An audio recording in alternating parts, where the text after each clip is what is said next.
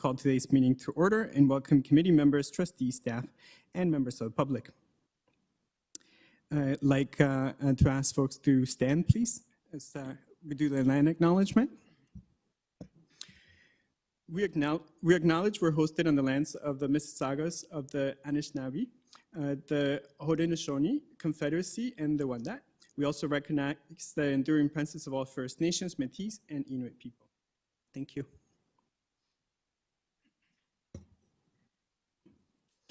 Can I have a mover and a seconder to approve the agenda? Trustee McLean and Trustee Chernes-Lynn. Thank you. All in favor? All opposed? Motion carries. Thank you. Trustees have had a chance to review the agenda and recommendations. Are there any declarations of conflict of interest? Was that a declaration? Yeah, go ahead, Trustee Laskin. Sorry, Mr. Chair, I'm going to declare a conflict on under which report it was, report number 8. Report number 8. As my daughter is a member of ETFO, I will not be voting on the elementary teacher allocation. Thank you. Duly noted. Any other declarations? All right. Seeing none, we'll move on to delegations. This item number 4 on our list. Delegations allow for the public to address committees of the board and are designed to ensure that members of the public can provide information and perspectives to trustees as we navigate the decision-making process.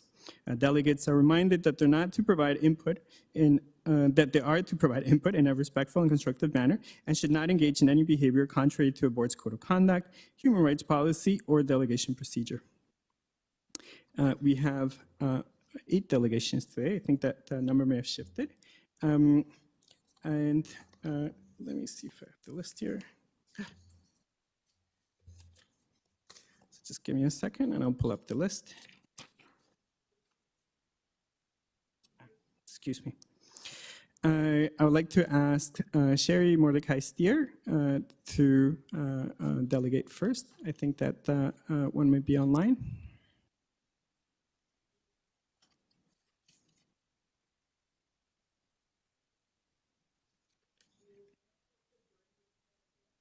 They haven't joined the meeting. Move on to the next one. Yeah. Hello. Okay. Hi. Good afternoon. Oh, there you are. Hi. Welcome. Welcome. Thank you. You have 5 minutes. So I'll just begin. 5 minutes. Thank you. Okay. So good afternoon. My name is Cherie Mordecai-Steer. I'm a parent member on the Inner City Community Advisory Committee and a parent representative on my local school council. I'm the mother of 2 young children, both of whom attend junior public school under model school designation within the northwest end of the city.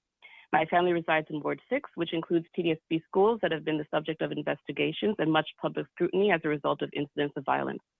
In fact, the street I live on runs off of Pine Street, the location of Weston Collegiate, which is also the high school that my partner attended and a block away from our home.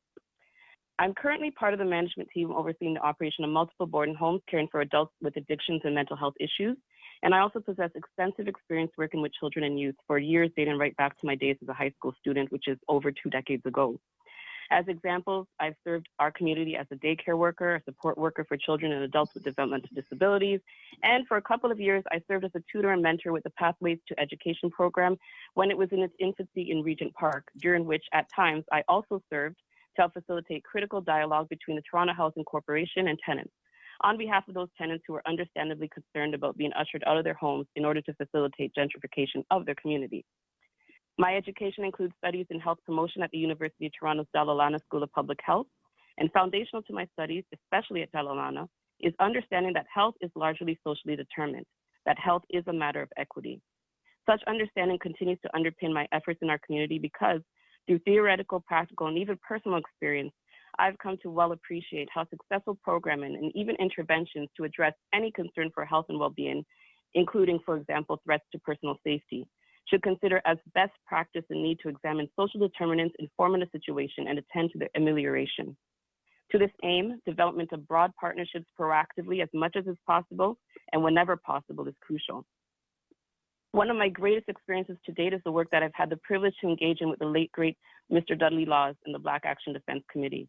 Most people may remember Dudley most for his contributions toward development of the SIU, Special Investigations Unit, but what they may not be aware of is how passionate Dudley was about the welfare of youth and how concerned he was about youth violence in our community. Accordingly, BADC events and programming in later years were primarily youth-led and/or youth-informed, aimed to bridge differences among youth, for example, initiatives to engage diverse gang-affiliated youth, his dedicated visits with incarcerated youth, and to bridge generational gaps in understanding. In his advocacy and work that continued right through to illness, and there is some work continuing today, he demonstrated understanding that remedy to youth violence, for example, required redress of the varied socioeconomic realities experienced by marginalized youth and their families towards enhanced school participation and more positive community engagement and interaction. Dudley understood that remedy to youth violence lay in need for strengthened community participatory actions, and in this perspective, he was well aligned with evidence gathered right here in this province over a decade and a half ago. For those who may be unfamiliar, back in 2008, 2007-2008, the Government of Ontario commissioned an investigative report following the shoot and death of Jordan Manners at C.W. Jeffrey High School. Co-authored by Dr. Alvin Curling and the Honorable Justice Roy McMurtry, the Roots of Youth Violence report that was produced was developed through extensive research and community consultations with youth, parents, and workers towards being more largely informed and thus better able to devise solutions to the problem of youth violence. One of the insights gained was that initiatives and efforts addressing multidimensional risks across social settings, linking students and families with the larger community, are more effective than programming delivered largely in isolation. And so I support this motion because within the entirety of the existing staffing model of the TDSB, I can think of no other role that more thoroughly epitomizes the necessary guiding work ethic identified above, informant capacity, better than that of the community support worker. I hope and trust that my brief submission to you today conveys how insight and experiences throughout the years have led me to understand the importance of holistic work along the lines of a model that esteems all members of the community as stakeholders in the interest of well-being within the school and other environments. I recognize that amidst the various operational challenges that school administration works diligently to overcome, the important work of developing external partnerships can often be rendered vulnerable and subordinated. Speaking as a parent, I also recognize that school interactions can too often be adversarial and reactive, as opposed to more progressively proactive, and that in many ways, CSWs are better poised as neutral intermediaries to gain awareness of parent caregiver need and provide information and other forms of enriching support towards improved student outcomes and greater success. The role of the CSW is uniquely and distinctly tasked and primed to bridge gaps in efforts to develop capacity within the school community, and they are well situated and resourced to help bring comprehensive remedy to situations as they arise, from chronic challenges that necessitate ongoing attention to acute problems that can be highly disruptive. And so especially as the TDSB continues in efforts to redress problems that have surfaced publicly in more recent days, I consider this an important opportunity to esteem the role of the CSW and give consideration to its expansion in alignment with best practices for a healthier school environment. And that's, thank you. I thank you for the time. Thank you. I see a question from Trustee Dawson for clarification. You have 3 minutes. Thank you. Thank you so much, Cherie, for your delegation. It was, you know, we've known each other for a few years, and it was really interesting to hear, you know, all of your involvement in our schools and the breadth of your involvement in your community. And I want to say thank you for that on behalf of students in the TDSB. You hit some really good points about, you know, the role of CSWs in schools and, you know, the fact that although they aren't necessarily assigned to secondary schools, the behavior is that they do still support them. I was wondering if you could go into a little bit more detail as to why that you think that's happening. Why what is happening? Why they're not more? No, why it's a good thing that they're involved. Okay, why? Sorry, I'm just not understanding why they're not as involved. Yeah, why are you? I guess. Sorry, let me rephrase it. You made some good points about the fact that they are involved and not necessarily officially involved per their job description. And I was Right. wondering if you could elaborate a little bit more on that. Okay, I understand. Because from what I understand, I mean, there at this point in time, this is part where the motion comes in, even in terms of how it's done. There's a bit of a degree of overwhelm, right? There's not a formal involvement, and although there might be CSWs who understand the need to link the elementary school with the high school and the work that they do, there's just simply not enough time and capacity in that respect to ensure that the important work that they do is consistent across schools that would be of most need. To me, the problem is I think, and you kind of in a sense even said it, the idea that there isn't an official role within the school, and certainly that there is a degree even existent of overwhelm. And so this is where the support for not just expanding current resources, current staffing, human resources, but also expanding into high schools, but also expanding in terms of numbers would be beneficial, and certainly to make that link official would to my mind be beneficial in that. Because I can say as a parent, my kids are fairly young, and as a parent in a model school, and even as I speak with other parents, certainly the information that is provided and the support that's provided through the CSW is highly valuable within this setting. And again, as someone who has been involved in community, I really see the benefit in the more proactive and intentional approach to drawing that resource into the high school setting. I see that as beneficial and important. Thank you. Did that answer your question? Yes, thank you so much. Okay. Thank you. Any Sorry. other Yeah, I questions? apologize. Initially, I didn't quite get it, but thank you very much. Any other questions from trustees online? Seeing none, we thank you for your time. We thank you for coming and sharing your thoughts with us. We'll now move on to our second speaker. We have Michael Tepper, and it's an in-person presentation. Please go up to the mic. You have 5 minutes.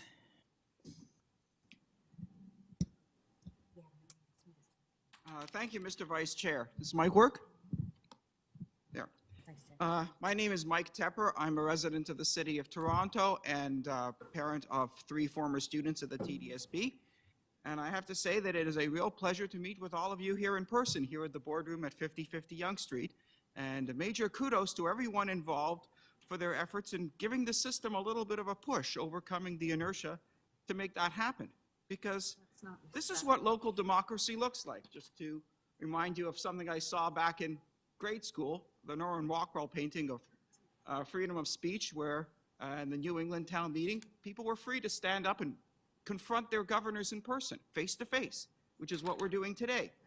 Talking about board business here in this fine building, constructed and heated, furnished, maintained, and cleaned with taxpayer dollars.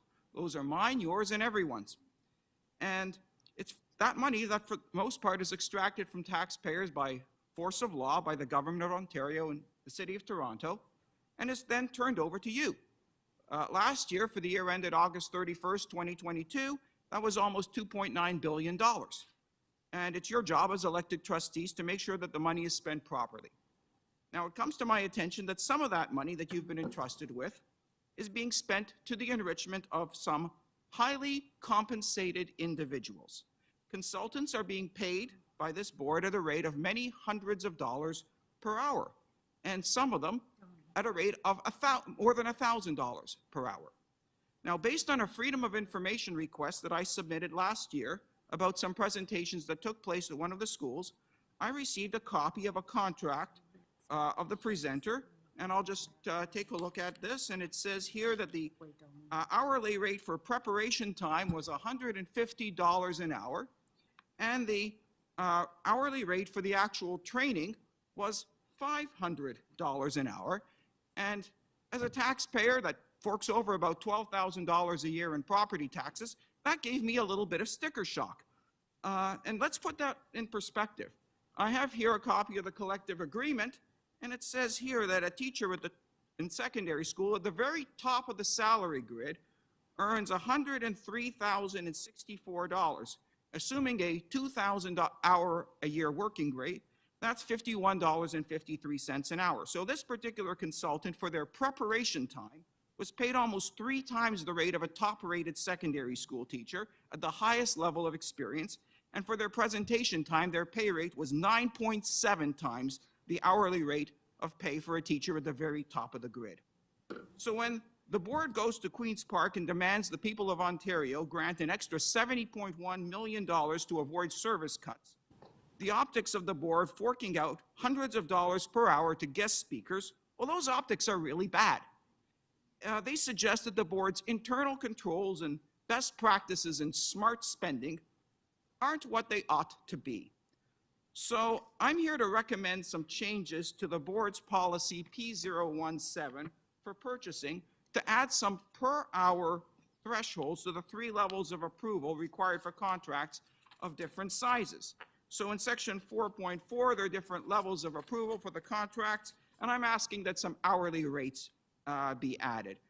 This is just an incremental, but I think necessary minor course correction under the policy's existing approval mechanisms. And with those checks and balances in place, I think the electors of Toronto can have additional confidence that public money is not being dissipated on extravagant contracts for these highly compensated individuals, and that the director and the board become both actively involved in value for money governance. Thank you. Thank you for your time. Any questions from any of the trustees? Trustee Pei. Thank you, Chair. Thank you, Ms. Trevor, for your enthusiasm to our board of business. So I understand you mentioned there's some changes that should be applied to our board policy P017. Could you please clarify what type of changes you would recommend? Certainly, thank you. So currently, section 4.4D of the policy requires approval by the director or designate and presentation to the Standing Committee for Information contracts between $50,000 and $175,000. And I would suggest that that policy also apply to all contracts where the rate of compensation for the services of an individual equals or exceeds $300 an hour. 4.4E requires that the contract be potentially approved by the Standing Committee and presented to the board for information where the value of the contract is between $175,000 and $250,000. And I would suggest that that level of approval also be extended to situations where the compensation rate equals or exceeds $500 an hour for the services of an individual. And finally, section 4.4F says that when the contract is valued at over $250,000, that contract has mandatory approval by the board, and I would suggest that that provision also apply to contracts where the compensation rate payable to an individual for their services equals or exceeds $1,000 per hour. Okay. I would just add one other thing, is that these levels of budget committee approval and board approval gets the consultant and guest speaker compensation rates into the public record of the board. And I think it's very important that the public know how the money is spent so that there's public participation, dialogue, and debate about these issues. Thank you, Ms. Trevor. Understand, we currently at the board, we have a $6 million deficit. So you've been talking about we should really consider about control the hourly rate for the consultancy. So why we should focus on that? Well, to be honest, I don't have a magic solution as to how to solve the board's $61 million shortfall. And I don't predict that being more careful on the hourly rates is going to resolve the board's financial situation at a stroke. But what I am asking is that the board send a message both internally and to the public that it's an active partner in spending smartly in both fact and appearance. So if you could wrap up your answer, time's up for the questions. Sure. I just wanted to also say that speaking of appearances, this is the board's executive parking lot. And these are pictures of parking lots at some of the local neighborhood schools. And I think that's sending the wrong appearance. All right, thank you for your time. Any other questions from anybody else? Seeing none, thank you for coming. Thank you. Next on our list, we have Kelly Iggers. Thank you and welcome. You have 5 minutes. Thank you for having me. My name is Kelly Iggers. I'm a parent of a TDSB student, a community member, and the teacher librarian at Annette Street Public School. I would like to speak to you today about the crucial importance of libraries staffed by qualified teacher librarians in our elementary schools. I'm concerned by the board's recent decision to withhold staffing allocations for elementary teacher librarians. While I realize that further staffing allocations may be forthcoming, I'm also aware that the board is facing significant financial pressures, and I fear this puts our libraries at risk, along with other crucial student services that allow our students to succeed. School libraries and teacher librarians are not expendable. Research is clear that libraries with teacher librarians pay dividends in student engagement and success. And in the context of our board's stated commitment to achievement, equity, inclusion, and well-being, as outlined in the multi-year strategic plan, school libraries and teacher librarians are absolutely essential. Decades of extensive research demonstrate that school libraries staffed by teacher librarians have a considerable positive impact on student engagement and achievement.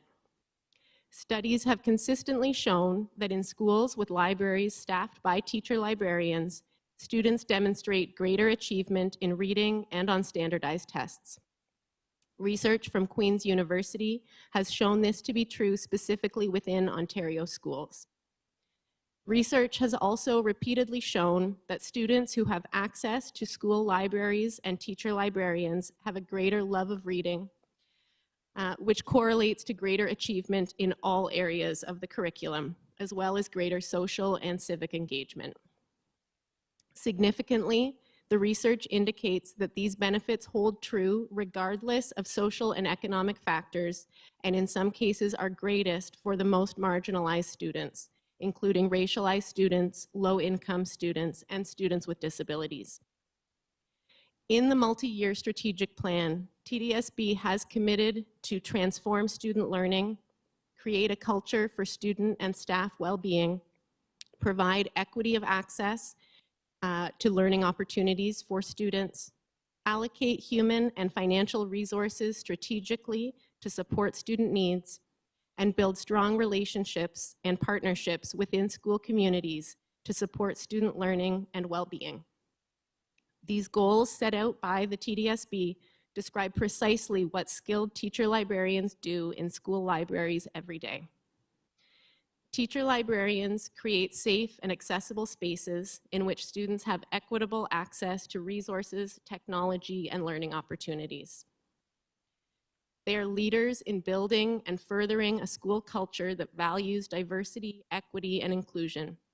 They get to know their school communities, and they work to affirm students' identities and promote belonging through access to culturally relevant and responsive resources, and by centering underrepresented voices, experiences, and identities. They develop students' global competencies by promoting creativity, communication, collaboration, and critical thinking, and by teaching 21st century skills such as digital literacy, media literacy, information literacy, and critical literacy, as well as research, inquiry, and STEM-related skills. Now, more than ever, our students need these skills to enable them to succeed as 21st century citizens, capable of navigating the online world, evaluating the credibility of information, and formulating their own viewpoints. Teacher librarians create hubs for learning and connection, facilitating collaboration and learning partnerships between students, staff, and family and community partners. Truly, teacher librarians are at the forefront of our board's commitment to the goals of the multi-year strategic plan. School libraries and teacher librarians must not be viewed as an afterthought or an expendable item on a budget. The research is clear that libraries and teacher librarians make a critical difference to student success. And the work of teacher librarians in our schools embodies the strategic goals of this board. Fully funded, properly staffed school libraries must be maintained in all elementary schools to ensure that the TDSB upholds its commitments to student learning, achievement, equity, and well-being. Thank you for your time and consideration of this important matter. Thank you, and thank you for coming. Any questions? Trustee Laskin? Thank you very much, Kelly. I'm channeling the memory of former trustee Irene Atkinson at this moment in time. For those of you that might not remember this, and I'm sure you do, she did move a motion here at this board table about the importance of teacher librarians many, many, many, many years ago. I completely agree with you that teacher librarians should be fully funded across the system. Unfortunately, we're not at all from the provincial government. I'm sure you're aware of that too. So I know you wrote us. I'm wondering for clarification, have you also written the province? Thank you. I am working on that, and I completely agree and recognize that while at this moment I'm bringing my advocacy to you as the board, I very much recognize that and I value that there has been a lot of support for school libraries from this board over the years, and I hope to see that continue, but that your support for any student services relies on funding from the province. So yes, as I've been preparing this delegation, I've also been preparing similar advocacy that I will bring to the ministry. Yes, and I think, and I would urge the same of the members of this board, because I realize that you are in such a difficult position, and I do trust that you wish to and intend to deliver really crucial student services across our board, but are, up against between a wall and a hard place when the funding isn't being delivered to you. But I do urge you as trustees to also continue your own advocacy to the province, as I know you already have been doing, and thank you for that, to just make it clear to the province that these services are absolutely essential and must be delivered by our board and others in the province. Thank you. Trustee King first. Thank you, Kelly, for coming and sharing your perspectives and insights with us, and coming from Ward 7. Thank you. Thank you. You spoke about libraries as safe spaces, places related to well-being and belonging. I wondered if you could just clarify for us, based on your experience and insights, have you seen, or can you speak to a difference in utilization of that space by students based on different levels of staffing by a teacher librarian? Oh, absolutely. As I've been in the library role this is my 4th year in the library role, and as both a classroom teacher before that time and in the last 4 years, and through my connections with teacher librarian colleagues, I know that year to year and school to school, the situation can really vary in terms of how much time the teacher librarian really is able to dedicate to the teacher librarian role.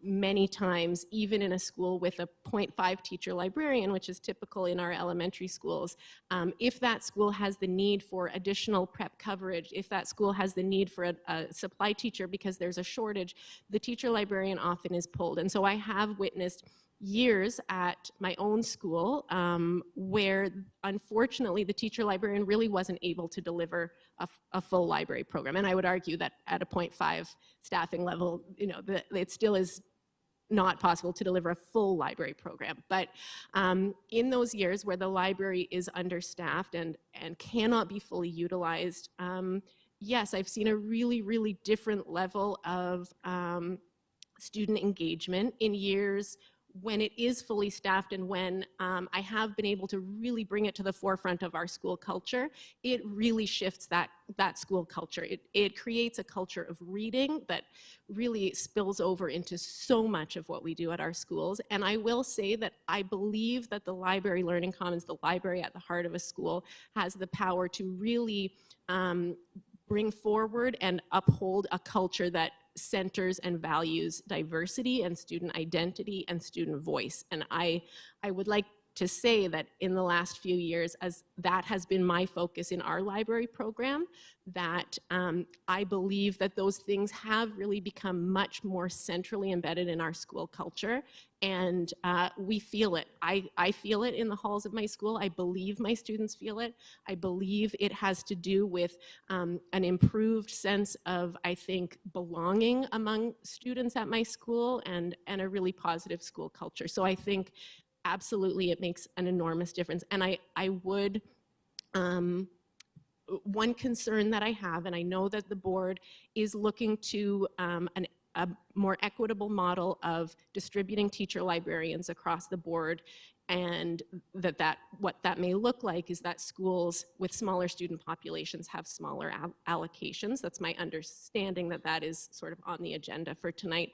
And I would just urge you as the board to consider that very often what can happen in, for example, a small school, if that school were to receive a 0.2 allocation for a librarian, for example, or a 0.3 allocation, very, very often what happens at the school staffing level is that allocation kind of gets swallowed up and disappears. And I am concerned that if schools are allocated less than a 0.5 teacher librarian, that practically speaking, those small schools could end up not having a teacher librarian at all, or having a teacher who's responsible for teaching many subjects and actually not able to run that robust and really crucial library program that's needed.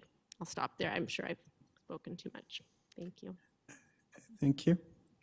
I'll go to Trustee Dawson first. Thanks so much for coming and for your delegation.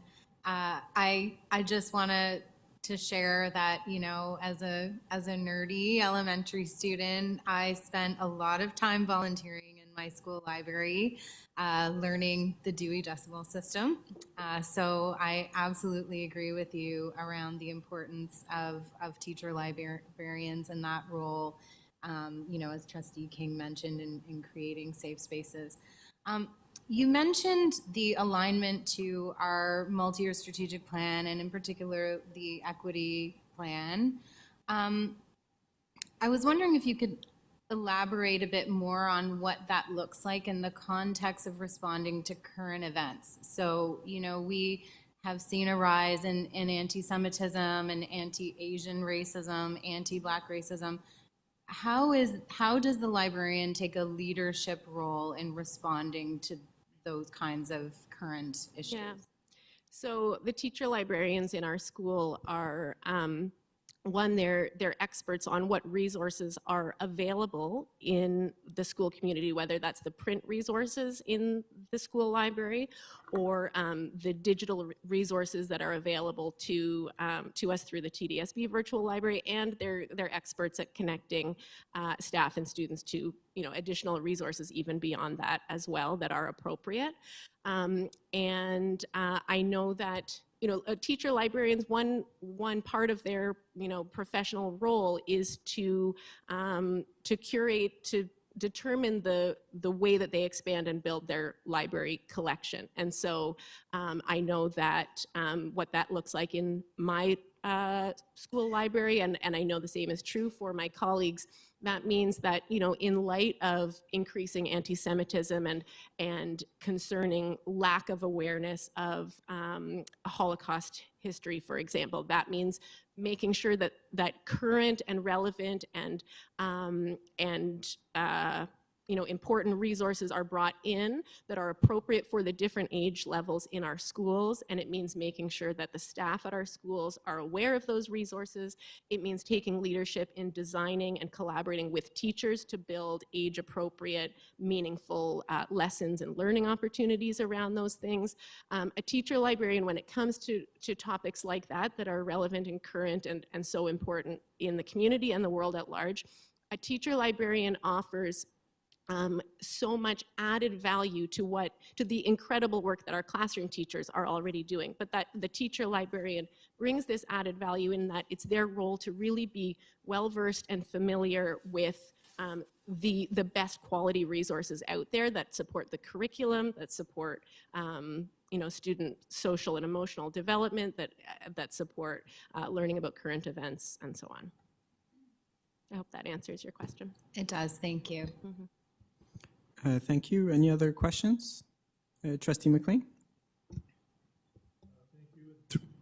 Through the chair, I want to thank Ms. Argus for your advocacy today. And you mentioned something about regarding how a 0.2 or a 0.3 allocation of a school. I found that troubling, so I was hoping that you might be able to expand upon that and clarify that for me, please. Thank you. So I'm certainly not an expert on how the ins and outs of staffing work, but my understanding and what I've seen as from the teacher side of things is that, I realize we're a huge board that is, attempting to properly staff hundreds of different schools based on, formulas for numbers and so on. But what that can mean at the school level is, for example, if my school is allocated 28.2 teachers for the coming school year. What that practically means is that we get 28 teachers because the TDSB does not, we do not have teaching roles that are less than a 0.5 position. Some boards do, but TDSB has full-time teaching roles and half-time teaching roles, which works just fine, except that if and many years schools do receive a staffing allocation that is, for example, 17.38 or 12.75 or whatever it is, but it gets rounded to the nearest 0.5 teacher because that's how we staff our schools. And so what that means is just, I fear it could mean that if a small school is allotted a teacher librarian that brings their total staffing number to, let's say, 9.2, in fact, that school will just get 9 teachers and there will not be a teaching member of staff who is able to fill that library role because they're doing all of their other, it just kind of it disappears. Yeah. Thank you. Any questions online? Seeing none, thank you very much for coming. Thank you so much for having me. Next on the list, we have Ralph Nicaro and Rita Galippi. If you want to come up to the mic. Or online. Online? Yeah, sorry, excuse me. If you want to come on.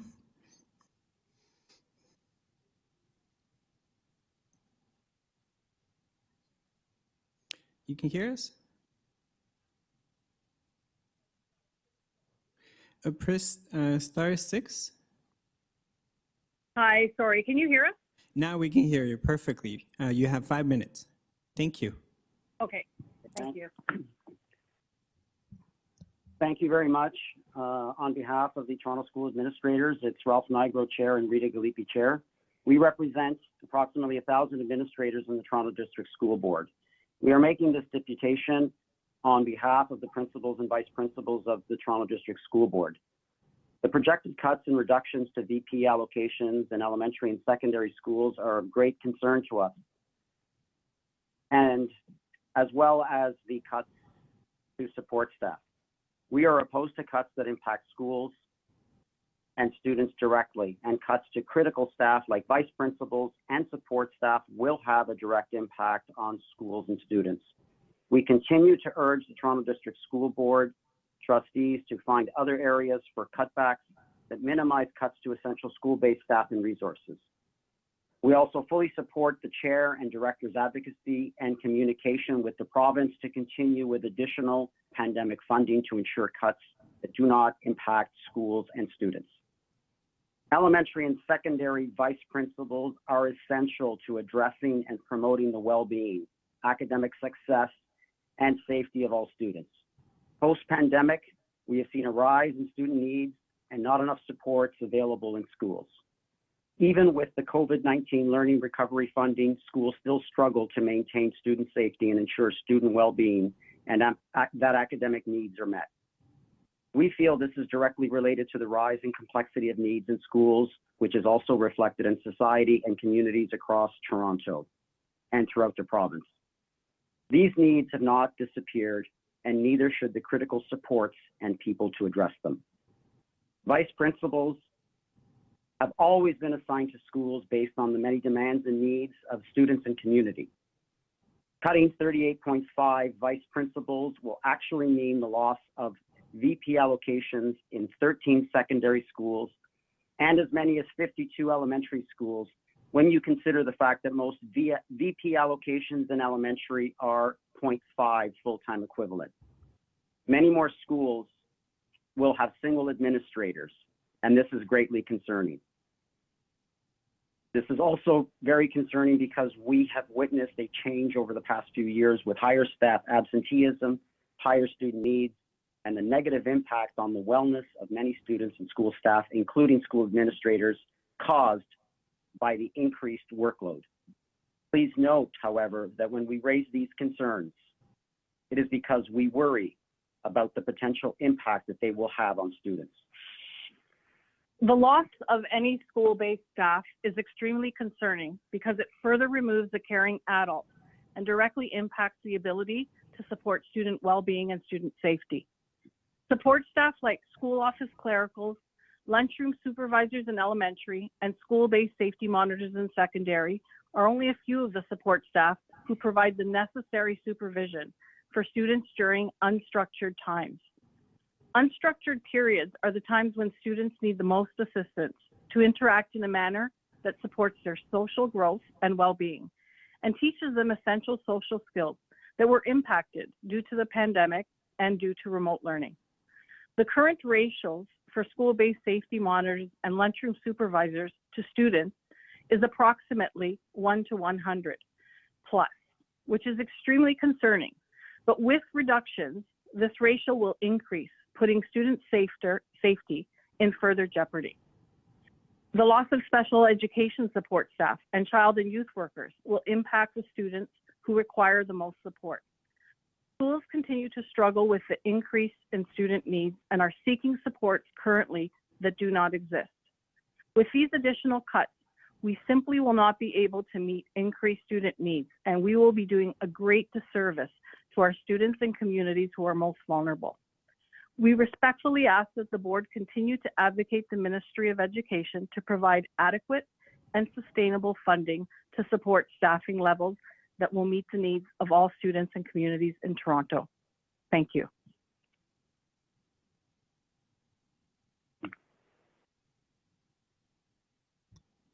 Thank you. Any questions?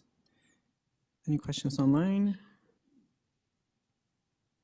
Thank you both for the presentation. Appreciate it. Coming next. Sorry. Oh, excuse me. Trustee Arhart, would you like to ask a question? I had no questions. I just wanted to thank them from the bottom of my heart for coming and giving a deputation. We're seeing this directly in my ward. A lot of concern about these impacts, and so I really appreciate them and everyone that's coming to Depute today. We're listening very closely. It means a lot, and I hope everyone will join us in advocating to the province as well. And so thank you very much.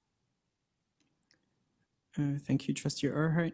And seeing no other questions, I did want to take a pause for a second to do another roll call for those folks that came in after the original roll call. If you're online, if you want to let us know that you're in the meeting, please.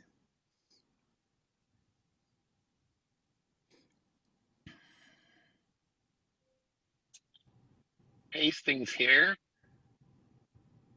Trustee Patel here, Chair. Thank you. Okay, we'll continue on then. Next on the list, we have an in-person presentation from Wendy Birch-Jones. If you want to come up to the mic, please.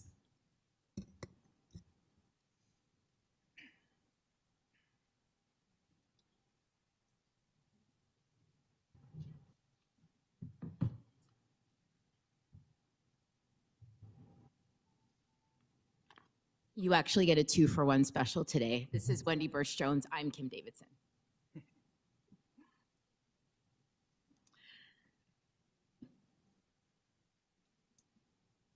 Chair, trustees, esteemed members of the Budget and Finance and Enrollment Committee, we as members of the ETT Library Committee know that you value the role and quality school libraries in your ward committees, where dedicated teacher librarians engage all students with instructional programs for literacy development and celebrate the joy of reading with participation in the Forest of Reading and parent and child book clubs and our beloved book fairs.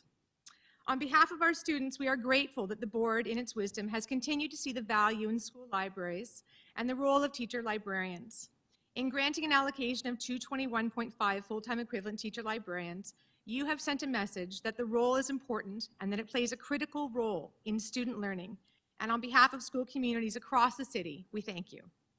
We understand that within this allocation, there's a proposed new model that aims to provide a more equitable allocation of teacher librarians across the elementary panel, taking into account projected enrollment, weighted ELL populations, and the Learning Opportunities Index. Using a combined score, schools are meant to be given a teacher librarian allocation that reflects their ranking. We understand that schools with more students, high ELL populations, and who sit lower on the LOI, for example, like Cornell Junior Public School, could in fact end up with a higher TL allocation. However, this also means that schools that sit higher on the LOI with a lower population and a lower ELL population, like St. George's Junior School, could end up with a lower teacher librarian allocation. To be clear, the current staffing of TLs at the elementary panel is 0.5. To our knowledge, no schools currently have any more. And yet, teacher librarians are already regularly utilized for prep delivery of other curriculum strands. And this reduces the time for co-teaching inherent in a true library program. Additionally, and increasingly so over the last 2 years, teacher librarians have been pulled to cover classrooms without supply teacher coverage, again pivoting the priority away from library programming. Without knowing the details of this new allocation formula per school, we are waiting to realize the local implications. We have serious concerns about how these numbers will play out. We wonder what considerations the board has made to support the smaller schools that will inevitably have reduced access to qualified teacher librarians and the expertise they bring to their school communities. Teacher librarians, as literacy and technology experts, lead learning in their whole school communities. They teach students and coach staff by designing cross-disciplinary learning experiences, collaborating for early literacy development and reading fluency, aligned with best practices and centering children's identities in reading instruction, engaging with families and community members to build cultural understanding, growing digital competencies and future-ready skills with a focus on information literacy and global competencies, empowering students to deal with misinformation and developing positive digital citizenship, promoting critical thinking and inquiry-based activities with hands-on STEAM tasks, intentionally developing and managing valuable collections of resources through collection development planning, including weighting and purchasing, curating quality print and digital learning resources, ensuring equitable access that reflects students' lived experiences, and promoting and celebrating the joy of reading and student voice and choices. These qualified, trained, and experienced staff members are central to student achievement and engagement. As such, we are advocating that the equitable distribution of the 221.5 full-time equivalent TLs across schools include a dedicated allocation to the school library.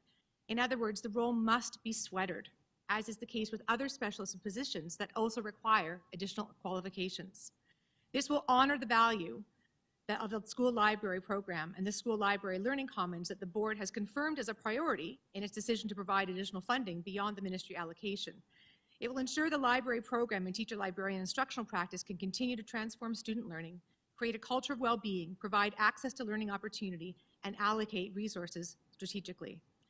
We're proud that the TDSB demonstrates regard for and values the teacher librarian role in our elementary schools, benefiting the entire school community.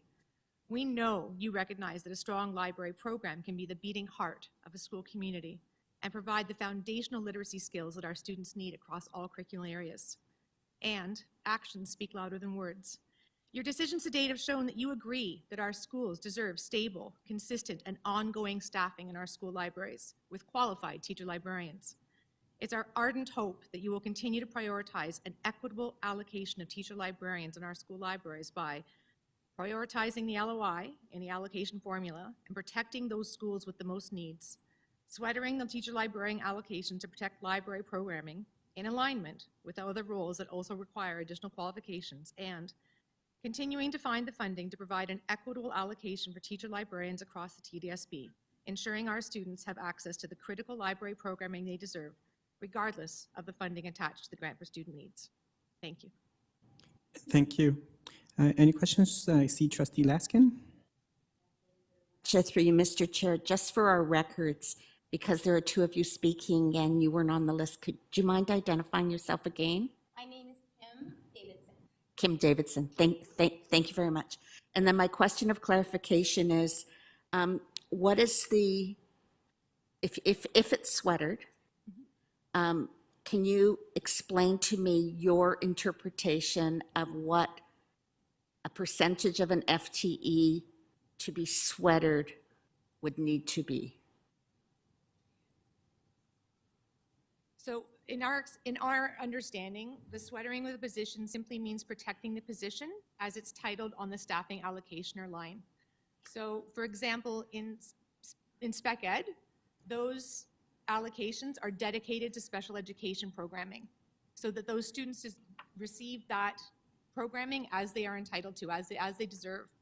And in What we've seen and what we've, in our community, what we have heard of happening is because the staffing numbers are so tight, what often will happen is the teacher librarian allocation will actually be used to deliver prep and in often other subject areas outside of library programming. So just to be clear, your expectation of 221.5 FTEs under library are for those with specialist qualification? Yeah. So currently, there are 4 positions in elementary that require additional qualifications: French, library, special education, and ESL. And currently, to our understanding, all of those positions, for the most part, are positions that are with a little bit of wiggle room, but for the most part, those positions all end up being used as is, with the exception of library. Library is the one position at present that still gets used with a little bit of wiggle room, in part, as our colleague explained previously, because of how staffing ends up being allocated. Thank you. I'll look forward to asking our staff some questions when it's their turn. Appreciate it. Any other questions? Any questions online? Okay, thank you so much for coming. Next on the speakers list. With a little bit of wiggle room, in part, as our colleague explained previously, because of how staffing ends up being allocated. Thank you. I'll look forward to asking our staff some questions when it's their turn. Appreciate it. Any other questions? Any questions online? Thank you so much for coming. Next on the speakers list. With a little bit of wiggle room.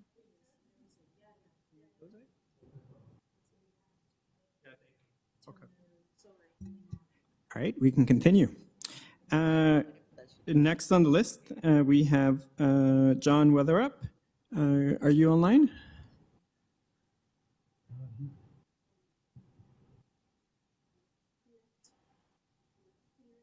Left? Okay, and we'll go to the next speaker. Next, I have Julia Stowall online.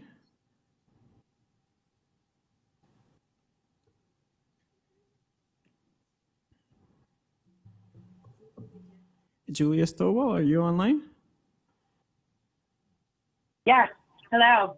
Great. Thank Hello? you. You have 5 minutes. We can hear you loud and clear. Okay, wonderful. Okay, hello everyone. I'm Julia Stoll, co-chair of the Parent Council at Earl Hague, and I'm here representing the Earl Hague community.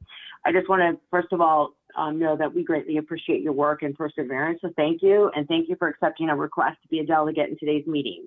I'm here today to voice the deep concerns of the Earl Hague community regarding potential losses of library allocation and a full-time principal. First, I'll talk about the importance of having a full-time vice principal at Earl Hague.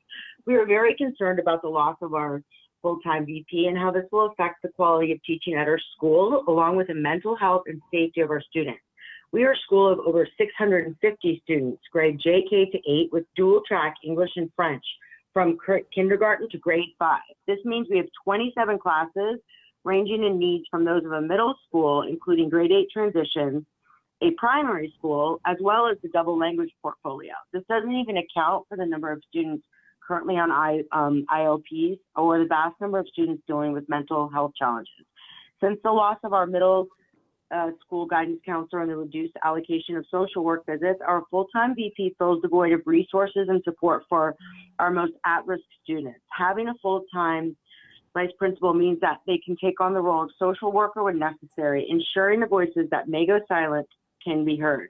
Since the return of in-person learning post-COVID, Earl Hague has seen a spike in mental health challenges in students, including hospitalizations and many children suffering from anxiety.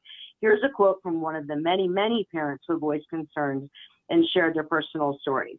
I have 3 children at Earl Hague. My eldest daughter is in grade 6. I have seen firsthand the need for the VP to assist my daughter's teacher with students who require additional attention and are monopolizing the time required to teach the full class.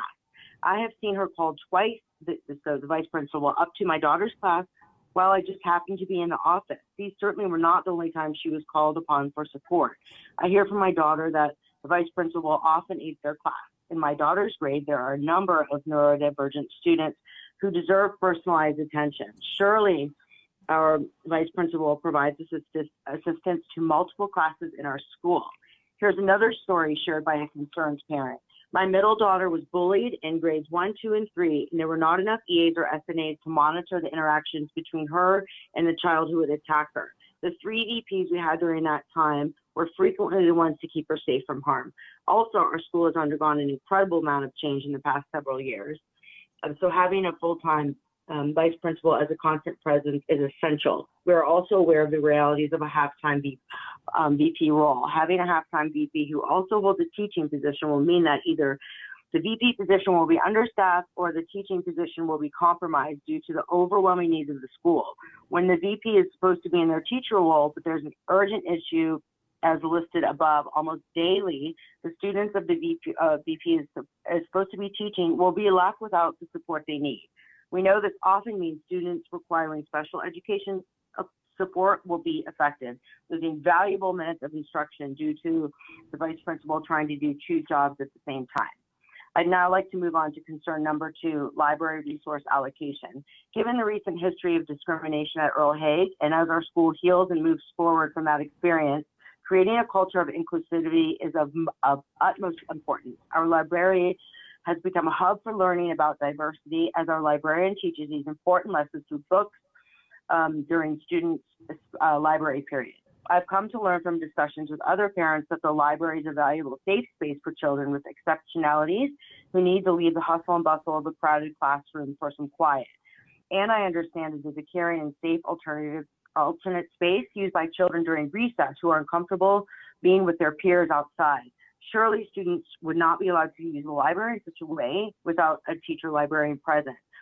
Here's a quote from a concerned parent. My child has a hearing disability and has been regularly supported by the teacher librarian to participate in reading activities in the library.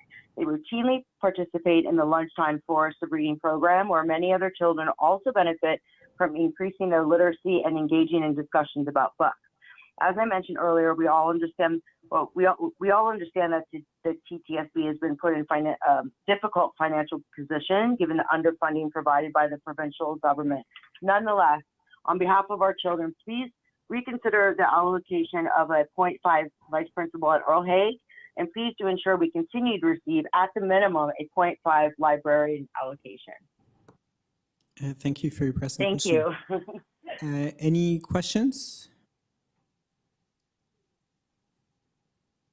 Again, thank you for coming and participating today. Next. Thank you. You're very welcome. Make sure to go back on mute, please, when you're finished here. Oh, and actually, if you're still there, excuse me, we do have a question from Trustee Earhart. Okay, I'm back. Okay, hi there. I didn't get your name. My apologies. No problem. I'm Julia Stoll, the co-chair of the Parent Council at Earl Hague. Yeah. Okay, Julia. Hi, Julia. I'm sorry because we can't see each other through this means. I'm happy that you're here. I just wanted for clarification, Earl Hague currently has, it's K-8, it's around 600 students, and it currently has 1.0 for a vice principal. Is that correct? Like this year it's 1.0? Yeah, and we have 650 students. 650 students, and you're hearing that you could lose a 0.5 is what you're hearing? Yes, correct. And just correct me if I'm wrong, K-8, it's a complex building, Sorry? isn't it? Do you still have city services in that building? Do you still have city services in that building, Julia? Like, is there, I think there's a city daycare. It's a large plant. It's a big old building. Is it not? Yeah, it is. Yeah, we have portables outside as well. I'm not sure what you mean by city service. Just correct me if I'm wrong. There's a daycare in the school, isn't there? Oh yeah, there. Yes, exactly. There's a daycare as well. Yeah, there's a daycare. There's the portables. And just trying to clarify. So it's got a lot of complexity to it as a building. Correct? Yes, and it's quite old. Yes. Okay, thank you. I really feel for the school. And thank you so much for coming. As you know, I represent just west of Coxville where Earl Hague is. And so I know that this is a blow hearing about all of these potential cuts to our community. And so really my heart is with you. Thank you for deputing today. Thank you so much. Is it possible for me to ask a question about the formula for VP allocation? Because we're receiving the same allocation. So you're not able to ask questions at this point. You can send questions in writing and communicate separately, but not in this format right now. Okay, if wonderful. You send the question to your trustee. Thanks everyone for your time. No, you're very welcome. And again, thank you for coming. So we'll go to, John Weatherup is back online. So if you can come on and make your presentation. Press *6 if you're on the phone. John Weatherup.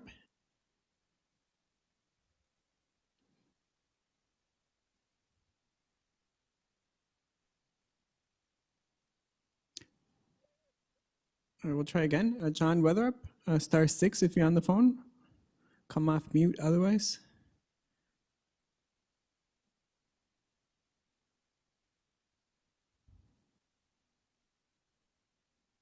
Okay, we'll go again to the next person. And Mr. Weatherup, if you're listening, we'll try again and see if we can give you an allotted time. Next on the list is Solange Scott. Welcome. You have 5 minutes. Thank you. Good evening, everyone. I am Solange Scott, President of Professional Student Services Personnel. Cuts to PSS will have serious negative impacts on student well-being. Properly funding PSS is important for ensuring that my members can effectively carry out their duties and serve the needs of the students in the TDSB. Insufficient funding can result in programmatic inefficiencies and inadequate resources. Proper funding can help to address systemic inequalities and promote social justice by ensuring that marginalized communities have equal access to programs and services. The proposed cuts have a long-lasting devastating impact on the organization. PSS support staff are trauma-informed and trained in culturally responsive practices and have strong community connections with identity-affirming agencies and partners. My OTPTs work with our most vulnerable students. Speech and language pathologists work intensely with early reading, and the amount of work they do has been proven beneficial for students. TDSB has the highest ratio of student to staff. There is one social worker for every 3,000 students. We are at the bottom for speech and language pathologists, psychological services, and social workers throughout the province of Ontario with urban boards. These cuts will have a detrimental impact on mental health and well-being supports and direct services to students, families, schools, and communities. Additional cuts to OTPT, SLP, and psychological services cannot occur without significant impact on direct services to students. Layoffs for all these staff will be inevitable. The staff most recently hired will be the first to experience layoffs, and these newer staff reflect the racial and cultural identities of the students in our schools: Black, Indigenous, 2S LGBTQIA+, and Muslim identifying staff. There will be greater expectations on school staff to meet increasing student mental health needs in schools and/or remain on community agency waitlists for support. How does this benefit our students? The same students that this committee is tasked with ensuring that they are being set up for success. Having to reassign 95 schools increases the PSS school ratio. This in turn will significantly decrease services to students, such as, but not limited to those who are medically fragile, neurodiverse, and dual diagnosed in congregated sites due to decreased OTPT, SLP, and psychological staff. There will be a significant increase of harm and safety concerns for students, educators, and parents and caregivers. Many of the students that OTPT support exhibit injurious behaviors. There will be increased wait times for students to receive TDSB, OTPT, SLP, and psychology assessments, as well as medical, psychiatric, community-based supports, such as Ontario Autism Program or developmental support services, due to increases in psychological waitlists for assessments and diagnoses to access such services. There is no denial that my members will experience an increase in stress because of the caseload. Increased medical leaves will result in schools not receiving any PSS support, and as such, increased caseloads will result in longer waitlists. A reduction of 16 social workers will have a direct impact on providing mental health supports to students, families, and school communities, especially as the requests and need for mental health supports continue to increase. Staff will no longer be able to provide intentional specific supports to address classroom or school-wide initiatives. Rather, the priority will be that of crisis response and triage to community, which has lengthy wait lists. Social workers will only be able to provide service to the most urgent situations, putting strain on other school staff who are not trained mental health professionals and who do not understand the complexities and nuances of the work. The reduction of 16 child and youth counselors and 35 child and youth workers will have a significant impact on the reduction of child and youth services staff providing mental health supports and school safety across the system in secondary and elementary schools. There will be fewer workshops, professional learning, and building capacity opportunities, groups, and school-wide initiatives. There will be reduced availability to support transitions and to assist with mental health and well-being needs. There will be a loss of full-time daily mental health support being provided in our secondary schools. There will be an increased safety risk to students who are dealing with trauma, systemic racism, sex trafficking, suicidal ideation, mental health, and community violence, with a significant decrease in direct mental health supports in school. There will be decreased capacity to address increasing referrals for service. There will also be a loss of daily and direct support to students at 10 secondary schools identified in December 2022 as needing additional support for safety, connection, and building community. So I'm here tonight before you, and I ask that you continue to lobby the provincial government for more funding for our students, because our students are who will be hurting from these cuts. Thank you.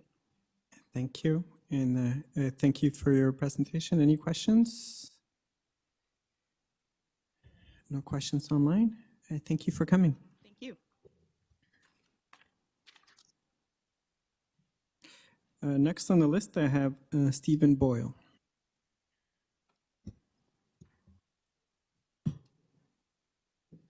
Evening, everyone.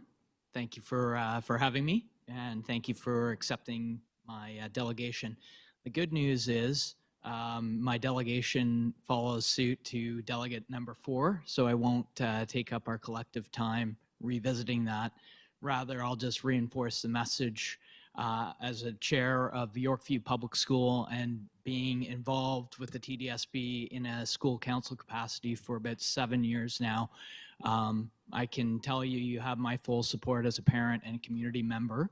I will be advocating on behalf of the TDSB school community to the provincial bodies that be around funding. Really today, though, my message to you is you need to control what's in your control, manage what's in your control, which is the budget, obviously, as it is in terms of the projected funding. So I just respectfully ask that you all take a good, hard, critical look at how TDSB is spending the money based on some anecdotal, I guess, interactions that I've had over the years where things seem to be 4 to 5 times the cost going through TDSB channels versus, you know, parents getting involved and providing things. There's quite a bit of bureaucratic process in place that limits our ability to manage some of those expenses. And as delegate number 2 alluded to, I think there may be opportunities. It's not going to cover the shortfall that you have, but I respectfully ask that you look at some of your policies to see where you can redirect spending towards keeping resources in the school. We all know that that is the best use of money, having the staff, the appropriate staff in place to support student well-being, mental health, and safety. So I thank you for your consideration and your time. Thank you, and thank you for coming. Before you go, any questions? Well, and again, thank you for coming. Before I pass the chair, I just want to check whether or not John Weatherup is on the line. Mr. Weatherup? Can you hear? We can Anthony, hear can you you. hear me? Now we can. Please go ahead. You have 5 minutes. Okay, yeah, it was my technical difficulties here or incompetence. I'm not quite sure. Not to worry. And if you can reset the clock, and you have 5 minutes. Okay, yeah, I just want to start off. It's John Weatherup, and I'm the president of the Toronto Education Workers. And clearly we have an ask of the trustees is to stand up to Doug Ford and stop the cuts. Well, advocacy is always important. Passing a budget that impacts children, which I'll get into a minute, and staff is over the years, this school board has taken on the fight around swimming pools, around outdoor education, around special education, around food services, and nothing has been won by this board without a fight with the provincial government over the years. The cuts that you're looking at tonight, special education supports for students, swimming pools instructors, food services, is already on a list of cuts of 500 education workers. Already announced earlier this month, caretakers, special education staff, designated early childhood educators, elementary secretaries, and lunchroom supervisors. While we agree the government should reimburse the $70 million to the TDSB, the board has spent out of its reserves in the pandemic. The COVID funding should be returned. Enough is enough. These cuts have been going on for a number of years, and now we're seeing the impacts. While I was sitting down to write this, I had a read of the what's on the document tonight, and you'll see the special education request and SEAC and the information. As this board makes its decision, it needs to understand the implications of the cuts that they're making. None of these reports carry the implications on students or staff, the number of violent incidents, the number of safety plans across the system, the violence that are occurring, stabbings in our schools, in special education programs, the things that are going around in what I refer to as random violence. You will see that we're in line with SEAC and its data request. We're in line with the speakers who have spoke tonight. We're in line with we're asking for more staff. And I think this board should looking at adding additional staff. Our position is not your job, not my job. Not a caretaker should be cut, not a special ed EA should be cut, not a vice principal should be cut, not a vice principal. This government needs to know that you cannot run the system safely without the staff in the schools. And we already know that it's becoming unsafe in our schools right now. And we already know the impact that it's having on special needs children. We represent workers at Hull and Bloorview, and where we talk about it costs 4 times more to raise a child with a disability for food, transportation, and things awarded to that. For example, just in case you didn't know, when you take 200 lunchroom supervisors out of the school, that means you take 200 spec ed staff, take them out of a spec ed class, and have them supervise the general population. Well, those spec ed students are deprived of over 200 employees' time, which should be spent specifically working with the spec ed students.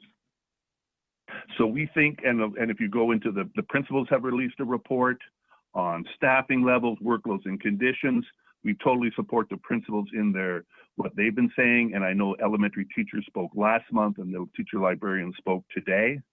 The school board is in a crisis currently, and under the Education Act, I understand people will make an argument, that you have a fiduciary responsibility, but you also have a responsibility for the safety of children and the safety of staff. And we ask that you stand up to this provincial government.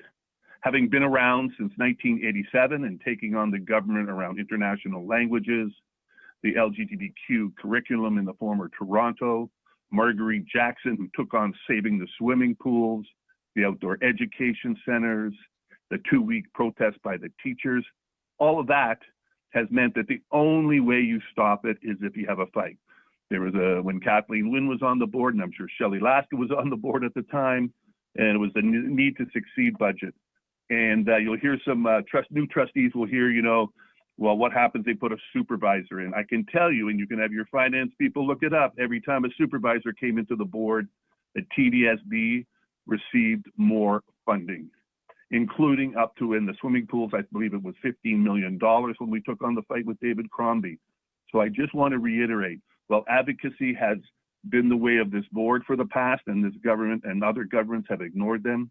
It's time that we stand up to this government. They're bullies, and we should not be putting students and staff at risk.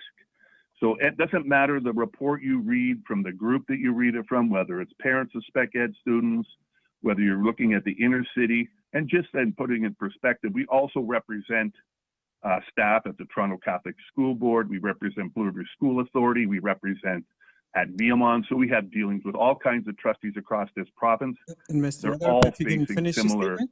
processes. We ask you to band together with the trustees across this province and just say no to Doug Ford and say, not your job, not my job. So if somebody says to you, well, if you're putting back in 10 more caretakers, what are you taking out?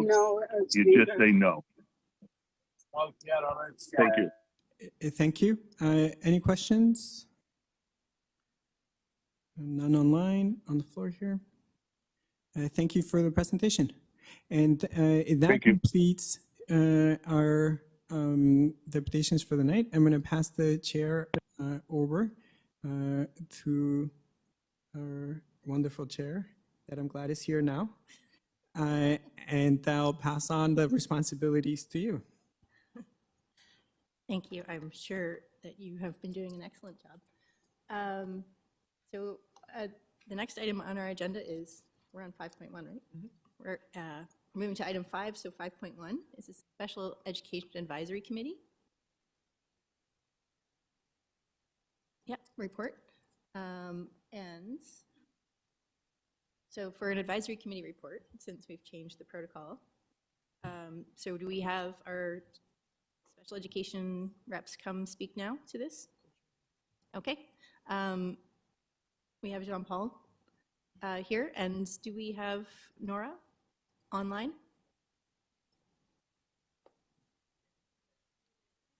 Okay. So we have our representatives from our Special Education Advisory here to speak to us today. Jean-Paul and Nora, go ahead. Good evening, and thank you so much for having us today. I want to say I appreciate the fact that you have significant decisions to make regarding the budget, but we're here predominantly today because the Special Education Advisory Committee is really concerned about cuts to the special education budget that have been suggested to us from Craig Snyder due to the province's funding formula. And I think because the strategic drivers do not address special education in any way, we felt it was really important that trustees had the information about what kinds of services and what the service delivery currently was being experienced by students before they made any decisions regarding what to cut or where to cut.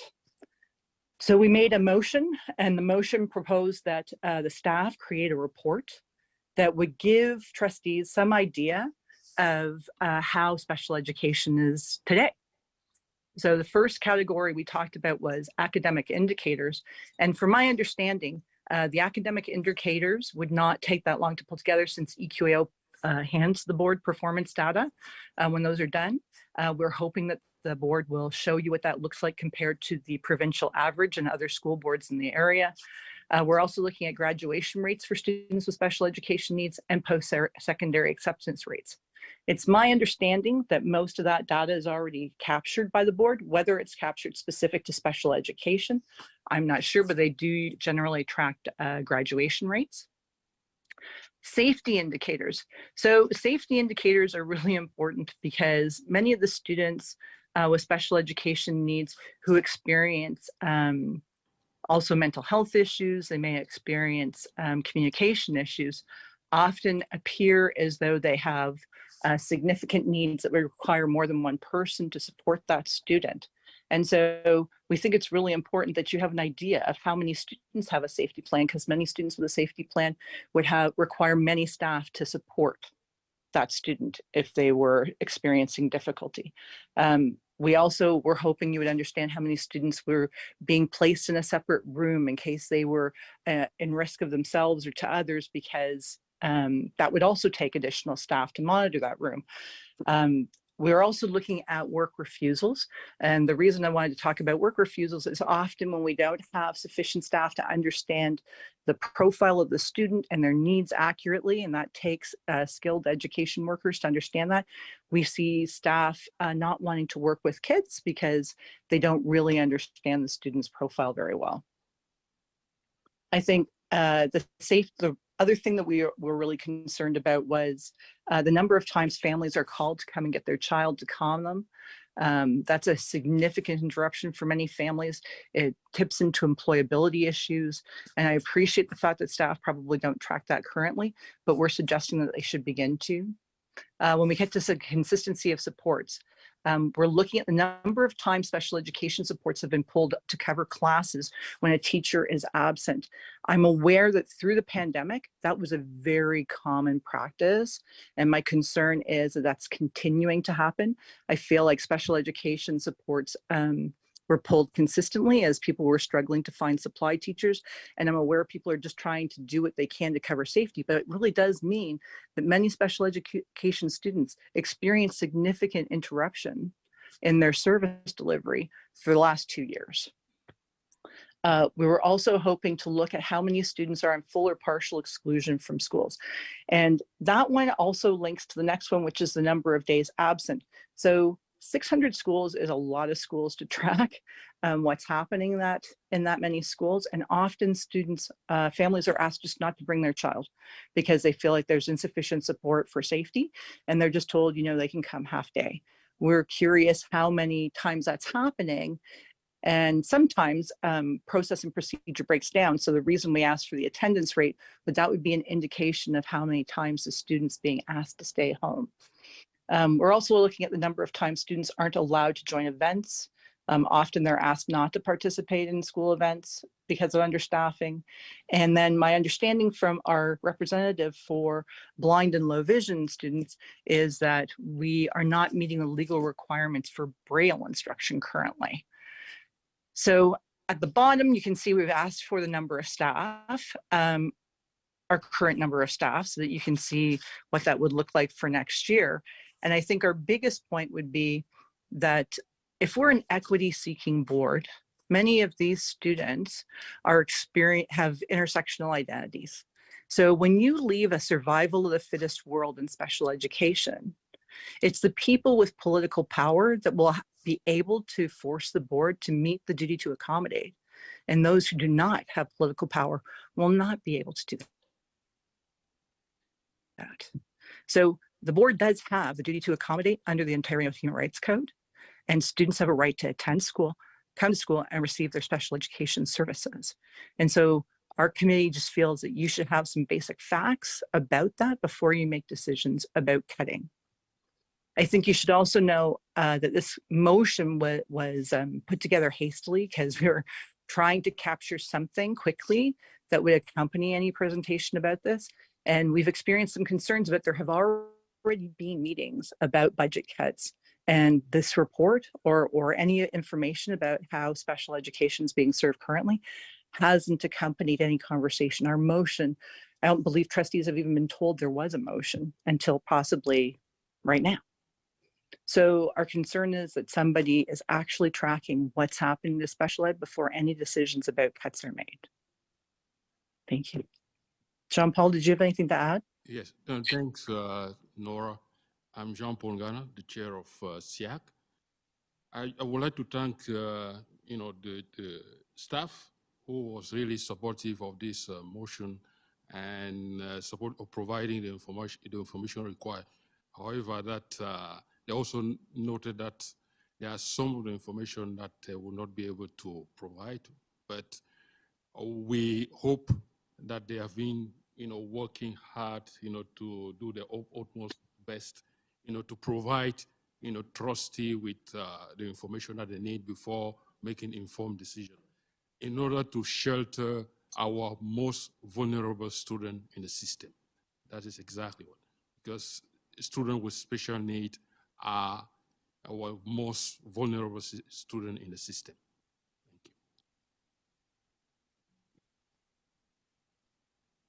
Thank you very much. Do we have any questions? Or do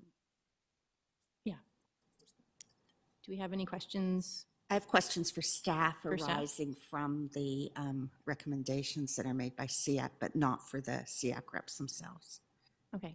Denise, do we need to move this first, or we can have discussion first? Do we need to move the recommendation first onto the floor?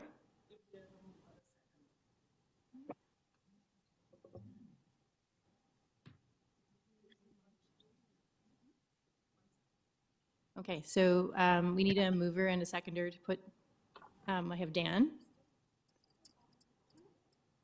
No. Oh.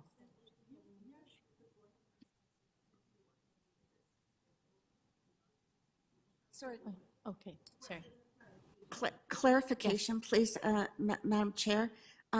Can we not ask questions of staff and then make a decision on whether or not to move recommendations or not? Yes. Sorry. Okay, so sorry, Trustee Laskin, go ahead. Thank you very much. I do thank the deputants representing SIAC for coming tonight, and I do understand the request for the information, and I think it is very important that before we pass our operating budget in June, that we fully understand the implications of that budget holistically on what it does to our schools.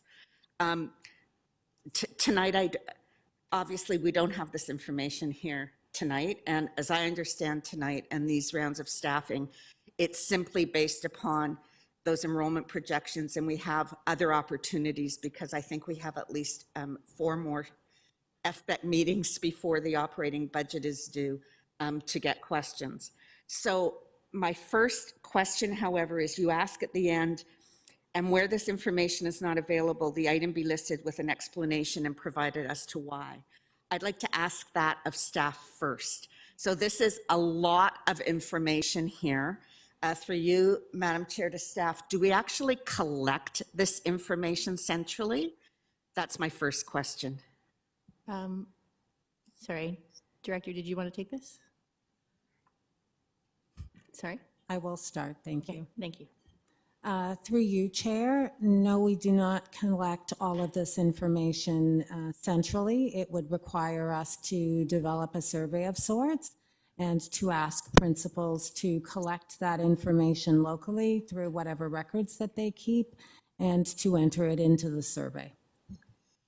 A follow-up, Madam Chair, if I may. So we would have to go to principals of schools at this time of year with a series of questions. They would have to go to their records. Some of this, as the deputy actually said, probably isn't even collected as yet. I guess what I'm trying to say is there a balance? I personally couldn't move this report or support this report because at this time of year, asking for all this information, and I'm not saying the information isn't important. I just think this is a new process, and I would like staff to answer to me, and obviously the rest of my colleagues here, is before, we know we have a certain amount of staffing that we're doing now, and then we have opportunity to add. The gist of this information that is being asked, obviously SEAC feels it's important for us to know the bigger picture before we confirm our operating budget for the year and how it will affect students with special education needs as well as all our other students. Will we be given information, knowing what is being asked, but knowing that I can't support going to principals at this time of year and asking them to collect this? Through you, Madam Chair, what kind of information will we have, knowing what is being asked, before we have to vote on our final budget in June? Will we understand the level of risk that exists with our staffing in terms of supervision, safety, whatever within our schools, as some of these questions get to? I guess I just want a sense of what information exists, what can you tell us? And if this recommendation is moved by somebody, I would refer it back to staff, because I just think it's too much right now. But I do want a sense of how we can understand these concerns and what staff can bring to us to help answer these questions. Through you, Madam Chair. Thank you very much. Through you, Chair, I will begin and then ask Associate Director Audley Salmon to add his specific information. First of all, I want to affirm the importance of staff providing trustees with information that is valuable and can guide decision-making and give you confidence in the decisions that you are making in this room. Some of the information that has been requested is not easily accessible, and when we do collect it, we would need to work with the research team, special education, and others in order to turn it into actually workable information that could guide your decision-making. So with that in mind, I will ask Associate Director Salmon to explain what information is available and when staff could possibly provide it to the board. Test, test. Thank you, and through the chair. Staff is able to provide the information with respect to the current staffing allocations. That particular information is actually already, at this point in time, found in the special education plan. Some of the other information that is not readily available or not collected, part of the challenges also, as the director has outlined, with respect to asking principals at this point in time in the middle of staffing season in order to collect the information. The other part, the vast majority of the information that the special education area does collect is documentation or data that is required by the Ministry of Education as part of our normal reporting cycle. So staff has certainly gone through this particular request in order to identify some information that we would be able to provide, information that is not accessible at all, and information that may be challenging where we have to actually ask the question, is this information that we should be collecting? Because that is also a question that I think we have to ask around some of these.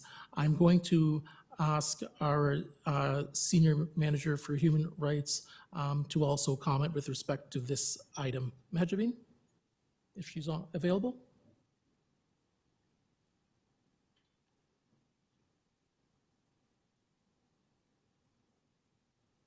Okay, sorry, she may not be on at this point in time. Thank you.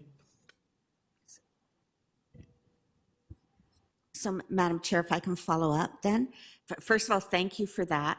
So what I think I heard you say is that you are prepared to come back to us with the information that you can give us, and where you can't, according to this, where it's not available, you will tell us why it's not available and whatever. And can you tell us approximately which FBET meeting you would be bringing this to?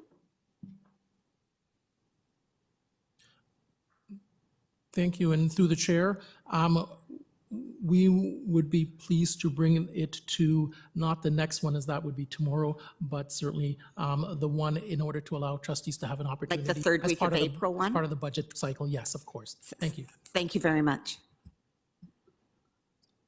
Thank you. Next, we have Trustee McLean.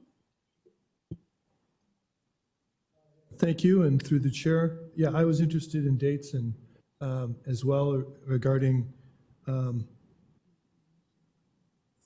but the committee was under the impression that staff was supportive of the initiative. So has staff shared the concerns that have been shared today in terms of what you're able to, what you're not, whether you have ethical questions around whether it's even a good idea to collect?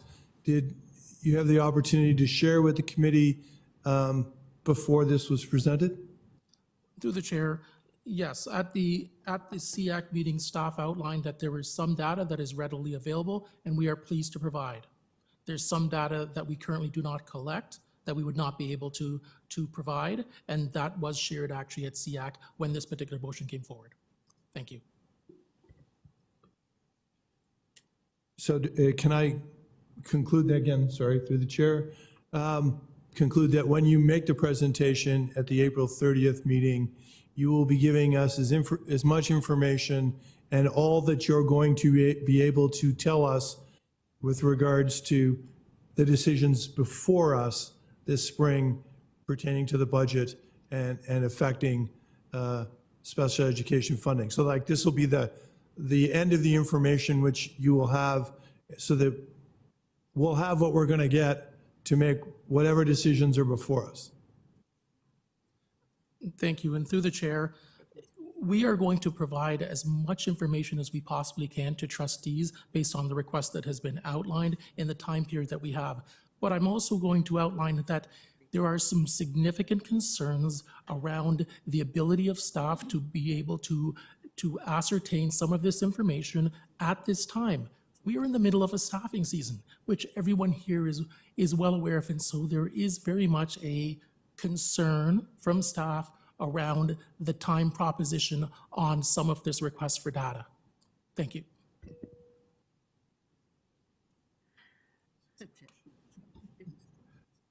Yeah, I'm not entirely sure what I'm supposed to do with that. Through the chair, we have difficult choices before us. And the ramifications of such are dramatic. So I'm trying to be realistic around how much information we're going to have and when we're going to have it, and to the extent possible, so that we're making the most well-informed choices that we can make. And there's going to be lots of demands on the money at our disposal.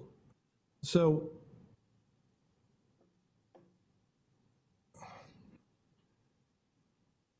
I guess it's concerning that, and I had to, 4 years ago, we had a really difficult budget season, and we got into a whole round of, we're too late, we don't have time to do the whole, like, some of this is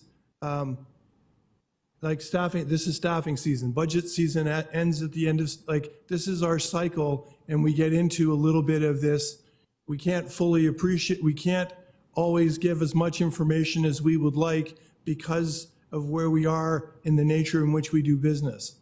And while I don't expect that to be able to change in the next 4 weeks, I do sense that some of this is predictable, and that if it's a timing issue, maybe we should have considered starting earlier so that we could have some of this information available. Because we're going to hear some people with some ideas late in the game, and the answers are going to be, we really don't have time to look at all the ramifications of that. So this is a little, the ask is understandable, and the fact that time wanders into this is a little frustrating from my end to hear that. So thank you. So if I can, through the chair, the request for data that is not historically collected represents data that staff would have to engage in order to ascertain. In order to ascertain some of the data, it would require that we go to principals and schools based on the fact that we don't currently collect it. The data that is readily available, staff will more than provide because it is readily available.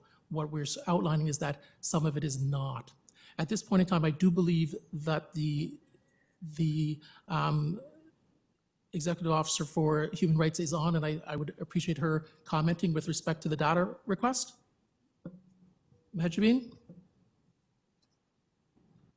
Through the chair, thank you, Associate Director Orly Salmon. Just so I get the gist, apologies, I just joined late. There was a question about data that is listed on this slide. Am I correct in understanding the request?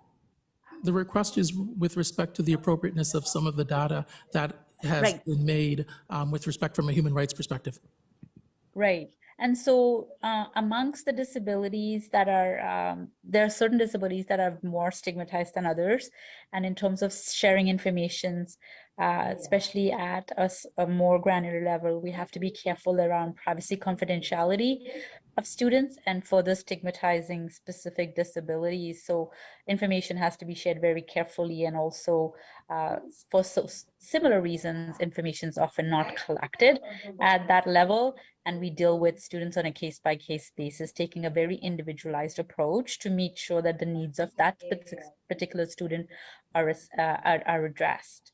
So first of all, there's not that much data that's collected at that level. And secondly, there's a worry around stigmatizing further by collecting that kind of data. In terms of, for example, use of washrooms or needing with support with that and so on. Those are the kinds of data that's not collected as much. I hope that helps. Thank you. Sorry, again, through the chair, just to follow up on what we heard. In terms of if there's some of this material that is inappropriate for us to share publicly, is it possible to gather the information and share it privately with trustees so that we might benefit from the information and yet not engage in some of the and address some of the concerns just shared?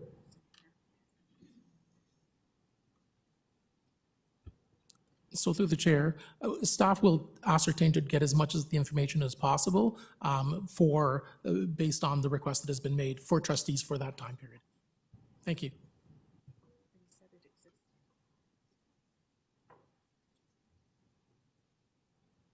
So next we have Trustee Chernoslin.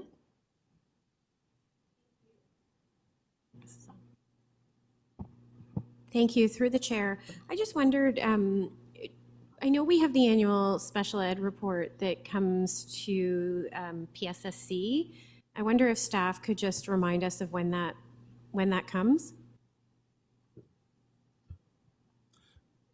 Thank you. And through the chair, I believe that that particular report is coming to the next PSSC. Thank you. Okay. And could staff comment on whether some of this information might be in that report? Through the chair, some of the data that is provided in that particular report is making reference to the current staffing allocation information. Some of that data will be available and will be in that report, as are some other data sets that come from our research department. But in the totality of the data that has been requested in this particular motion, all of that will not be available in that particular report. Thank you. Okay, but it is good to hear that we do have that coming, so that's something to look forward to. I guess I share interest in this motion, But I am concerned about the workload that this would entail for our administrators at this time of year. We've just heard so much from our administrators about the many things that they are managing in their buildings right now, and as important as the kind of things that we're talking about in this recommendation are, and they are important. As trustees, we often hear about these kind of things that this data is getting at. So it's something that we are interested in. I am interested in, but I also feel we need to balance that. And so I guess what I'm wondering is, for me, I would like to make an amendment that staff, or not staff, that the director report readily available data, and the director look at a report for fall for what other data can be collected, if that makes sense. So I don't know if we need a minute for me to just get that to Denise. Yeah, nothing's been moved. Yeah, we haven't moved the motion yet. Oh, I'm sorry. Yes, so. I'm jumping the gun. So we can do that, but we have to get it on the So, floor. or I could I guess my question would be, would I make correct, I would be making a different motion, yeah. So my motion, okay, so perhaps if we could take a minute for me to just give something to Denise, and then we could put it on the screen. Is that, can I make that request? Great. Through the chair? I still also have Trustee Dawson, so. But once I've put a motion, doesn't that, no? Yeah. Okay, sure. I can Okay, do that. so you take care of that, and I will go to the next speaker, which is Trustee Dawson. Thank you. Thank you so much, through the chair, to the SEAC representatives for your report. I have a special interest in special education with 2 kids with exceptionalities that are not unfortunately acknowledged, but are still exceptionalities. I have a question to staff about the current staffing allocations piece that was on the screen. In the previous annual report, that was broken down. So I wonder, when we receive that report in PSSC, would it be possible to show like a year-over-year comparison with some of the information that's there? And maybe that's just a general comment, like I'm looking at the staffing allocations in particular, but if any other data sets do exist, could we see the difference?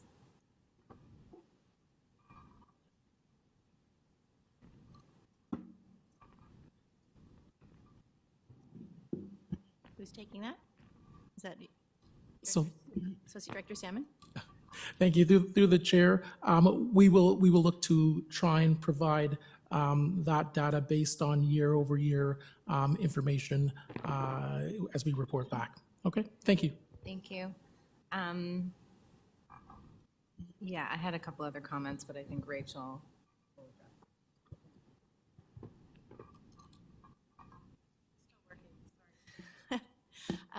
Actually, can I, do we have anybody online who has questions? Nope.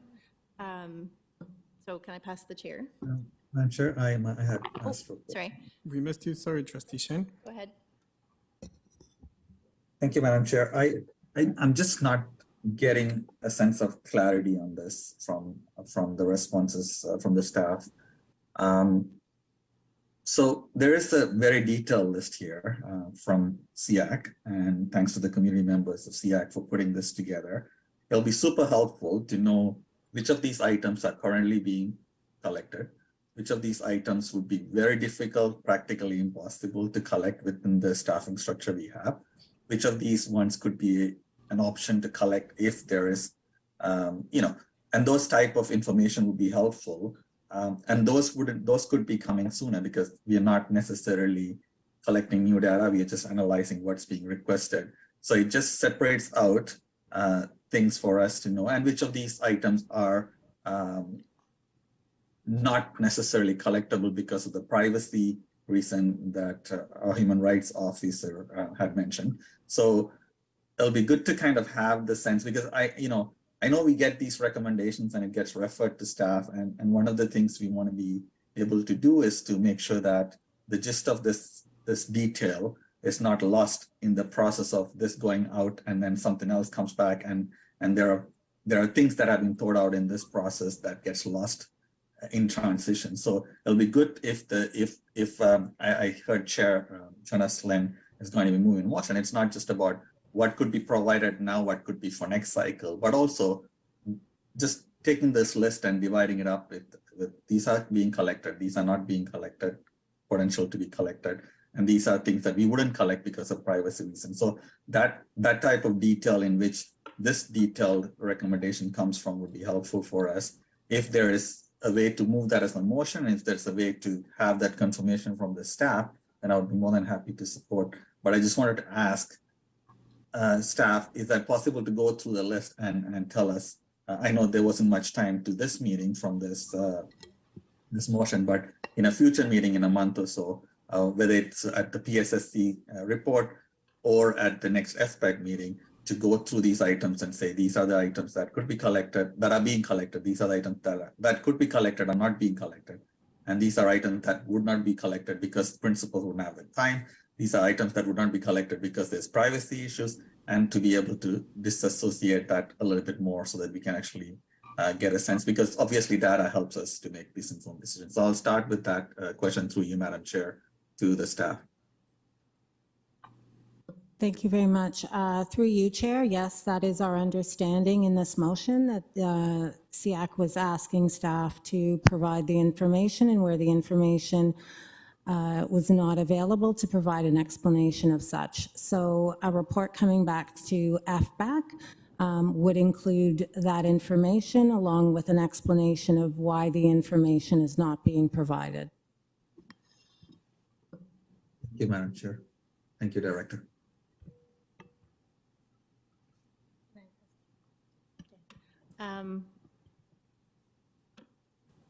I think we're going a bit back and forth. I think through the SEAC meetings there has been some discussion back and forth about acknowledging that SEAC members, and I would ask our guests to confirm this, that our SEAC members realize that we don't have all the data that's in that list.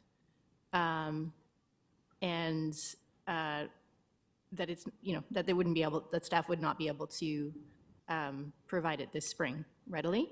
Though I do know there are some other, we've had discussions, there are some other pieces that are, we don't have the data yet.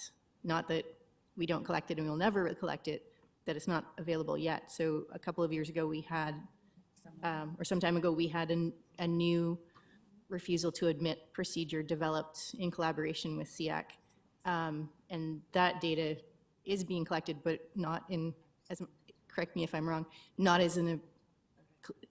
robust enough to report yet.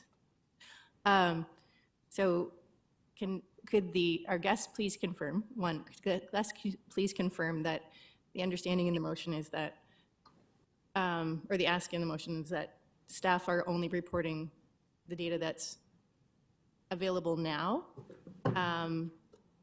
and could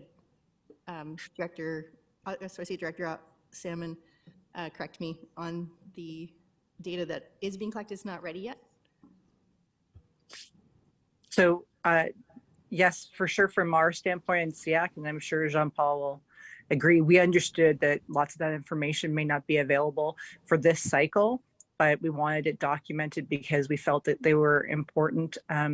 So the concerns about privacy, we weren't asking for any identification of disability, a particular disability. We're talking about volume of numbers of safety plans. We just think it's important that people know that there are students that require more support and that cuts often jeopardize their ability to come to school. But we know that information may not be being collected now.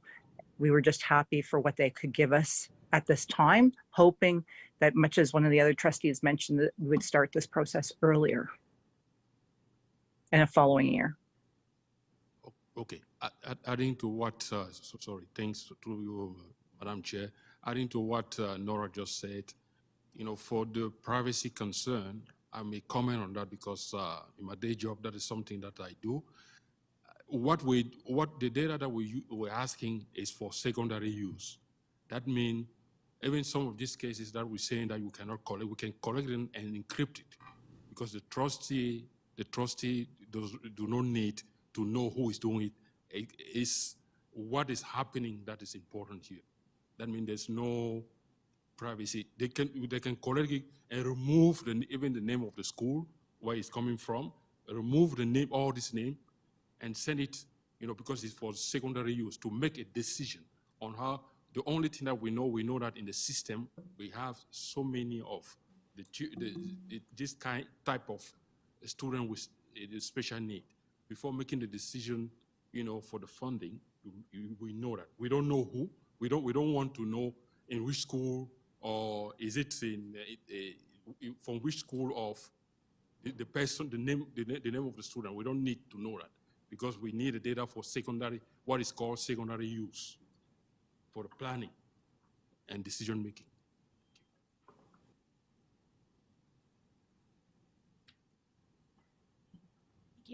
And Associate Director Salmon, could you comment on the types of data that that are being collected now, but wouldn't be ready? Sort of that intermediate, like maybe we'd have it next year. So thank you. And through the chair, the kind of data would be something like the number of students who are currently on modified schedules. We are currently in the process of collecting that particular information and would like to be able to provide that. We're just not there yet. We've asked all superintendents to collect that data on a monthly basis, and so we just don't have that information yet, but we will have that information. So that's the type of data we would be referencing in that area. Thank you.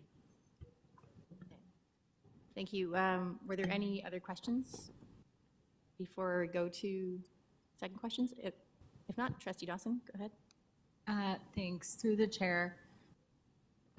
So, okay, under academic indicators, the first item, EQAO, and comparing it to other GTA boards, are other GTA boards collecting that specifically?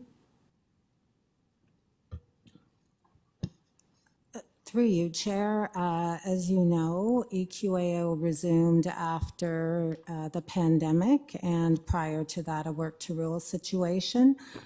These results are posted publicly for school boards on the EQAO website and on boards' websites. Oh, okay. So then to sorry, I am still very much learning. So to clarify, this is just an analysis of information that already exists. Like that's the request. This isn't, that specific one is not requiring a school-based data collection.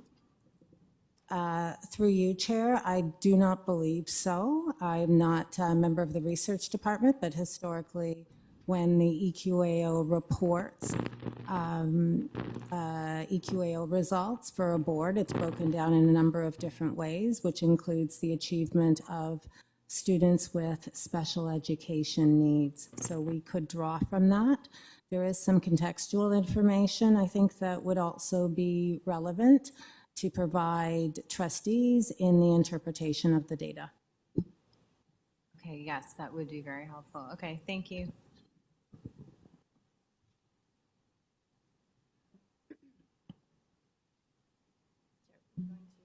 Okay.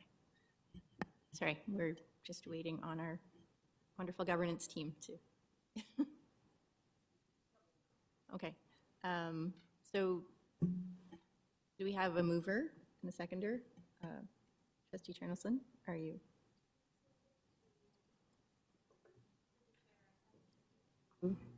Ms. Joseph Towers, did you receive it?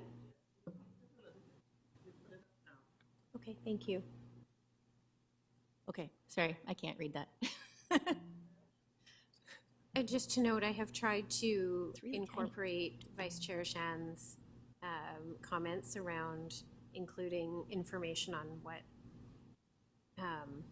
what might not be available due to privacy concerns?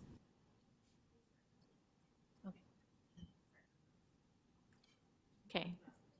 Okay, so we have, for clarity, an amendment moved by trustee Chernow-Slane and seconded by trustee Laskin, that whereas SEAC has requested information from staff, and therefore be it resolved that the director report readily available data provide information, that the director report readily available data provide information on information that is not available due to privacy or other concerns, and come back with a report in the fall for any data that can be eventually assessed, but is not readily available currently? Is that what?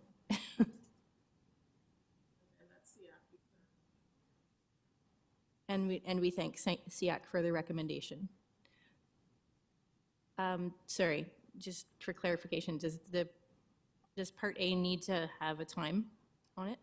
Like the time that staff mentioned for the spring, as part of the spring budget, or is, I know it's implied, but are we okay with implied? You mean with respect to the first part of the sentence, that the director report readily available data provide information on information not available due to privacy or other concerns? As soon as. Could we ask, I believe the April FBEC meeting was April FBEC meeting was mentioned. Is that, could I ask through the chair, through staff, are you amenable to that date for the first two parts of, but not the fall part, obviously?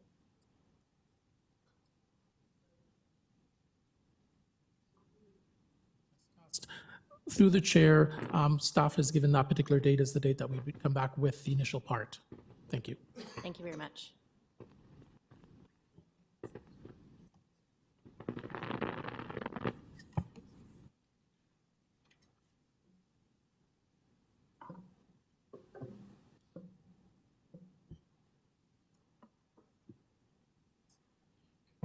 So I think, could we have in the April 2023 FBEC cycle or FBEC meeting? Sorry, bear with us.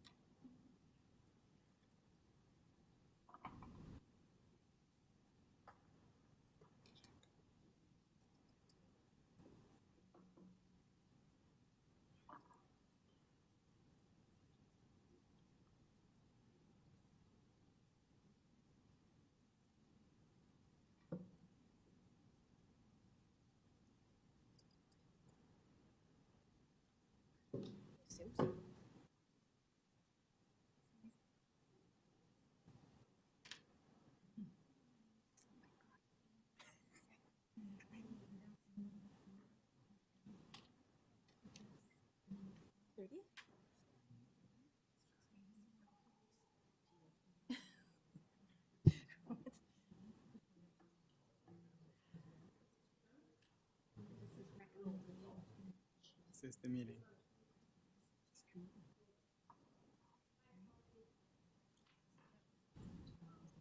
Through the chair, I believe we've made an error because it appears that the next FBEC meeting is possibly in May, just because of.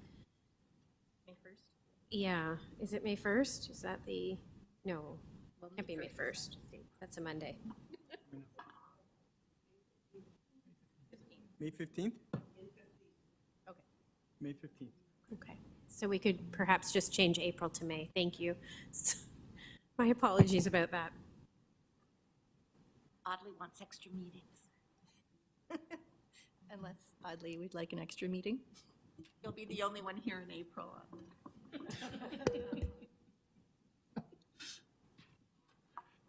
Thank you for May. We appreciate that.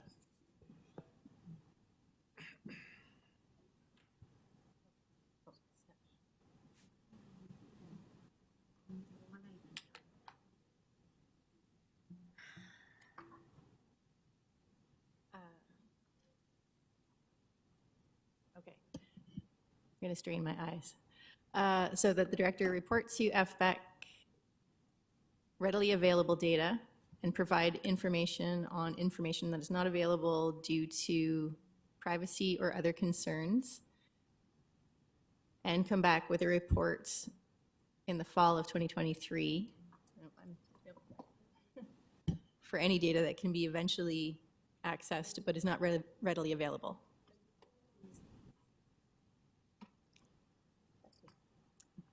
Okay, and B, that we thank SEAC for the recommendation. So, sorry.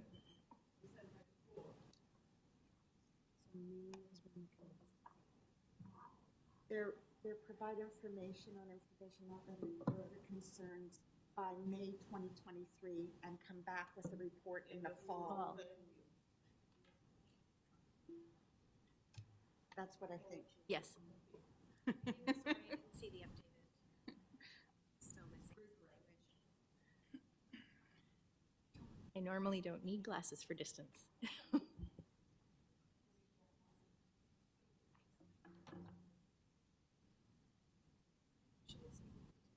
Cricket.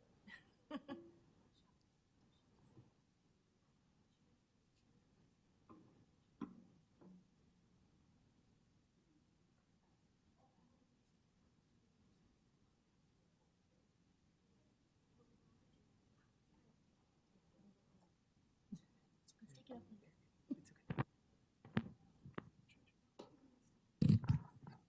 Follow up for the next.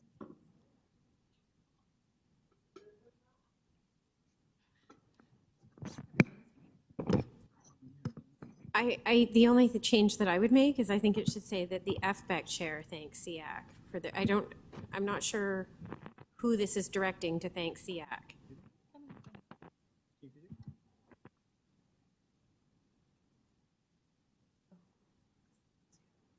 Oh, I see.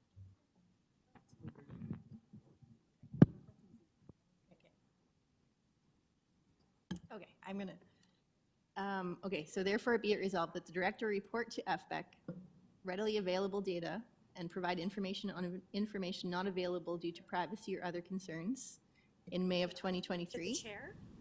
And come back with a report by fall 2023 for any data that can be eventually be accessed but is not readily available. And part B, I think then should read that the chair thank, I mean, maybe it's me, I don't know, thank SEAC for their recommendation.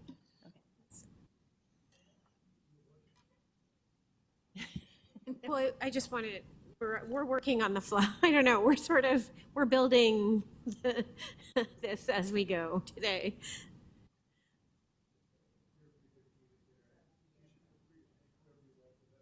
I just think it should say specifically who it is. Like, otherwise we want to know when we get these things what we're supposed to do with them, and we want to make sure that we're accountable in terms of following the recommendations that the board makes.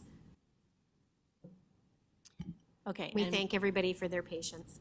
Okay, and B, that the chair thanks SEAC for the recommendation. Perfect. Can we open the vote?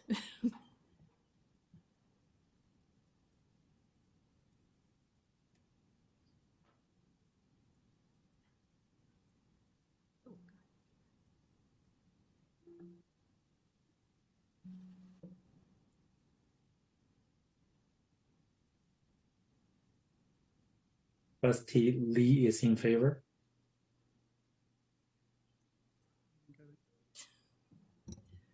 Trustee Arts in favor? Trustee Luis in favor.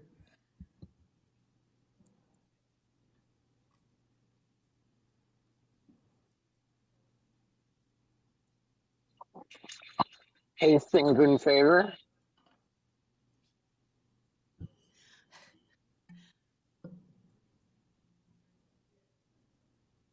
Are we? Oh, okay, sorry. Thank you, that motion carries. So the next, I'm going to say thank you from here to our guests for coming today, and we should have a report back to you shortly. Thank you so much. Thank you. So we're going to move to item 5.2, which is the report from the Intercity Advisory Committee. And then afterwards, I'm going to ask for a 10-minute break because we're getting close to 7, so people can grab a bite to eat and walk and get up and stretch their legs. So for the SEAC report, ICCAC report. Sorry. So I believe we have Omar Khan here to speak to this. Yep. Omar, are you there? Can you hear me? Yeah. Oh. Okay, great. Yeah, so hi everyone. My name is Omar Khan. I'm the ICCAC Community Co-Chair, been a member of ICCAC for 3 years, worked in model schools and high LOI schools for quite some time as a community and youth worker, supporting kids and youth most in need. And I delegated here last month, and I'm happy to be reporting to you this month on a subject that is very important to the ICCAC community support workers. So first, I want to thank all the delegates. They have been pushing for the board to further resist cuts, and I know the board and the parents and caregivers like myself will keep pushing back on the province. And what I'm going to speak about today is using available budget to better support violence prevention in high LOI high schools. Delegate number 1, Ms. Cherie Mordecai-Steer, she's an ICCAC member. And in the meeting, she talked about why getting more CSWs in high schools is so important, that CSWs work so well with community, parents, and our students. And I know in a difficult budget time, we need to strengthen our connection to community and parents to get more for our students. Okay, so let me go through this as quickly as I can. Hopefully the motion can maybe be brought up on the screen, but I know it's in front of all of you. So community support workers, or CSWs, are part of the Model Schools program, which is a program provided to the top 150 or so elementary and middle schools based on the Learning Opportunities Index. So I know that not all of you have model schools in your areas. So let me just take a quick moment to talk about what CSWs do. This is in the second whereas clause of the motion in front of you. And so just quickly, the CSWs are assisting the school and parent and caregivers in co-planning goals for active participation decision-making in the school and with their children. The CSWs collaborate with community, like people like me in the community, to support the needs of students, parents and caregivers, and the school. And they support the transition from elementary to middle school and from middle school to high school. So to make this a bit more concrete, I know in Flemington Park, the parents love our local CSW, Yetunde Olawokere. When there was a community meeting at MGCI about youth violence, Yetunde attended because all the Valley Park Middle School parents were asking her to attend. And that's because they trust her. They know she knows the kids, she knows the community. She runs programs to support parents by bringing in community resources. And so, CSWs have been helping with all those kinds of things. They've been helping with food insecurity, the affordability crisis, violent crises and emergency situations at schools. They're just amazing. For those of you who have worked with CSWs, you know how good they can be. Okay, so now you have that context. So let me describe a map to you. So imagine a map of all the model schools in TDSB, and then you put on that map the top 25 LOI high schools by LOI. So high schools are on there by LOI. They're on the map. So you're going to see, I think you probably all can picture this, that the model schools, so those elementary and middle schools that are model schools, are understandably clustered around the high LOI high schools. And that's, of course, because these model schools feed into the high schools. But the model schools program ends at grade 8. So the question of why model schools ends at grade 8 is a big question, and I'm not going to dive into that. At ICCAC, we know the needs addressed by model schools don't stop when the kids transition to high school. I think many trustees will say, well, of course, CSW should continue their work in the community high schools. That makes obvious sense. They're already in the community. And some superintendents have told me that CSWs can be called in to help on an ad hoc basis. And that has indeed happened this year quite a bit. I refer you to the third whereas clause in the motion. And I'll just quickly read it. Whereas CSWs have always supported parents and caregiver engagement in high schools, but it has been on an ad hoc or as needed basis to support a crisis or programs because model schools only support elementary schools. So in recent months, CSWs have supported violent crises and or emergency situations at CW Jeffries, York Memo, Mark Garneau Collegiate, Woburn Collegiate, and Weston Collegiate. That's just the name. I don't even think that's all of them. So trustee, the chair, trustee Arts, thankfully came to our ICCAC meeting where we discussed the resolution before you today.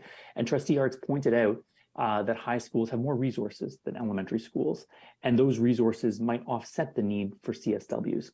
So I don't doubt that counselors, vice principals, the other support staff do a fantastic job in their high school. But at the high LOI high schools I connect with, parent engagement can be abysmal with inadequate school councils and and just a serious disconnect between the school and the community. And of course, it may be the role of the principal or the admin staff or counselors to facilitate the parent community connection.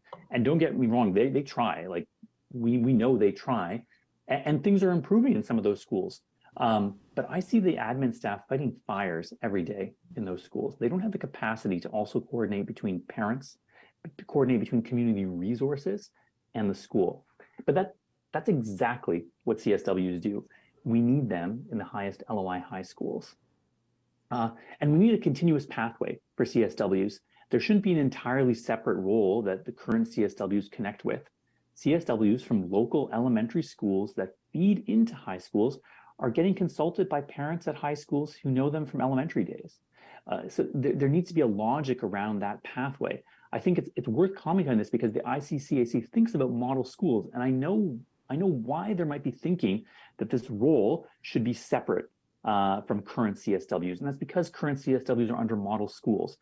I'm just saying we need to get past that thinking. If we have an amazing CSW in a few middle schools that feed into a local high school, we need to figure out how that CSW is in the high school or is deeply connected to the high school and not in an ad hoc way. I think so. Another thing, we have to talk about budget, right? So, and I may be getting ahead of myself because, like many great people who came to delegate today, I've been following the budget challenges at TDSB and those challenges that it had with the province, and I applaud the trustees for pushing back against the consistent underfunding of the board by the province. But be that as it may, in the context of cuts, staff and trustees have told me that I need some possible answers on where does funding come from to get CSWs to provide this really needed support. And so my answer, and this was alluded to by the first delegate, is that this is about safety. So research on violence prevention emphasizes the importance of involving parents, schools, and communities in efforts to prevent youth violence. The role of the CSWs in violence prevention aligns with this approach. As CSWs work to engage parents, caregivers, the community in the school setting.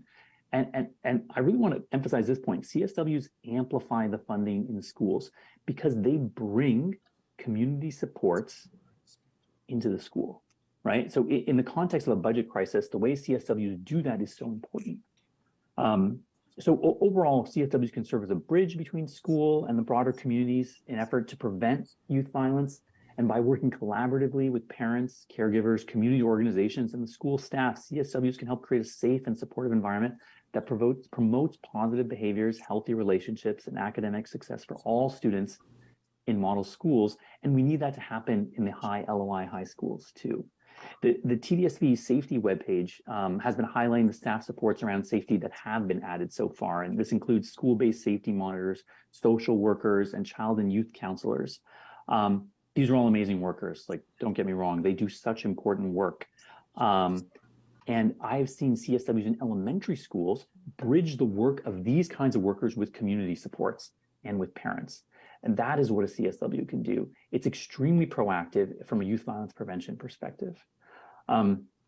Research by the CDC in the US on youth violence prevention shows that the cost savings when you invest $1 in violence prevention can be huge. And many of the programs that it analyzed were about bringing parents into school, supporting parents in the community, and those were yielding big savings. And that is what CSWs do. And so, given the budget challenge, I know there might be temptation to do nothing, right? But I think there might be another temptation, which is to simply add a few of the highest LOI high schools where we've been having real challenges around safety to the current CSW role officially. But one thing we can't do is spread our CSWs even thinner. Before the delegates were talking about the 0.5 allocation of vice principals or library staff in schools. You know that the CSW allocation right now is 0.16 CSWs per model school, 0.16. And they address the equity commitments of the board working in the highest LOI high schools. Like, another way to say this right now is that with 150-ish model schools, the CSWs on average serve about 6.5 schools per CSW. I mean, can you believe that? They are expected to be the oil that lubricates the connection between parents, the community, and the school. And they do it. But when they spend less than a day a week at each school they support. And, it used to be better. When the program served fewer schools, the most high priority model schools, it used to be about 3 or 4 schools per CSW. That works out to about 0.28 CSWs per model school. So I'm hoping that puts things in perspective. Like, I hope we never get to 0.16 librarians per school. So my concern in this budget environment is that what might happen if we simply add, say, the top 25 highest LOI high schools to the responsibilities of CSWs without increasing the number of CSWs, is it would just dilute the important support that CSWs are providing right now. Like, we can't just add those schools in. That would work out to be about 0.14 CSWs per school if we just kind of threw high schools in there. So we need to do it thoughtfully. We need more CSWs. And in our current budget environment, in the context of what the province will actually support, I think we need to get that money from the obvious place, which is violence prevention. And so I'll stop there. Thank you. Okay, thank you very much. Do we have any questions? We have Trustee Fay? through the Okay, chair. Trustee Dawson, go ahead. Oh, sorry. Through the chair, just to clarify, so considering that this is a report, I'm allowed to ask questions of staff, right? Yes. Okay, all right. Through the chair, thank you so much, Omar, for the report and for sharing all of the context that you can add, given your professional background, and for speaking so passionately to the issue, here and in our ICCAC meetings. I have a question to staff. So Omar referenced the role of CSWs in, mitigating school safety issues, and in particular in crises. So my first question is, when they respond to a crisis, and there have been several, how does that take away from the day-to-day? Like, how is that made back up? Like, are they missing other aspects of their job in order to do that? And I'm not sure if you would have any idea how frequently that might happen, but that would be helpful. And then my second question is, so again, I'm still learning and I'm finding a lot of the budget stuff confusing, just to be frank with all of you. So we have not, to my understanding of what we have presented up to date, voted yet on CSWs, yet today we are voting on school-based safety monitors. So if we're now hearing that CSWs play such an integral role in mitigating school safety, I wonder if you could comment on what the difference is between school-based safety monitors and CSWs in that type of response. Thank you.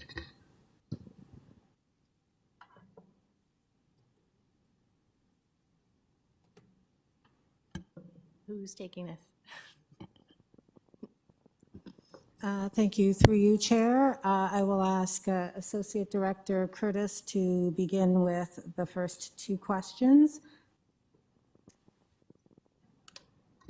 Thank you. And through the Chair, so, and I might have missed what the first two questions were. I was writing them down. I haven't numbered them. But what do they do when they respond? And this is the CSWs. So it would depend on specifically what the situation is that they would be responding to. I know that a coordinator of parent engagement, Michelle Monroe, is on the line, and she works with the CSWs. So I'm wondering if I could ask her to please kind of give us some examples, depending on some of the situations that CSWs have been responding to in high school situations. Good evening, everyone. Thank you, Associate Director, through you, Chair. I would define the community support worker's role in a violent-related crisis. I'll name the type of crisis as supplementary. And I say supplementary because the district has a crisis response protocol that speaks specifically to various staff having various roles.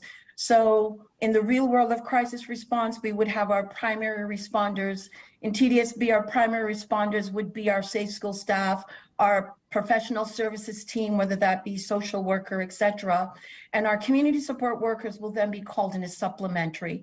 And what I mean by that is, depending on the nature of it, there's a role specifically where they play in supporting and communicating with parents and caregivers on the ground, providing direct referrals and supports to parents and caregivers who may need it. Examples of that, if there is, let's just say example, it's a death, what usually happens is our community support workers who connect with that parent make a referral to where they could get burial supports, make a referral to where they can get grieving supports, make a referral to where they can get supports in help getting their families through this crisis. In some cases, they've assisted in burial arrangements, in connecting the agency to those services. So the role of the CSW is really a liaison and communicator between parents, caregiver, in a supplementary way to the school when an incident happens. They become a part of the response team that would be in the school doing specifically related work, but with a very emphasis and focus on connecting, supporting, and nurturing parents and caregivers through the process, while also working in collaboration with connecting with community and also linking that specifically to the school.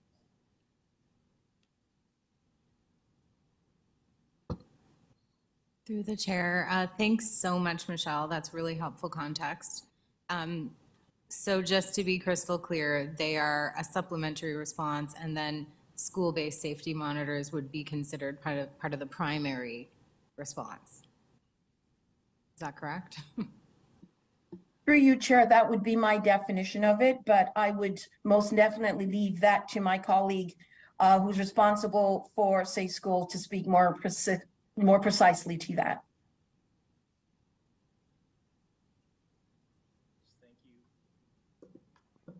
Thank you, Ms. Monroe. That was an excellent answer.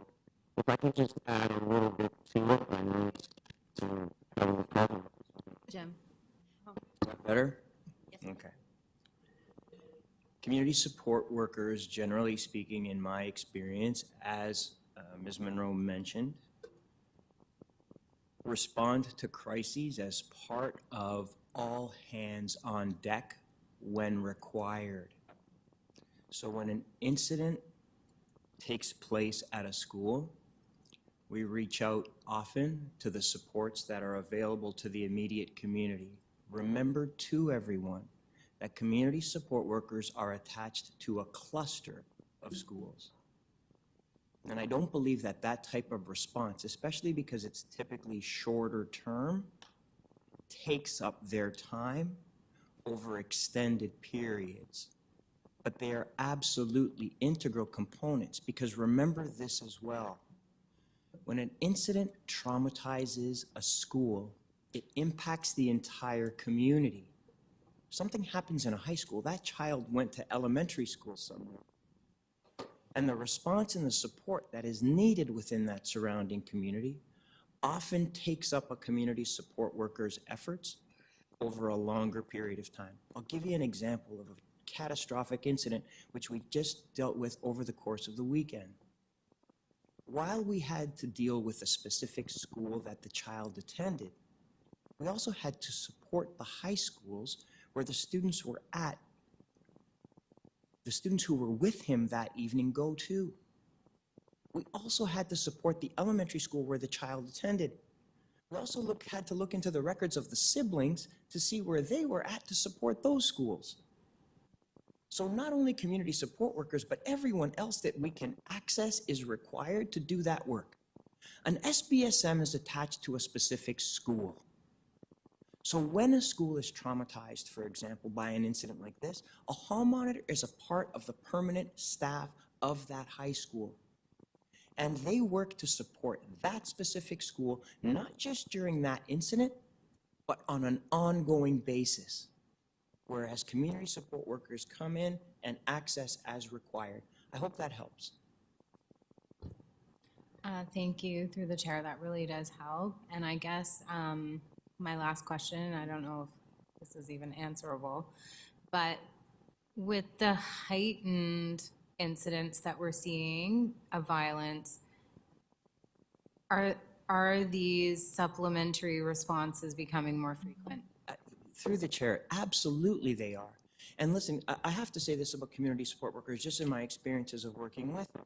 Many of you heard and read about, some of the successes we experienced over March break with programming that we were able to offer in separate schools. Community support workers, so while those programs were staffed by secondary school students who were able to make $20 an hour as part of a poverty reduction strategy as tutors, community support workers mobilized the thousands of the children who were actually receiving the tutoring. So I don't want anyone to think that those roles don't cross over and don't connect and don't braid as part of our strategies to address community and school violence. We are in a time, everyone, as I said earlier, it's all hands on deck, regardless of role, position, hierarchy, any of that.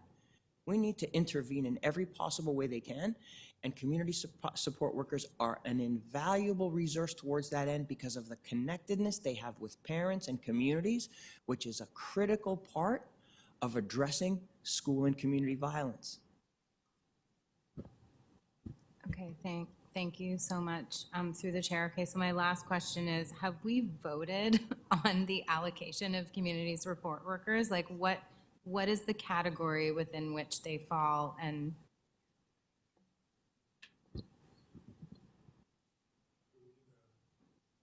through you, Madam Chair, no, that is still part of the budget, still to be discussed with you. We just have this point tonight, and the previous meeting was just school-based staff. Community support workers aren't part of that school-based allocation. they're essential. Okay, thank you. Next on the list, we have Trustee DeVitis. Thank you. Through the chair, just a quick short comment. All of my elementary schools are model schools. My high schools are very, very high up on that LOI scale. So the supports that the CSWs present are very much necessary. While I have some schools, and I can put York Woods on the map, just a few blocks south of Jane Finch, that has over 25 parents showing up to monthly meetings on a regular basis. That's not the norm. And because the parents aren't there to participate in that consultative process that is required of any public school, because our public schools need an element of democracy to work and participation to work properly, it is easier for things to fall through the crack without that sort of ever-present parent eye sort of looking over things. So very much in support of what the folks here at the committee are asking us to do. I have a motion that I'll come back to later once we go through a speakers list that tries to save the spirit of what the Mr. Khan and the rest of the committee have asked us to take a look at. And I think it's very important for us to think through the processes that allow schools that are higher up in that LOI scale to succeed, and the extra resources and when they're needed. And parent participation is one of those elements. And where I've seen CSWs succeed is where they can engage parents to become participants in their kids' education in a way that doesn't happen on its own. So I'll come back to the motion a little bit later, but absolutely in support of this, very much needed in many more schools. And the proof of that is basically that the parents continue to call the CSWs once their kids, the students graduate from elementary, middle school, well into their high school, the students' high school career, right? So we need to continue to figure out how to stretch our resources to make this work better, and happy to support the request by the group here. Thank you. Thank you. Next on the list, we have Trustee Pei. No further question. Thank you. Thank you very much. And we have Trustee Shan. Thank you, Madam Chair. I want to start off by thanking Mr. Omar Khan for your presentation. I hope all of us CSWs heard you speak so beautifully about their role and the appreciative nature of your presentation. And I do have one amazing CSW in my ward, Donna Cardosa, who's often trying to innovate and do fabulous things as well. So I see it firsthand.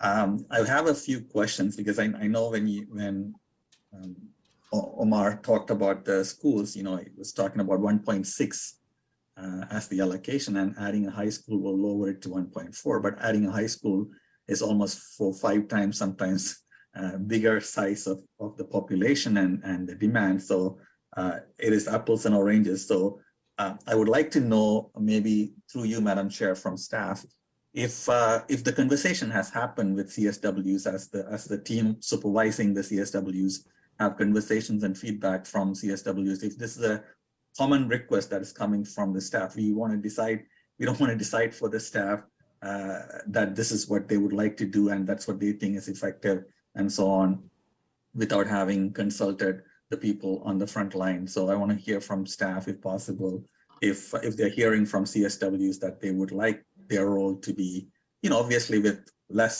schools, but to be extended into high schools, and if that's the conversation that's happening. Associate Director Curtis. Thank you, and through the chair, I would like to ask Ms. Monroe to respond to that. Thank you, Associate Curtis. Through you, Chair. The community support workers, as you know, have been a part of the Model Schools for Inner City program for a long time. The original allocation of CSWs has always been to support the elementary panel. That was the design of Model Schools at the time, with an understanding that the assignment of the CSWs will and can have impact and implications, as executives properly spoke of earlier. Because they're in elementary, it don't mean that the parents and caregivers who they support only have children in elementary. So there are a number of them who have been supporting secondary in various ways or have been called in to support secondary. And I know the team has had dialogues as to whether they feel that they could do outstanding work at the secondary level. And if that's the question, then I'd answer yes. They believe that their work could be very helpful at the secondary level. They're also where research speaks very highly as well as to how essential parent-caregiver engagement is at the secondary, but it also speaks to just how engagement declines at the secondary level. So outside of a crisis response arena, there's effective ways in which this role can support secondary. And I know the CSWs would welcome that. I'm going to speak frankly, though, when they say the present structure of CSWs is CSWs are directly assigned to specific schools. The schools may cross a learning network within a cluster, but they're each assigned X number of schools that they support. And so I know if you were to ask them directly here, they would say they would not see themselves adding high schools in addition to their existing work, but they really think that they should be supporting secondary work in a separate way, because doing both would be incredibly challenging for them. In acknowledging what you suggested, Trustee Shan, that engagement at one high school could really take a tremendous amount of time and resources. Thank you very much, Ms. Monroe, for that response through you, Madam Chair.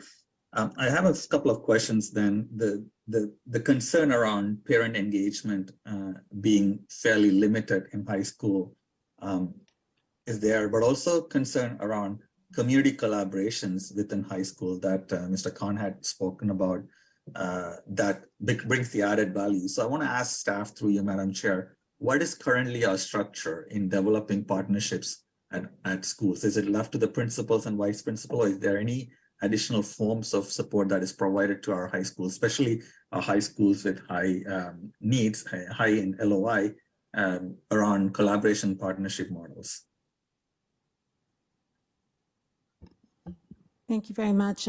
Through you, Chair, I will add, but I will invite Michelle Monroe to comment on this question, and then I have a few comments I'd like to add as well. Thank you, Director. Through you, Chair, there are multiple venues for secondary schools to engage and get supports from a community liaison perspective in terms of agencies. So we do, of course, have our partnerships office that offers a variety of supports to secondary schools, make them aware of what's available, what agencies are available, the ways in which they can access them to support and enhance their programming at the local level. I know there's some of our particular urban priority high schools. They also have access and opportunities to engage in local networking and partnerships as they may deem necessary or seem appropriate in terms of supplementing and supporting their programs. So there are opportunities for our high school to connect and reach out, but there are a lot of that is left to the discretion of administrators in terms of where they're programming, what some of those priorities are, what some of that relationship looks for, what types of partnership and relationship they need within the school.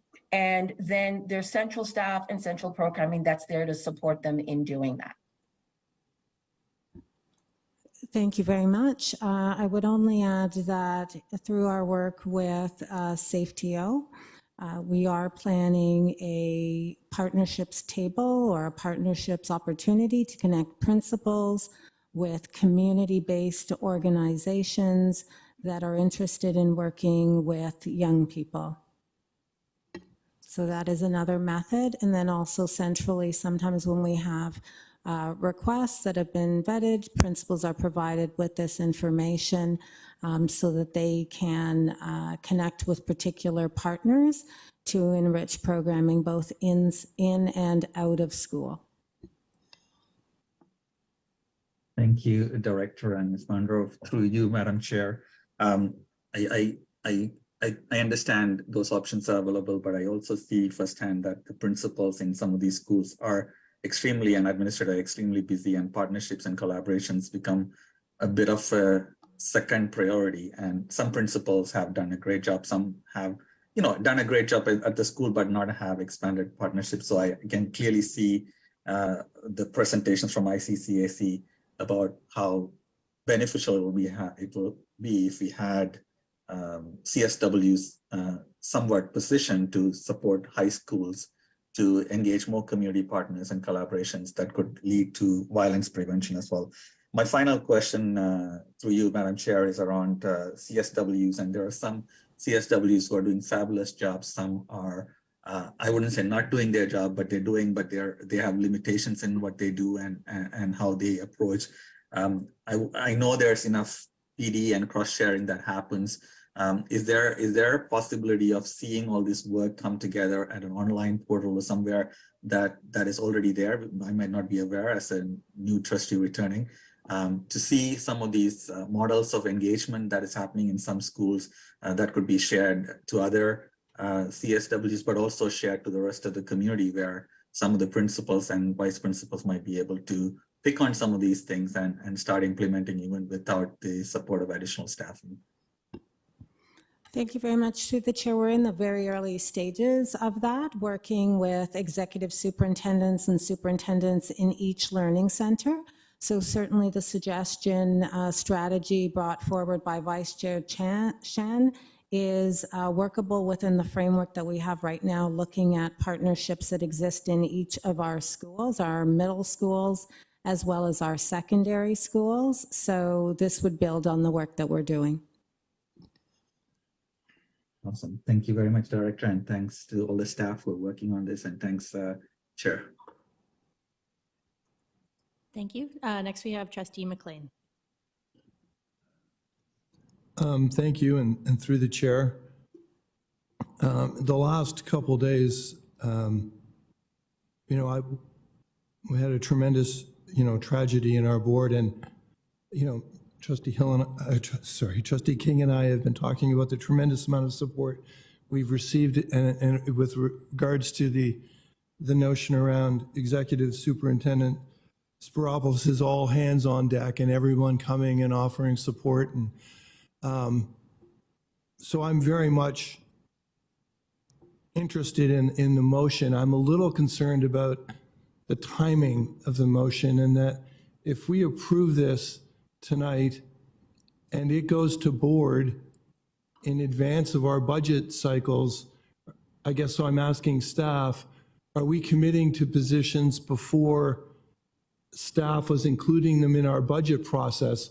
And which is, but I've had concerns for a little while now that we keep committing, or we're having a tendency to make commitments until we see it all, and we're forced to be making very challenging, but they should be educated and informed choices.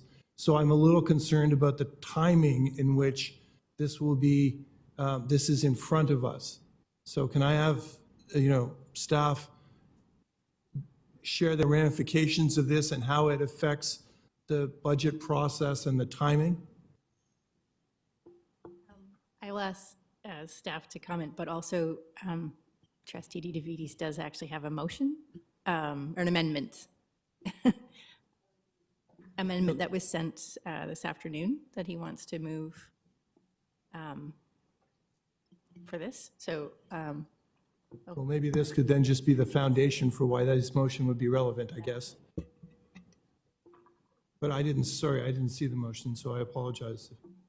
No, and thank you, and through the chair, thank you, Trustee McLean, for that question, because if we were to commit to this motion as written, then we would be committing to positions which would increase the deficit at this time. So it is a good question, and I think the revised motion will address. Thank you. I have thank you, through the chair. I have no further questions. okay, thank you very much. Are there any further questions online? Don't see any in the room. Okay, so we have Trustee DeVitis, do you want to go ahead with your motion? Yeah, if we could put the motion on the screen. And do we have a seconder? It's on the screen, yeah. Oh, Trustee Laskin? Mhm. Seconded by Trustee Laskin? I moved it. I'm and- seconding it. Sorry. Thank you. I was distracted. I apologize. Go ahead. Thank you.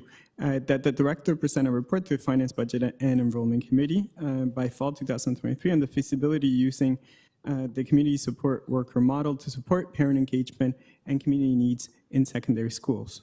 Second, that the report at Part A include the staffing levels required in any such expansion. I think the conversation through the budget will need some flexibility and not wanting to create undue debate before we do the later debate today.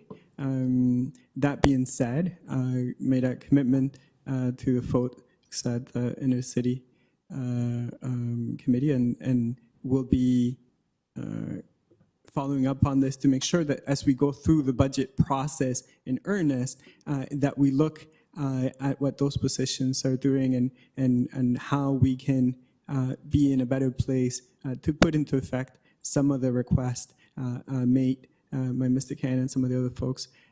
So I'm hoping we can support this. We're aware that there would be some difficulties in approving it as it was written. That was raised by staff, and we wanted to deal with that to make sure that we've possibly can have unanimous support and move forward, because I think the spirit of what's being asked is going to be widely supported. It's just the mechanics of how we get there that we have to still work through.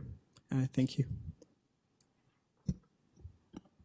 Are there any questions on the motion? Oh, Trustee Turneslin? I just have a comment. I thank the mover and the seconder for this. I think it's been a really interesting discussion this evening about the role of the various staff that we have that are in our buildings and the importance of the people in our buildings who support our students, especially our vulnerable students or our families who face many barriers in our system. So I just want to, I'm looking forward to this report when it does come back, and to always trying to do better and thinking about how we can best serve our students. So I think this does that, and this accomplishes that. And I want to thank the ICCAC for the work that they're doing and the advice that they provide trustees, and thank trustees for considering the request and making it, thinking about it a bit outside the box so that it's feasible for how we incorporate and learn and do better. Thanks. I will be in support.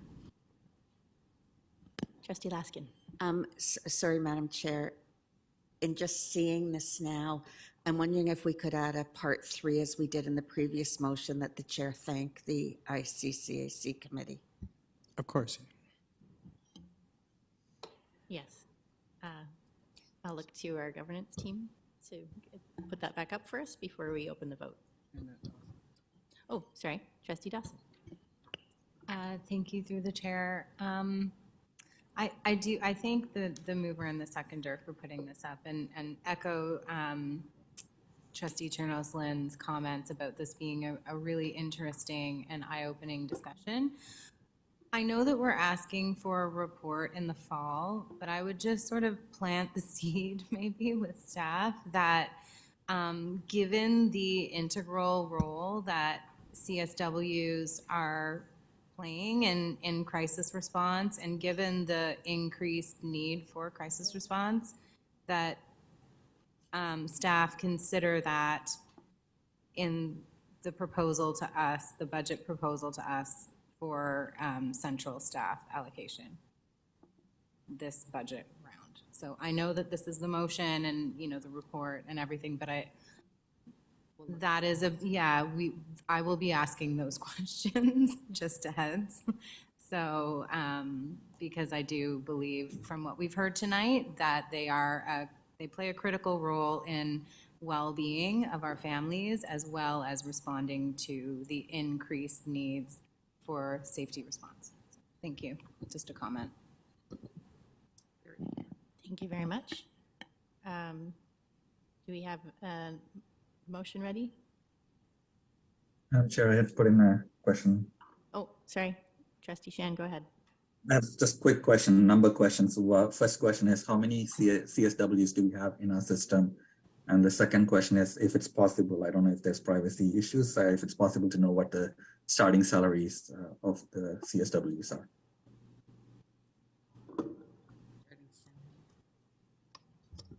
Sorry, we're just looking into that, and we will get that information to you. Oh, you have it? Through you, Madam Chair, I don't have the average salary and benefits. I'm asking my staff for it right now. We have 26.5 FTE currently in the budget, is my understanding. Thank you. Thank you, Madam Chair.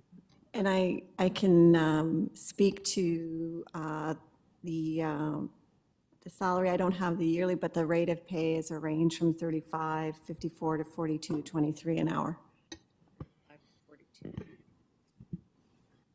Through you, Madam Chair, the salary and benefits is about $64,000.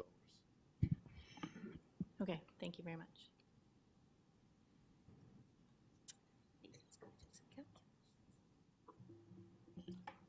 sorry. So the full motion is posted. Do we have any further questions on the amended motion? Seeing none, could we please open the votes?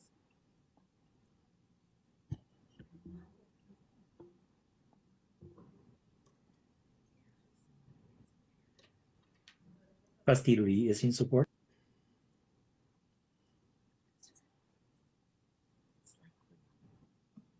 And that carries. Thank you very much. I know I said a 10-minute break, but because it is 7:30, does that say 7:30? Can we break till 7:45 so that people can stretch their legs and get something to eat? Okay, thank you.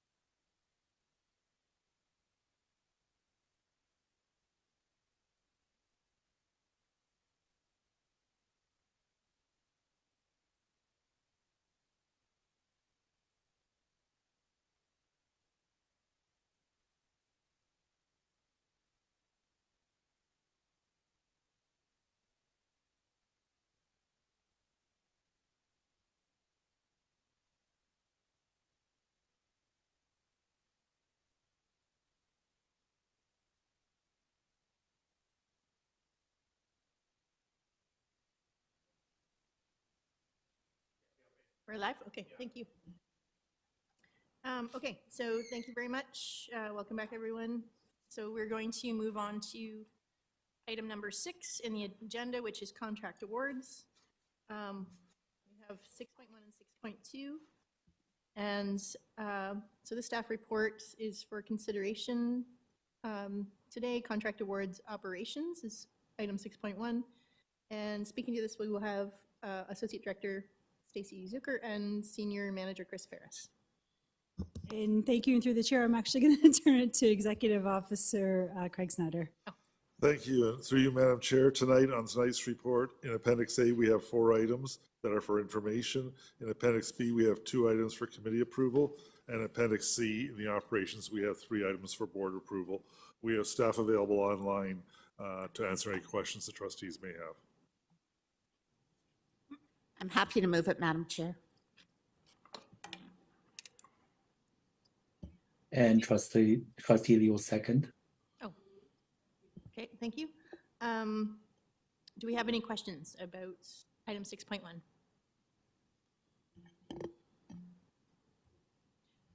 Seeing none, could we open the vote?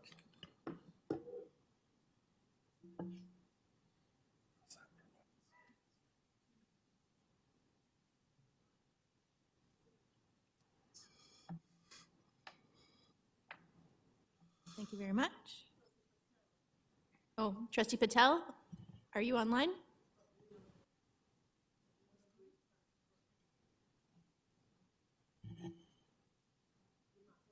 Yeah, please. Hastings online. I'm sorry, who was that? Hastings. Oh, Trustee Hastings, you're not a member of the Finance Committee. Thank you.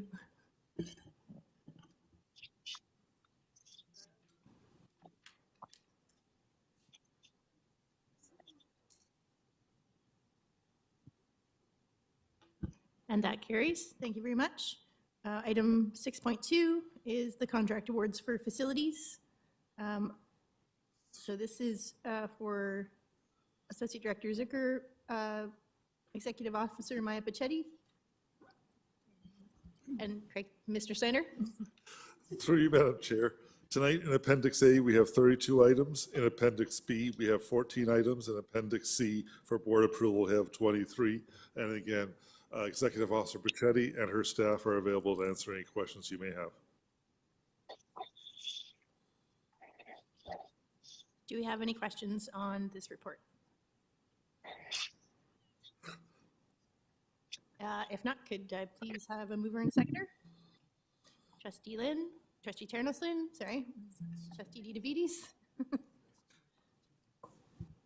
And could we please open the vote?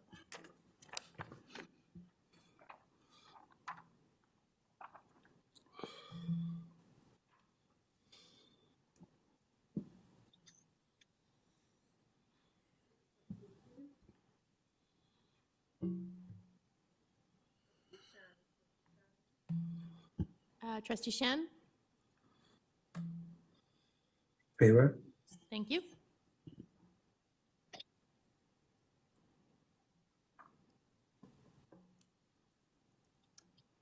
And that carries. So item number 7 is school budget and school generated funds. And, sorry, 2021-22 school budget and school generated funds, and 2023-24 proposed school budget allocation. And I will turn it over to you, Associate Director Zucker. Thank you. And through the chair, this is an annual report that we bring forward, and I will ask Executive Officer Snyder to speak to it, please. Thank you. And through you, Madam Chair, as the Associate Director Zucker said, this is an annual report we provide for information on the use of school funds for the 21-20 school year. There are basically 4 sources of funds schools have access to. The first one I'd like to highlight tonight is the Priorities and Partnership. These are grants for specific programs identified by the Ministry of Education. And these funds that are contributed are, if they're unspent, either they're carried over or they're returned to the ministry based on the guidelines in the grant that the ministry provides to school boards. The second area that schools have access to is what we call school-generated funds or non-board funds. And these are fundraising dollars that the school generates to support programs within the school. These funds are carried over for their intended use, and that's status quo. The next type of fundraising that's available to the schools is the school council fundraising. And again, these are raised at school level by the school councils, are reported in our financial through PSAB, and again, these funds are carried over for their intended use if unspent at the end of the year. It's important to note with both school-generated funds and school council funds that it has to be used to complement education, not to replace the funding for education. And they are used for such things as donations to external charities, co-curricular activities, before and after programs, field trips, etc. They can't be used for capital or core curriculum or staffing cost. And the funds are to be used for the intended purpose in which they are raised. The fourth level is the actual school budget allocation that is funded through the GSN, including funds transfers from central departments to support programs, initiatives from the center. These funds are intended to support current students in the areas of school improvement plans in the schools, as well as school students' achievement. Each year, the schools receive an initial allocation early in the year based on the projected enrollment so they can start planning. And then we update it and finalize it when the October 31st enrollments are known for the schools. Principals are to consult with their school councils and their school staff and submit a budget to their SOEs for approval. Appendix D provides the school budget breakdown by school for 21-22. Due to the high carryovers in some schools, staff are recommending a change to the carryover process to allow only 25% of carryover balances for school budgets only to be carried over. For those schools that have a need for a larger carryover due to a long-term project, they would have to submit a business case and be approved centrally. We did consultation with TSAA around this change to the process to ensure that the recommendation did not adversely impact schools. Again, it should be noted both school-generated funds and school council fundraising balances will continue to be carried over annually in their total amount. The rationale for this recommendation results from analysis of school budget carryforwards. In Appendix C of the report, schools funds received in 21-22 for all funds the school had access to was over $102 million. At the end of the school year, the carryover was $48 million as outlined in Appendix G, and these balances were made up of three types. First, the school budget carryover was $29.8 million. Their school fundraising was 14.7, and their school council fundraising was 3.6. In the current year, so in 22-23, 34% of their budget for school budget allocation was not used and was carried over. Currently, as of February 28th this year, 43% of school budget allocations have not been expended. In summary, on the trends of school budget, and staff are recommending the limit of 25 to ensure the funds are spent to support the current student need. And where schools have a longer project timeline, a business case to identify it, but it should be spent within 2 to 3 years of when it was allocated. The current budget allocation model will continue into 23-24, and we continue to work with TSA to review the model itself to ensure it meets the current needs of schools in an equitable manner. Appendix E and F demonstrate the impact of school budget allocations and how they offset fundraising inequities among schools. We also have made a change to the school cash online charges, and we're using the HST rebates to pay for the software that supports online cash schools. And to mitigate the impact of credit card charges because of the increased use of school cash online, we're suggesting to schools starting in 23-24, they increase their fees by 2% to offset the charges they're going to see for credit cards to minimize the impact to schools. And through you, Madam Chair, that's the end of our report, and we're happy to take any questions. Thank you. First on the list, we have Trustee Laskin. Thank you very much, Madam Chair. I'm supportive of maximizing the carryover to 25%. I agree with you that if you fundraise during that year, you tell parents what you're fundraising for. There has to be a purpose to it, or else you shouldn't be fundraising. That's my opinion, and it should be spent. So schools that have huge amounts in their accounts right now. Like I noticed there are some schools as a percentage of budget that like they've got 80% of it unspent, for example. What happens there? Are we clawing back, or are we giving them a certain amount of time to spend the money? Through you, Madam Chair, the recommendation that we're putting in front of you tonight is that starting at the end of this school year, we would automatically carry over 25% of their carryover, and the rest would come back into the central budget to support other initiatives and our deficit. But again, if a school had, let's say, a 40% carryover, but they could justify the extra 15% because they were doing a playground improvement, and they need 3 years to collect the money, we would look at that separately. So it's not limiting them to necessarily purely 25%, but they have to have a justifiable reason why it would be above 25. Okay, so a follow-up, is there a communications plan then, based upon this report, to explain clearly to parents and caregivers within the community and school councils what this means? Because by the time this is approved at board, you know, we're end of April, beginning of May, and then if they have to, like, what's the timeline to make them aware and then to have them write their business cases? And I'm assuming that it's not, you know, a 20-page form they have to fill out. I'm assuming it's quite a reasonable. And then who has to fill that out? Does that have to be approved by school council and the principal? Is it just the principal? I just wondered if some of that detail can be provided to us, because the communication on this is, I think, really important within school communities. And I don't want people to feel that we're doing something to them if they're not fully aware that they have the opportunity to explain to us why they are fundraising, like if it's a piece of playground equipment or whatever it might be. So through you, Madam Chair, I'm just wondering if staff have thought through that plan.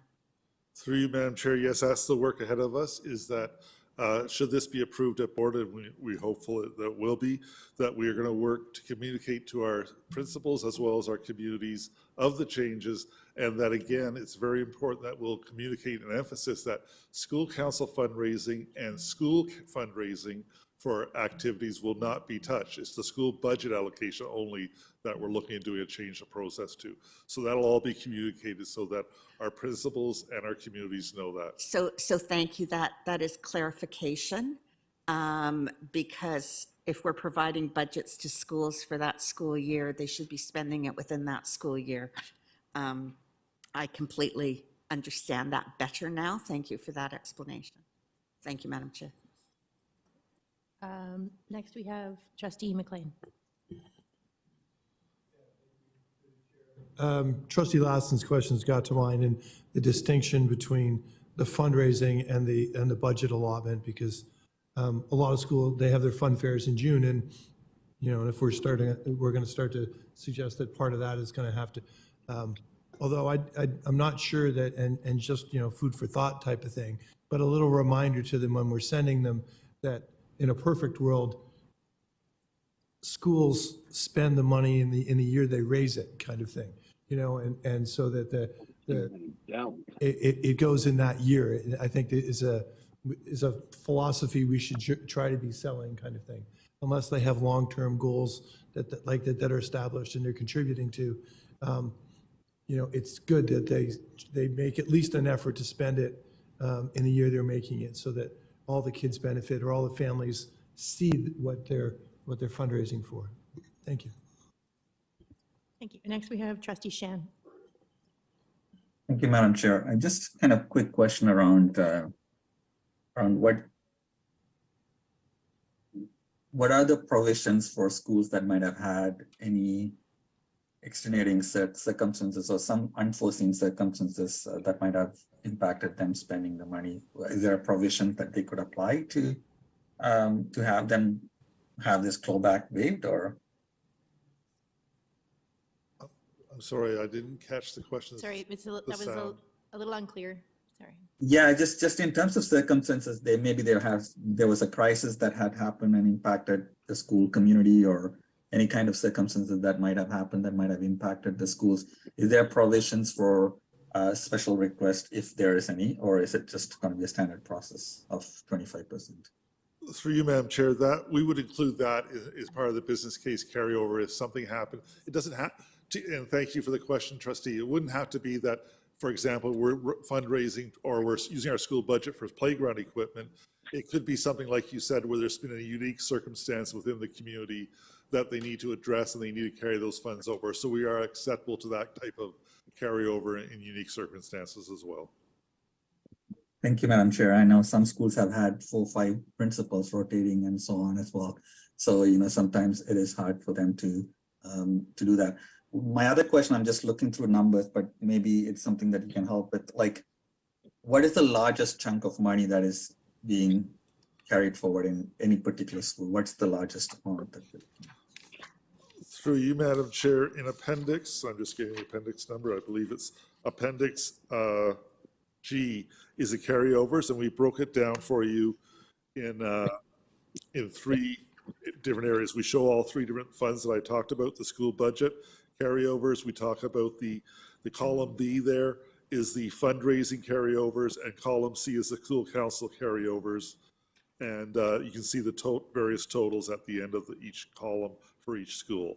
And you'll see some schools have over, I think the largest is around 300,000 as school budget carryover. But you can go through the report, you will be able to see the amounts in the report by school. So this is carryover from 2021 to 2022 that we'll be clawing back, because we wouldn't know what the spending has been for 2022 to 2023. But the understanding is that they will be also expected to spend this year's money without carrying forward more than 25%, right, Madam Chair? Through you, Madam Chair. When we look over the years, and if you went back into our reports, you'll see similar carryovers year over year. The trending seems to be pretty consistent. It changed a little bit during the pandemic, but the carryovers that we see right now, we see 43% as of February 28th of this year's allocation unspent. Now, we suspect there's going to be more spending, obviously, to year end, but it still is well above the 25% threshold that we're suggesting overall.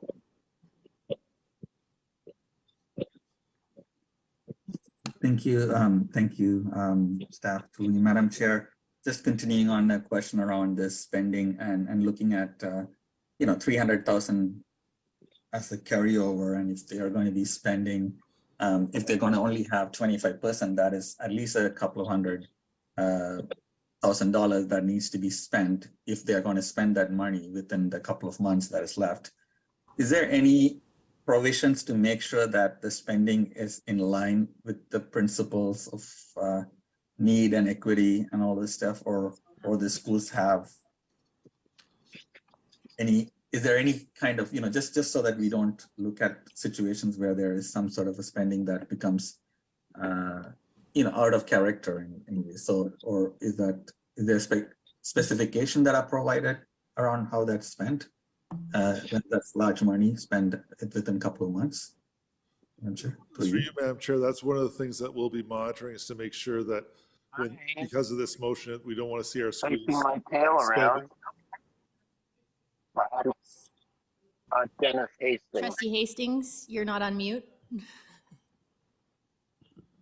Through you, Madam Chair, that's one of the things we'll be monitoring, to make sure that we don't see schools trying to spend and not doing it wisely to the balance of the year, trying to spend their large surpluses, because it's important that we aren't going to restrict them, but at the same time, we don't want them to go and just try to do things in excess. And I would point as well, just for information, I didn't talk about it during the presentation, but Appendix E and F kind of demonstrate that between the school budgets and fundraising, we can see that the school budget model helps make the line more horizontal in the trend of how the spending goes.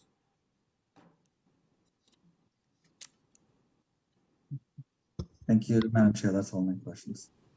Thank you. And I'll pass the chair to Trustee DeVitis. Thank you. So thank you for this report every year and these numbers. I I have to assume from some of the extremely large carryovers, and what the schools are budgeted, I have to assume that some of these, in many cases, these carryovers are chronic, for lack of a better word, that these schools are not spending their budgets year after year after year. So I completely agree, if they're not being spent, the money needs to come back to us. But I'm wondering, I'm thinking that these schools probably also need some help in understanding how to spend their budgets, or like being more proactive. Do we have plans in place for some of the, especially some of the outliers who've accumulated a lot of money, supports for them to better plan around their school budget? Through you, Mr. Chair, yes, we have a school support team that supports all our schools with their school budgets and with any other information they need from a business perspective. And that team every year does a couple of things around school budgets in particular. They support any school that has a new principal, for example, that needs some support understanding how to develop a school budget. They also, though, look at the high schools that have large surpluses, and we do have some schools that run deficits in a year. They work with the schools with deficits to get them into a plan to get back to their balance, because we do allow schools to carry over the deficits as well. And they work with the large schools saying, do you have a plan for this? And unfortunately, some of the schools have just carrying large surpluses for years. And that's part of the reason, too, that we see that this change is needed. But we do have a school support team that goes out and supports our schools with all business functions.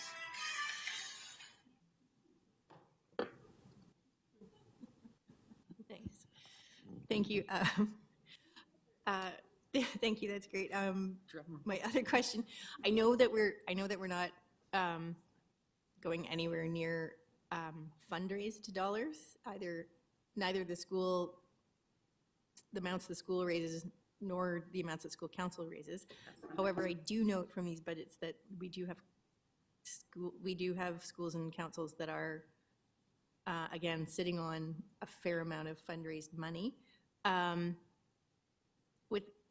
Aside from the ones that may actually be saving for that big playground project, are we also reaching out to them, especially school councils, because technically school councils are not allowed to just hold money. What they fundraise for, what they're supposed to identify what they're fundraising before they do the fundraising, and then spend it on that item. So it's concerning if they are raising large amounts of money then not spending it. And so you, Mr. Chair, that's what one of our concerns is too, is that we try to work with the schools to identify, as well as their school budget, their non-board funds, not because we want to take it back, but we want to make sure it's being used effectively for what it was raised for. And we do have some schools that charge, some high schools primarily, that charge large fees and things, and therefore create a large amount. But that is, we work on that area with them as well. We will continue to focus on those areas with them. Thank you very much. Sorry, next we have Trustee Dawson. Trustee Dawson. Thank you. Through the chair. Okay, I'm trying to wrap my head around this. So I will push back a little bit as a school council mom to what some of the comments by Trustee McLean, just because, the reality of fundraising is that you fundraise in that current year for the following year, because in that current year, you need the funds now. Like you need the funds for your initiative in November. You're not doing your fundraiser in September for November. So I'm trying to find it in here. I just want to confirm that we're still allowing a 2-year carryover for school councils. Is that the case? Or we're suggesting that it be 1 year, or with an application to extend? So through you, Madam Chair, we aren't planning to take any money back from fundraising, period. But we are asking that schools should have, within 2 years, a plan to spend the money, so because they want to benefit students, right? It shouldn't be, creating bank balances to create bank balance, so to speak. So while we aren't saying we'll take back the money ever, we are asking that they try to spend it within the 2 years they raised it, so that it benefits the students that they collected it for. Okay, that's reasonable. And I do just want to clarify for my colleagues too, that as a parent who has raised funds for a big initiative like school grounds, the TDSB had us open a separate account totally for that.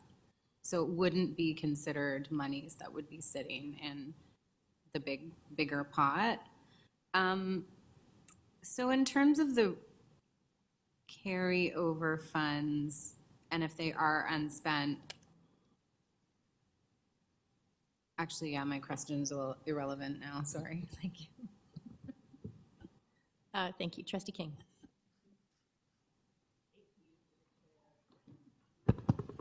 There we go. Thank you through the chair.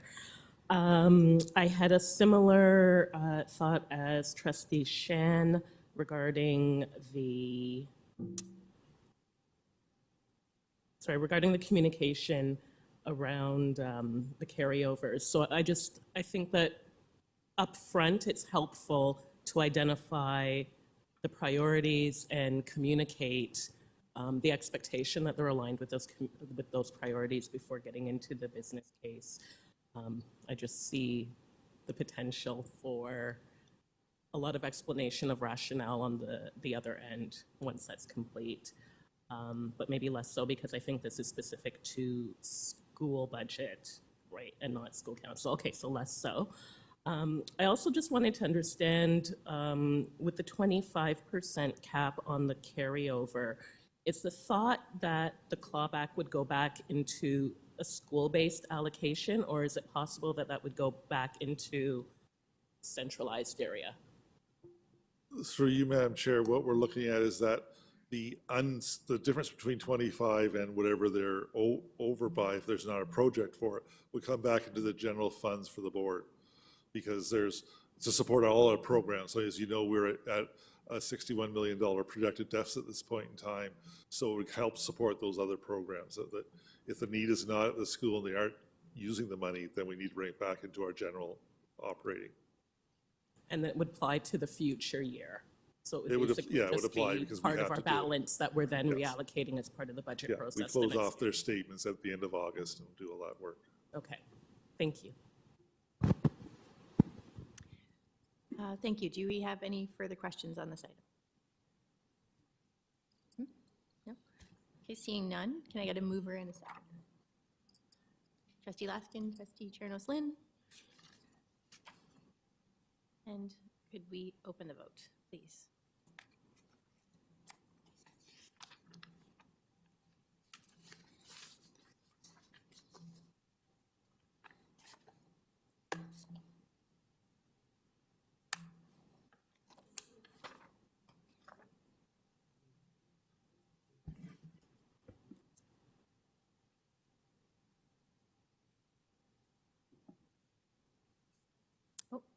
Thank you. That carries. So our next item on the agenda is item number 8, school-based staffing allocation 2023-24. This version of the school-based staffing is for the non-classroom and support staff for the school. So I'll turn this over to Associate Director Zucker. Thank you, and through the chair. As the chair indicated, this is the second version of the school-based staffing. So as we talked about on March 6th at FBEC and then March 8th at the board, usually we bring this forward in one report. And when we brought it forward at the beginning of March, we didn't have all of the information, and we were hopeful that we would receive more information before this time so that we could make decisions based on more clear information. So that's why you're seeing this come back. So all of those positions that we identified as to be determined on the March 6th report, you are seeing here right now. So again, and if you could pull up the presentation, and trustees did receive this around 4:30. There's nothing new here. It's just to help us to walk through it. So you can follow along, or it's on the screen. If we go to the next slide, so the school-based staffing again was approved on March 8th, and that has been allocated out to principals so that they could prepare their preliminary school organizations and their timetables in order to meet the collective agreement timelines. And then, as I said, we did leave some of the more non-classroom based staff to this time to hopefully have more information. So we will then, and that's why there is a special board meeting tomorrow, get this information out to schools as soon as possible in order to meet the collective agreement timelines that are coming up with regards to this staff as well. So that's why it's so important that we're doing this tonight, and then again that we have the special board meeting tomorrow night to pass it so that schools can get the remainder of their staffing. School-based staffing, just as a reminder, represents 65% of our total budget. So once the GSN is released, and I know you've heard that a lot, but once it is released, we will be able to update our projected financial position, and we will be able to provide recommendations related to the remaining 35% of the budget, but we will also be able to reconsider the reductions to school-based staffing as a result of, especially, we would be able to do that anyways, but trustees did pass the motion on March 8th to come back to look at some of the reductions that we made once we have more information. Can we move to the next slide, please? Thank you. So again, all of the positions that were identified on March 8th as to be determined are the recommendations that you're going to see in this report. It will allow principals to receive further allocations next week. And again, they do need those allocations in order to be able to do the work that they need to do to meet the collective agreement timelines. And just as a reminder, we did say that this was to be determined to allow us time for additional funding information to become available. We have not received that funding. So I think that that's important to note as well. So we are we don't have any further information with regards to funding. As a reminder also, when we look at this, there are three main reasons that you'll see a change in FTE. There could be a reduction in the one-time funding or one-time funding not confirmed.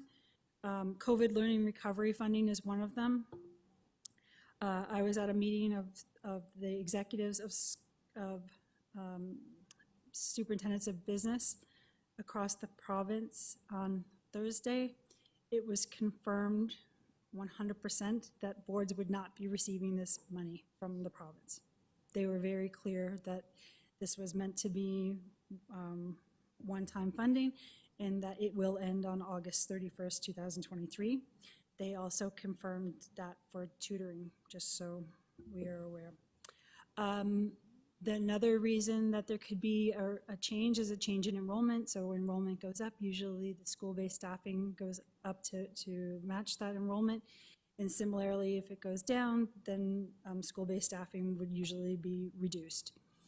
And then there are some other budget reductions as a result of either the projected financial position for 23-24 or as per the deficit recovery plan that was shared with trustees in June.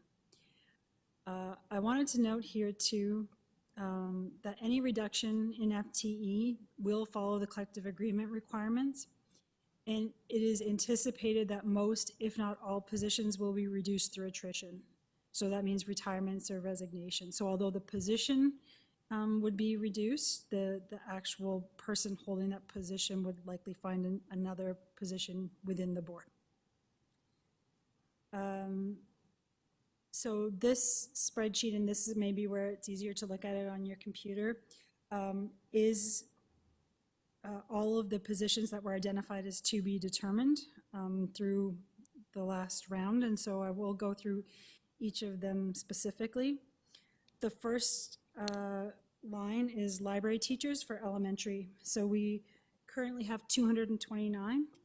There is a recommendation of a reduction of 7.5 to have a total of 221.5. So what I want to say about this reduction is, first, library teachers are funded through the GSN. And there's a specific allocation that allocates library teachers out to boards. So when we do the calculation for TDSB, The number of positions that are calculated based on our enrollment is 221.5. So then what the GSN does is it takes that and it multiplies it by an average salary and it comes up with an amount. So that amount, because our salaries are higher, is actually, if we equated the amount to positions, we would be at 176.5. So staff is not recommending to be in line with the funding. Staff is recommending to be in line with the allocation. What that means is we're still spending approximately $5 million more on library teachers than we are funded for. And we will do this, and we heard some information about it tonight, or some questions maybe. We can speak further to the allocations, but the lowest allocation that a school that right now has a 0.5 would be 0.391. So that is not a significant reduction. There is no school that will not have library. There will be no 0.1s. The lowest would be 0.391. And then it will allow us to add additional positions to schools that have a larger enrollment. So we do believe that even though the number has been reduced, it is a more equitable allocation, and that there will not be a significant change, but we can speak to how that works in schools that will receive the reduction. The next is our middle year student success counselors or guidance. That number is remaining the same with a little bit of a change in allocation model, but FTE will remain the same. And for outdoor education, we are seeing a reduction of 3, and that will become, and we can answer further questions about this as well, but it really is about better scheduling rather than reduced service. So we can answer further questions there, but it will not. There was an original board motion that every student in grade 6 would have an overnight trip, and every student in grade 2 and 4 would have a day trip, and that will still be maintained with this reduction. For secondary teachers, our alternative school supplement is going down by 1, again, based on the enrollment and the need at those schools, so no significant change recommended there. And for our other profile teachers in secondary, and there's a list of them in the report, there were no changes there as well. For our second special education support staff, and this is the number that we talked about at the previous meeting that was not passed. So right now, because we didn't pass a motion, schools did not receive any allocations for special education. So we do need a number in order to provide all of that special education support out to schools. So based on the feedback from the previous motion, we have removed the reduction of the 14 under the budget adjustments. For school-based safety monitors, we had, at this time last year, we passed a budget of 203.5. Throughout this school year, we added 40 more through various motions. So we right now in schools have 243.5. The COVID learning recovery would be a reduction of 40, but given everything that is going on, staff is recommending to keep those 40 or add the 40 back. So we would remain at 243.5. Just want to note that is an increase that was not originally anticipated in the $61 million deficit. So it would increase the deficit by $2.3 million, and our projected deficit now would be 63.3. Lunchroom supervisors, there are 25 that we added one time. There are 200 that are included in the COVID learning recovery funds that we're recommending a reduction. The change in enrollment from, again, this time last year would result in an increase of 83. And then we are looking at a budget adjustment of 50. So there'd be a total decrease of 192 to bring us to 2355. And just for perspective, I asked today what our vacancies are that we have in lunchroom supervisors. And we actually have 211 currently in the system. So this reduction would, if we were to make the reduction today, we would still be in a hiring position. Aquatic instructors, we're recommending a reduction of 13, again, based on attrition and based on the needs of the system, more importantly. We do have a number of pools that either are under construction or aren't open at certain times of the year. So we are able to move staff around and support all of the pools that would be open rather than to have them potentially assigned to a pool that's not open. So this is actually a more economical and fiscally responsible way of allocating aquatic instructors. And then for food program assistants, through attrition, we're recommending a reduction of 2. Again, that would be based on people retiring or resigning from the positions. We recognize that there is food program assistance is an area where there needs to be review. These are staff that work in secondary schools that support the programming related to food program. So it's not cafeteria workers per se. And so we do have schools that have food programs that don't have any food program assistance, and we have some schools that have 5. So there isn't an equitable allocation right now, and it is something that needs to be reviewed, and that's something that we will take on in the next school year. So in total, you're seeing a reduction related to learning recovery, the COVID fund, so that's part of that 522 positions, $31.5 million that we've been talking about. One-time funding of 25 for the lunchroom supervisors, an actual increase related to enrollment, and then a decrease for budget adjustments of 35. So this would be where the recommendations and these numbers will tie into the numbers that are in the report. So just so you know the totals, what we approved on March 8th was 19,255.5 FTE, 1.9 billion. And today we're recommending a further 5,848 positions, or 245 million, totaling 25,103.5 positions, 2.2 billion.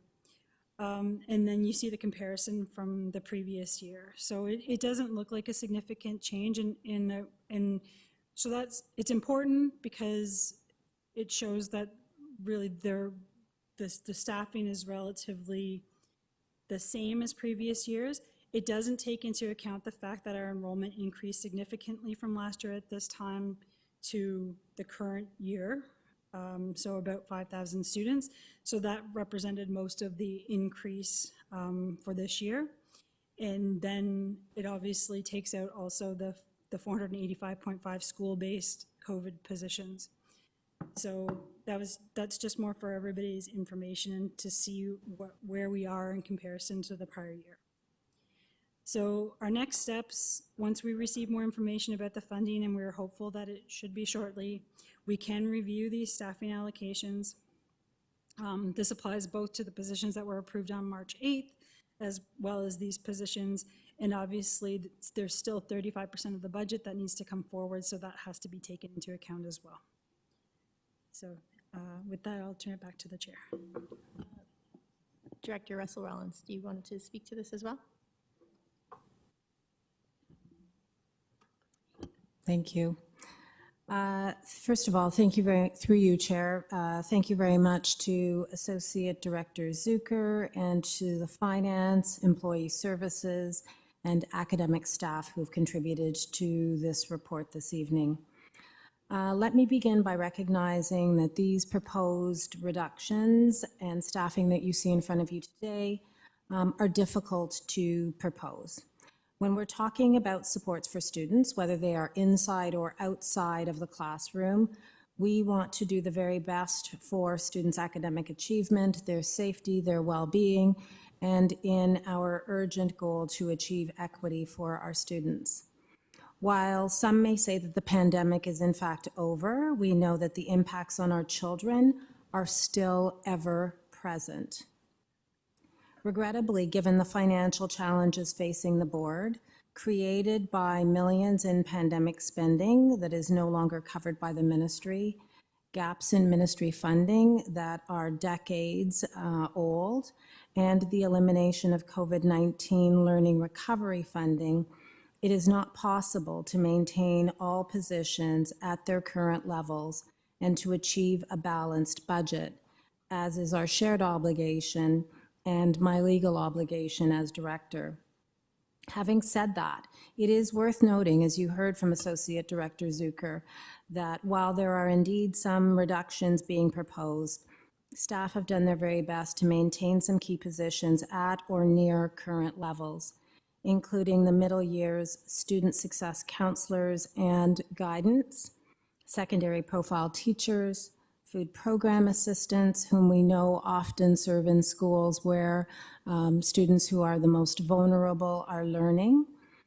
And despite the elimination of learning recovery funding, I think all of you will agree that we felt it was important to maintain the 40 additional school-based safety monitors added this year as part of our proactive, relationship-based approach to supporting student safety in our schools during the day. And with regard to library teachers, I want to thank all of those who presented this evening about the importance of library teachers. Like Trustee Dawson, I spent much of my school career in a school library, and it's where I spent most of my time on school visits. Staff are proposing a modest reduction, and I won't go over what Associate Zucker has explained to you this evening. It does not take away from our commitment to school libraries as the learning commons, as the hub and the heart of schools. We certainly, as we receive the GSNs, will be looking to make further determinations around supporting libraries and a number of other roles. On the topic of principals, vice principals, support staff, and teaching staff, please know that we remain hopeful that the upcoming grants for student needs will allow us to reassess and in fact reevaluate the supports for our schools and students. And I want to say, particularly at the secondary level, given some of the complexities that we know schools and the broader society are facing right now. Trustees will also see that staff have revised numbers with regards to special education, as was explained, and the reduction is now directly related to the elimination of the learning recovery funding. I know that that is still difficult to take, and again, staff will continue to contemplate how we better provide supports for students with special education needs. So in closing, I want to reiterate that we recognize that these decisions are challenging. In fact, they are excruciating. And as we know, they will have, in some cases, impacts on our students. However, staff have done everything in their power to try and minimize these impacts and will continue to do so throughout the budget process and beyond. And our hope is that through the funding that is provided directly from the Ministry of Education, that we will be able to meet the diverse needs of our students, many of which have emerged as a result of the pandemic. And we know that our schools and educators and staff continue to work their hardest and their very best to support all forms of student success. Thank you. Thank you. First on the list for questions, I have Trustee Laskin. Thank you very much, Madam Chair, and thank you, Associate Director Zucker and Director Russell Rollins, for continuing to give us hope that once we get the GSNs, we may be able to augment this bare bones staffing in schools. And I appreciate two things that I had huge concerns over. One was in the report itself, it talked about a minimum of a librarian in a school would be 0.127. But I think I heard you say right now it's 0.5. It would only go down to 0.391. Is that correct? That is correct, yes. For any school that had a 0.5 right now, the lowest that it will go is 0.91. Sorry, 0.391. Which rounds up to a 0.5 of a person, correct? I think when we add everything together, then the bump up or down is determined. So at 0.391, do you bump up? Say you have 10.391. Do you bump up to 10.5 or do you bump down to 10? I don't know enough about how this works, so that's why I'm asking. I'll ask our central assigned principal, Lori Moore, to respond.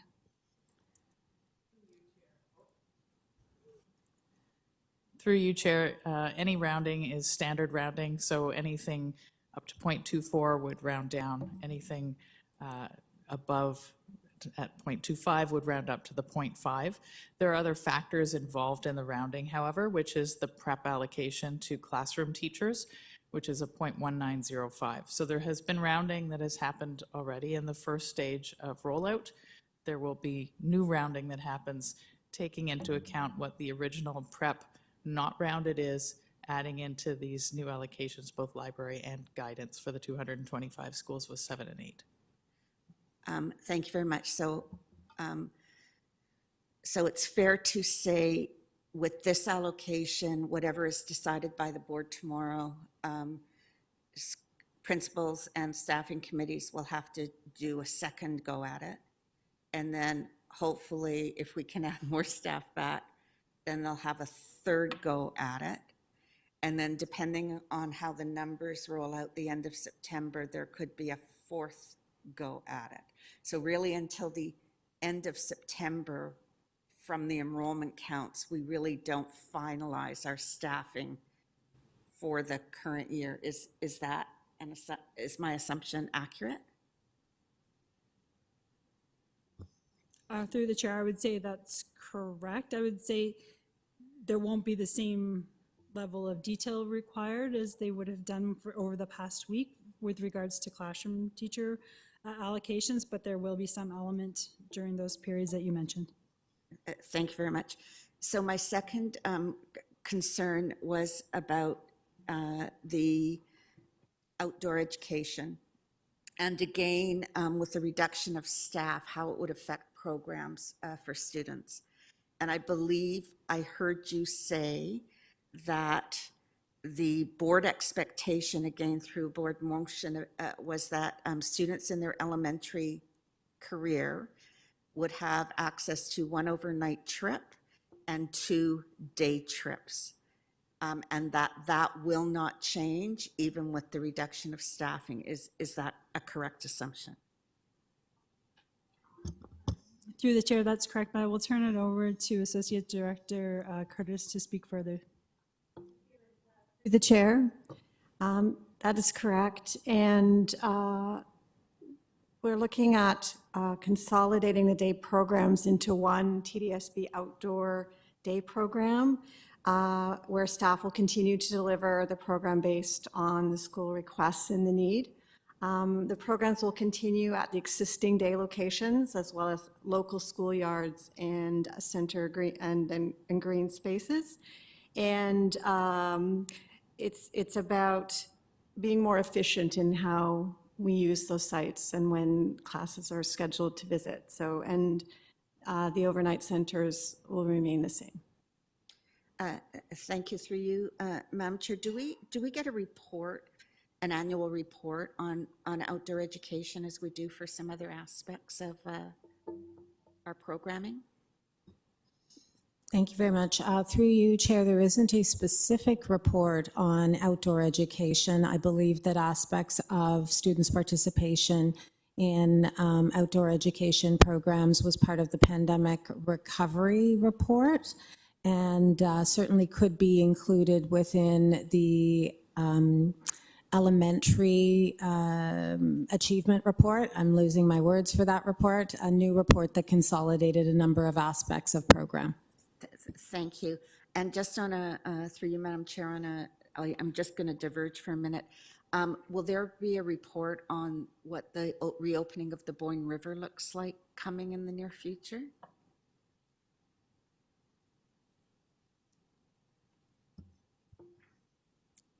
So I can speak to that. We are working with the ministry on how to possibly reopen based on board direction. Okay, thank you, because that announcement was made to much aplomb, and yet we haven't had an update on that in quite a while, so I appreciate that. Okay, lastly, I know that it's not before us today because we did vice principals last time, but we're now all hearing about how this is actually rolling out in our schools. And when I ask staff, because staff determine the formula allocation of vice principals, I think we did that in February of 2022, and then there was a supplemental report in December of 2022. And with the reduction of vice principals, I asked how the formula was being adjusted, and I was told that the formula wasn't being adjusted, that it was the same formula. But I could not understand that from a logic perspective because the formula had targets in it. It was a point system, but based upon enrollment, a school generated a 0.5, a 1, a 1.5, or a 2. And I can't square the circle because I have schools that make an enrollment threshold and have French programming, but they're having VP reductions. So this isn't on tonight's agenda, so I'm not going to ask staff, but as part of the budget information, when we make the determination, once the GSNs come in, so we're really clear if we have flexibility or what our decisions might be, we will need, at least I will need to make that decision. I won't speak for my other colleagues, but I will need a detailed understanding of how vice principals were allocated to schools, a rationale for why, if the school met the threshold from the last formula, they weren't allocated it, especially once you added in the points for French or for 7-8. And so we could clearly understand. Last year, we did a motion about adding back 4 per learning center for elementary, and staff changed it to 2 during the budget cycle. I'm not making any motions tonight until we know our picture, obviously, but we will need that level of detailed information so we understand clearly what some of our options are, especially with the money attached to it. So what would it would mean in the biggest picture, and my 5 minutes is up. Thank you very much.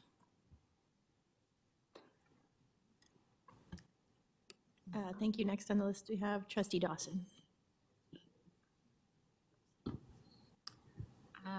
Thank you, and through the chair, I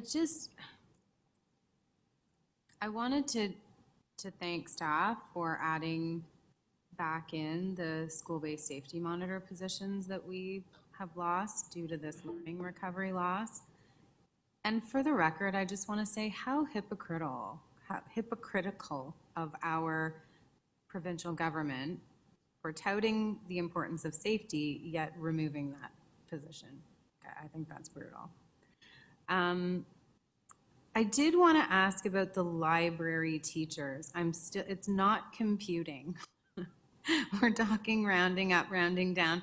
Can someone explain that kind of in very layman's terms, what this means in terms of like, what are we getting that is different from before? What are we losing? Not this sort of hypothetical rounding up, rounding down, because I was concerned about, you know, the comments from the teacher librarians about the fact that, you know, they are and being called upon more and more to cover off different responsibilities that maybe weren't anticipated. And we know that we have, you know, an increased number of leaves and things like that. So, you know, I just worry about the loss in that area, even only of a few, because it's still unclear to me the impact of these percentages. So if someone could just clarify that, please. Sorry if that's basic, but I don't understand it. Sorry, I just want to explain the teacher librarian issue. Do you want to explain the rounding or explain Yes. the roles and the like? No, Okay, the rounding. rounding. How does the rounding work? Can we get another explanation of how rounding works? Like, yeah, like what that means in terms of like a person, I guess? Yeah, go ahead. Through you, Madam Chair, I'll give an example. So what we take is we take the enrollment and we do the classroom teacher. So let's say a school has 15 teachers based on class size. And then we'll do the prep allocation. It's more or less 20%. I'm gonna have to do math in my head. So let's say that gives them 3.5 teachers or 3.2 teachers. Let's say 3.2 just for illustration. These numbers probably are wrong, but it'll give you the illustration. Then we look at their library and guidance allocations. And if all those 4 groups of staff add up to 17.2, they go down, we allocate 17. If it was the total of those allocations was 17.3, they go up to 17.5 allocation. So the rounding's done at the end of the calculation of all the other, those 4 allocations to get to how we round. Because we only allocate halves or wholes. So if it's less than a 0.25, it would be rounded down to the whole increment, so it'd be 17.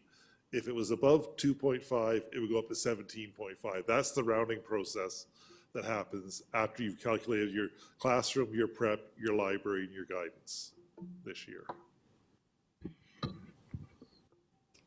Okay.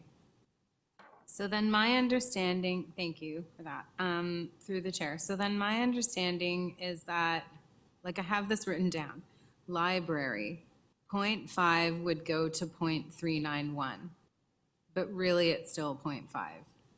Or no, you're saying you add up all those positions together and then if you, okay, all right, I understand better, thank you. Trustee King. For now. Through the chair, also have questions on the library teacher allocations. You're looking at another previous library helper here, so we're all very passionate.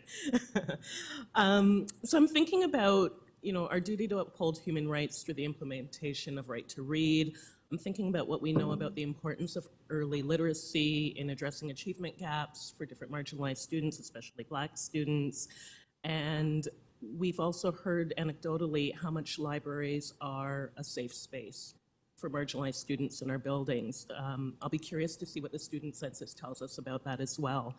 I'd like to understand, if we haven't already captured it, how many schools are we looking at with an allocation of 0.391? That's my first question. We can go from there.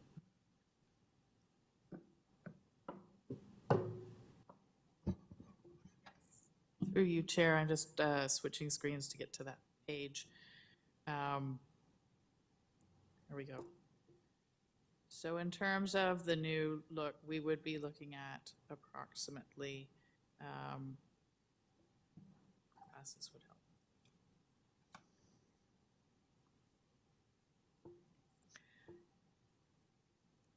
$140 schools would be looking at 0.39. 300 plus schools would be looking at continuing to have a 0.1. It's actually 0.51 or 0.5 or 0.51. And we would have 8 schools having an allocation of 1 full or more, those larger schools that traditionally had a 0.5. Through the chair, I missed the first number. 140.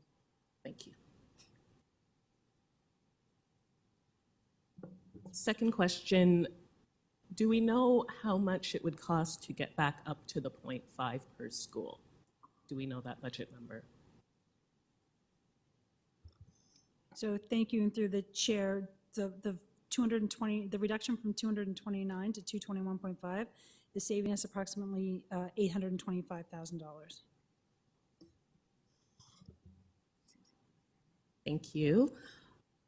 And if at a later point we don't get to where we'd like to be of having that allocation up again, do we have thoughts, do staff have thoughts on ensuring equitable access based on what we heard from the delegations earlier today? I'm concerned about what we heard about that position, you know, on the floor dissolving into other roles and not having the time actually dedicated to the library function. So is there, sorry, the thought is there been any thought to the equitable access if we don't get to higher numbers, if this is it? Thank you very much. Through the chair, sorry, I can't see. Thank you very much through the chair. We will certainly take the points raised by the delegates this evening and to do a monitoring of the impacts of the reduction in terms of student access to the library, the number of periods that students have with a teacher librarian, and look at that not only on a per student basis, but also the impact across the LOI. Thank you. I'm going to change modes into another role. Looking at the spec ed allocation, just thinking about the changes in the autism program and how that will impact the needs in our school.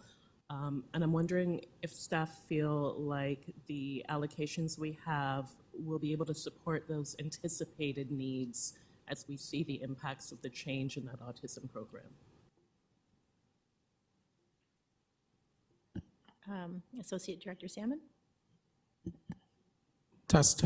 So through the chair, yes, staff believes that our support for autism and autism being one of two areas that have grown over the last 5 years, we have intentionally, in the way that we've designed our actual allocation, tried to ensure that the autism program, based on its growth, is appropriately supported. Thank you.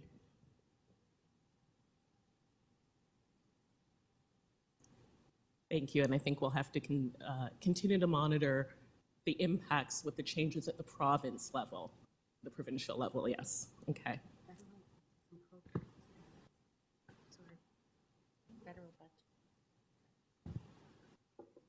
Last question, alternative schools. Do we know which school is the one that will lose that position? Through the chair, I don't have that information off the top of my head, but it is based on, so all schools, alternative schools get their allocation based on their enrollment. And then we look at the schools in order to support the program that happens at the schools, then there's additional support that's allocated there. So that's where it is, but I'm not sure if we have that information unless, Laura, you can speak to it. Through the chair, the alternative schools supplement is indeed that. It brings the school up to a minimum staffing level of 3. Based on projected enrollment increases for the 23-24 school year, 1 less supplement was required to bring those alternative schools to a minimum of 3. Understood. Thank you very much. And those are my questions. Thank you. Trustee McLean. Thank you for the chair. I'm going to begin kind of going down memory lane a little bit and share how naive I was. Sorry, point of privilege. We can't hear Trustee McLean. Just hold on a second. Trustee McLean, I think your mic's maybe not working. Try again. No. Oh, that one's working. Is that better? Yeah. Okay, thank you. When I set out to become a school board trustee, I quite naively didn't think that I was riding a white horse and that I had an abundance of brilliant ideas that anyone hadn't thought of before. But I had a wife that had taught for 35 years, and a disproportionate amount of our friends are teachers. And I had served on school councils for the better part of 7 years. And I really believed that I wanted to work with my colleagues, to work with staff, to work with community, to advance the educational experience of children. And this seemed like a noble, worthwhile endeavor that I was excited to try to advance and to play a role in. And I watched the budget announcement the other day, and I was, simply offended by the acts, the notion of what we're spending on education and what we're cutting, and quite frankly, the gutless manner in which they do it. They just give us less money and expect us to eat our own. It's annoying. It's heartbreaking. But I'm stuck with, we talked about 14 special education positions, and I said I didn't think we should fund them a week ago, or at this stage. I said I didn't think we should fund them. I got 29 schools. I've got 2 that are congregated sites. I'm well-versed in the students in need of special education support, but I thought we needed to wait because I thought we needed to see it all, because the trustee, the motion that was just before us from ICC, it wasn't that it was it was glorious support that we would benefit from, but I was concerned we couldn't commit to the money until we saw the ramifications of that which is ultimately going to be before us. And that was my rationale with the spec ed thing. At the end of the day, the concept that we weren't going to fund them was just offensive, but we needed to do it in time when we were making educated and informed choices. So the additional safety monitors, although it's the same, they're wonderful additions and very much needed additions, but we're adding 2.3 to the budget, and we keep committing money that we don't have. We're going to be faced with ridiculous decisions at the end of this. And we just keep committing to money and we're going to have less flexibility. So my rant has about 65 seconds left, 70 seconds. And I hope that the community members that are listening will actively advocate for education support in their communities, because our children deserve better. They deserve better. Our staff deserves more support than we're able to provide them. We're not going to be able to, 4 years ago, we did everything we could to see that the children didn't see the ramifications of the cuts. And I am very concerned that we're not going to be able to do that. And that this is going to be the cuts that are being discussed, and the lack of funding and the lack of recognition of what the pandemic has done to us and our education system and our students and our families is very concerning. I was supposed to drop the mic, but I think Minshu would hit me, so I'll just stop with that.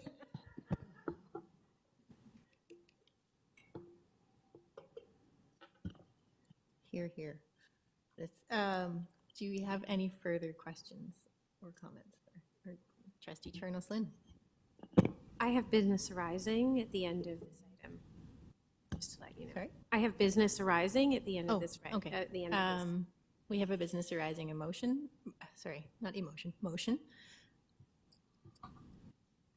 Okay, if there's no further questions on the report itself, do we need to move the motion first? We need to move. Okay, could I get a mover and a seconder for the staff report? Trustee McLean?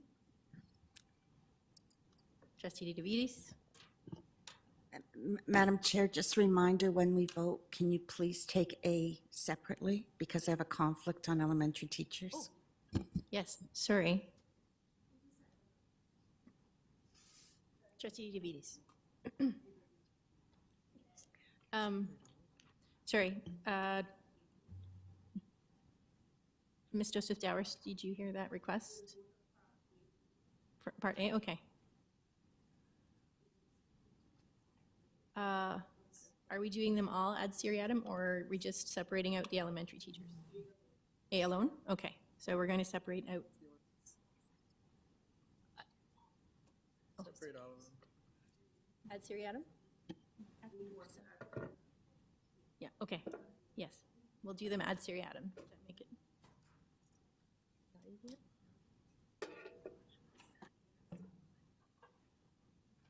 So the first vote is A?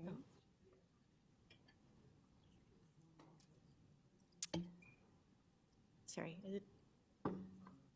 Yeah, okay, yeah, okay. So we're voting on item A.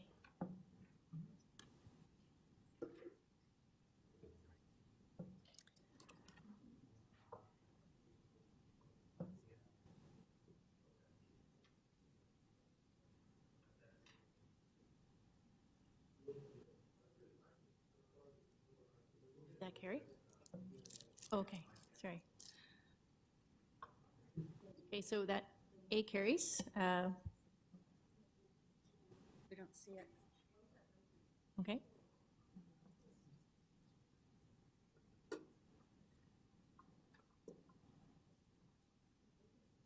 Yeah, A carries. Next one.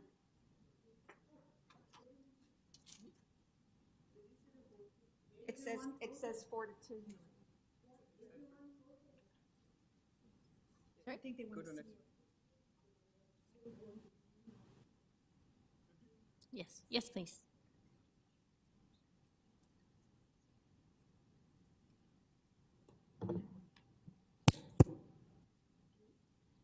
So now we have the vote open for open the vote for item B. I think so.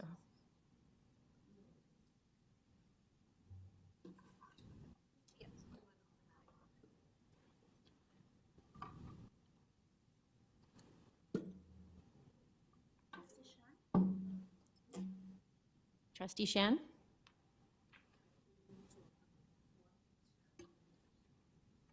Thank you. Then that carries.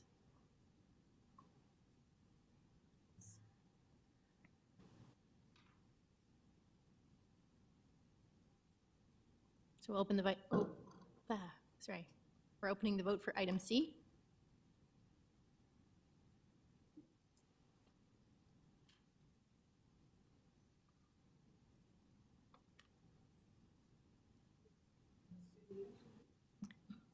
Trustee Lee?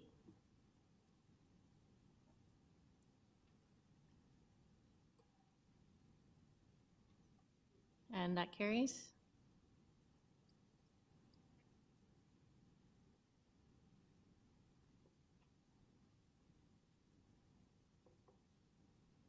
So the vote is open for item D. Sorry, I saw the same thing for item C. Oh, sorry. I would like to, this was what was posted earlier when we were voting for item C. Sorry, I'm just getting a vote. Yep. Hold on one second, we're checking.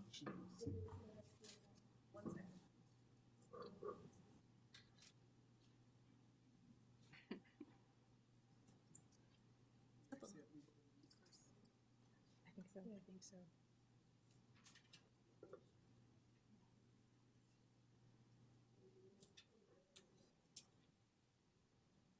Just voted on safety.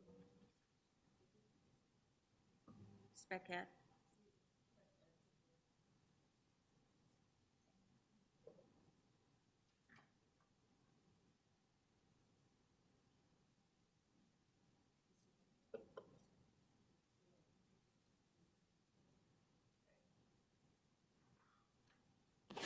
The vote that went through was on D, school-based safety monitors? Correct.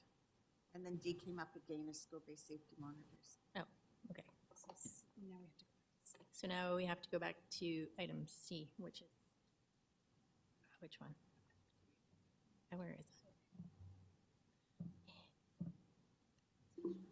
Ah. Item C, which is special education support staff. Yes.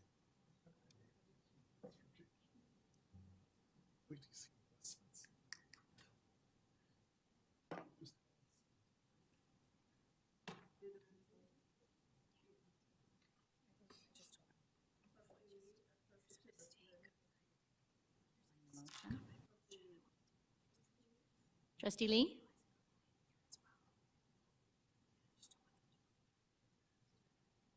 And that carries.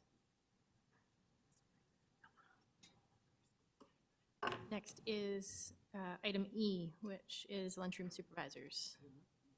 No, sorry, we did. Oh, sorry. Why isn't it this show up? Okay. We'll come back. Okay, so what's open right now is item E, lunchroom supervisors.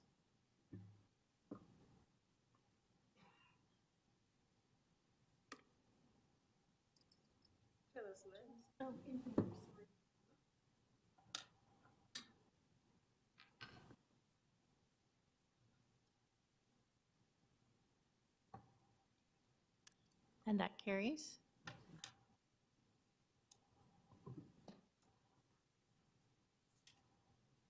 So item F is aquatics instructors.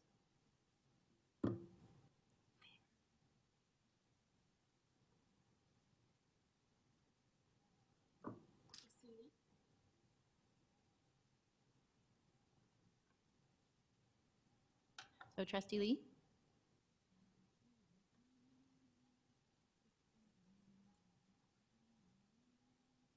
And that carries.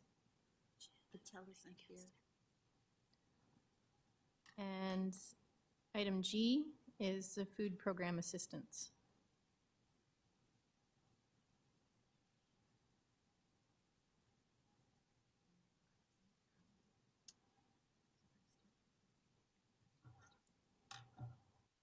And that carries.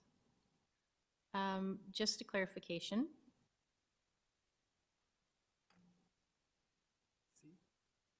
Well, okay. Do we need to do D again? Because people thought they were voting on C? Okay, so we're gonna just go back and do D again, because it came up twice. So D is school-based safety monitors.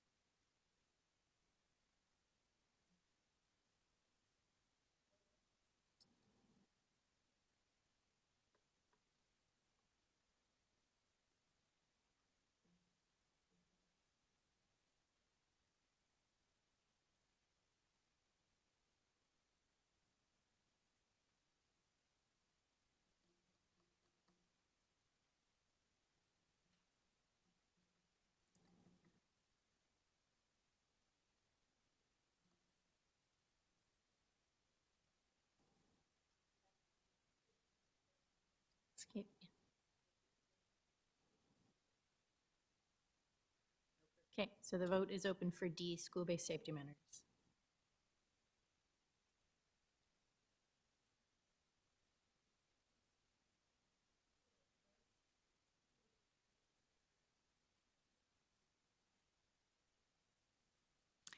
And that carries.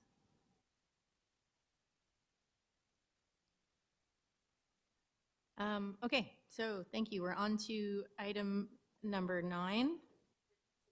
Oh, sorry. We have a business arising from Trustee Chernoslin. Sorry, was that seconded by you, Trustee Laskin? Sorry. Business arising, motion by Trustee Chernos-Lynn and Trustee Laskin. Do you want to speak to this while? Sure. Fix the motion. Thank you so much, Chair Arts. So as you know, we are, and I mean, people have talked about it significantly tonight. There is real concern about our financial position and the impact that this is having on, and will have on our students in the system. The pandemic, you know, the government has given the indication that the pandemic funding that we have been provided last year is ending August 31st. Associate Director Zucker reiterated that that's what they were told this week. And we all know that the pandemic recovery is still essential for our students. So I have put together a motion to ask the director to conduct a simple survey to hear broadly from parents and caregivers on the needs of their children regarding their academic success, mental health, and well-being that continue to be required during the pandemic period. And the goal of this is that we have been getting some really good traction on our concerns about our financial position and the impact that this will have. But we want to hear from parents, and we want that to help in our advocacy as well. So if we have a sense of what parents are worried about and how they see their kids and what they feel their kids really need at school, if we have that data with us as we go out and we advocate and we continue to advocate, that would be a really useful component. So as well as staff being able to use this as they plan for the budget and continue to plan so that we know where parents' concerns are most significant. So that there's really a couple of aims with this, and the we have surveys at our disposal that staff can use in terms of programs. So this is not something that would be like a huge cost, like we wouldn't be going to an outside vendor to get a cost, like to have to, this would be quick. We should have results quickly and then be able to use that. So I hope that trustees will support this motion. And I'm happy to take any questions that anybody has. It was sent to everybody in their email, but it is also on the screen. Do you want to read your be it resolved? Sure. So, I mean, the issue is that the pandemic funding is set to come to an end by August 31st, and we are really still in recovery mode. So the impacts of the pandemic are still very significant, and we hear about it day in, day out from families and in our schools in terms of the unfinished learning and the socio-emotional needs of our students. I think this is well documented in that sense. And so, you know, we are concerned about what the grants for student needs will bring, especially with the recently announced provincial budget, because that certainly seemed to indicate that there was no interest in funding the COVID, the impacts of COVID. So I think it's really all there. If anybody has any questions, I'm happy to take them. Are there any questions for the mover or the seconder? I put my name in the chat, Madam Chair. Oh, go ahead, Trustee Shen. Thank you, Madam Chair, through you to the mover of the motion. You know, as we know, the pandemic had disproportionate impact on racialized communities and low-income families, and low-income families having disproportionately highly represented by racialized communities. And you know, pandemic might be assumed to be the same storm that we were facing, but we all had different boats and ships to sail through that. My only concern, I'm all in favor of collecting this information from communities and using that information to advocate and to be able to understand the issues. But sometimes, having these things filled out and participating in this is an additional thing for people who have been impacted to be able to be reached and consulted. And there's a sense of over-consultation amongst communities, particularly racialized communities, around their needs and needs assessments and so on. Not just from our board, but generally there's a trend to be asking but not giving. And with the current situation where we are in, while we cannot guarantee that we will be able to take this information and deliver something, I just wanted to know what kind of framework would we be using to make sure that there is affirmation of their knowledge and the sharing, and there is recognition of this as we report back to the community, and how this could even shape our local planning if it's not for funding. There has to be some sort of a way in which we use this data to be responsive if the funding wasn't available. So I don't know if it's a question to the mover or if it's a question to the staff. I just wanted to kind of think through the ethics of data collection on this.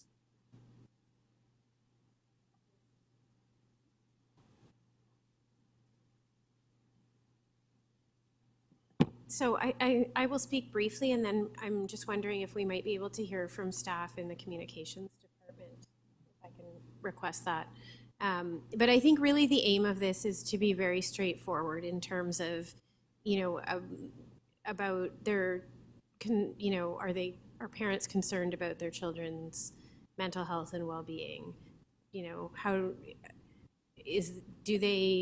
Are they concerned about learning loss? I think there will be I'm not an expert in how to do these surveys, but the aim is really to be very simple, very straightforward. And it's really to use in our advocacy piece. That's the biggest, that's really what the aim of this study is, so that we can have parents supporting us in that sense. But I know Ryan Bird is on this call, so perhaps I'm begging for a little bit of comm support on this, if available. Good evening, trustees, through the chair. What I can say is that I think we envision, to Chair Chernos-Lynn's point, is that this would be a brief survey. I would say no more than 4 or 5 questions, so that it is easy for our parents, caregivers, and guardians to fill out. It would be an anonymous survey. We're not collecting data on them or anything like that. It's just simply wanting to get a sense of what their priorities are, if they too feel that the impacts of the pandemic are continuing, despite the fact that we've moved on from the height of it.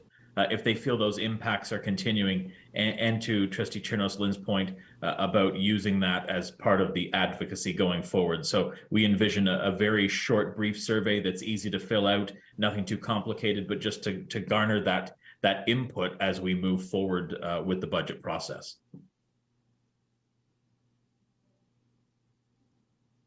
Staff, thank you, staff, as well, through you, Chair. In recognition of what Vice Chair Shen has said, we recognize that with all our surveys, it's important that we get feedback from those communities that are most underserved and may not be quick to fill out surveys for a variety of reasons.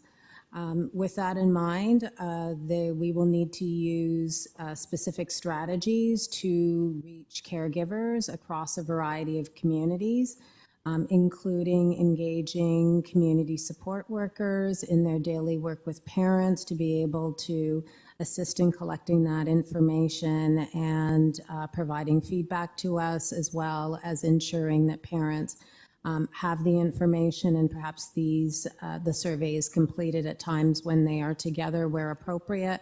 We will also engage some of our community partners who work directly with families and who are concerned about the budget as well, to help facilitate completion of the survey. So those are just some of the ideas that will allow us to reach all of our stakeholders, particularly those that are underserved and overtaxed in terms of their life responsibilities. Thank you, Director, and thank you for those comments as well, Mr. Good and Chair Shanaslan. Thank you. Thank you. Do we have any other questions? No? If not, can we please open the vote?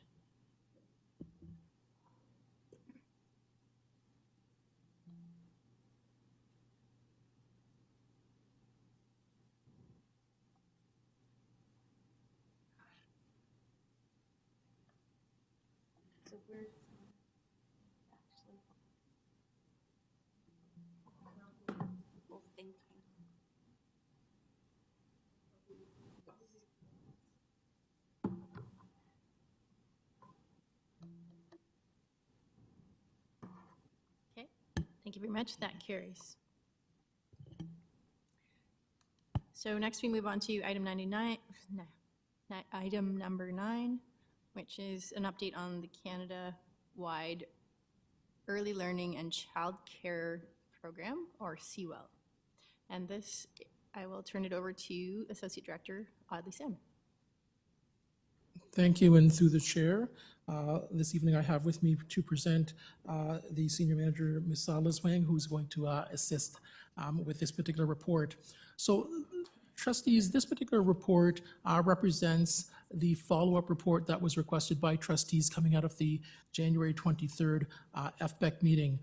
At that time, trustees asked staff to provide 2 reports. The first report was with respect to the decisions made by staff to not proceed, and the actual resolution was that for the spring 2023 CWEL staff report include an impact analysis and funding necessary to enroll in the Canada-wide Early Learning and Childcare Program.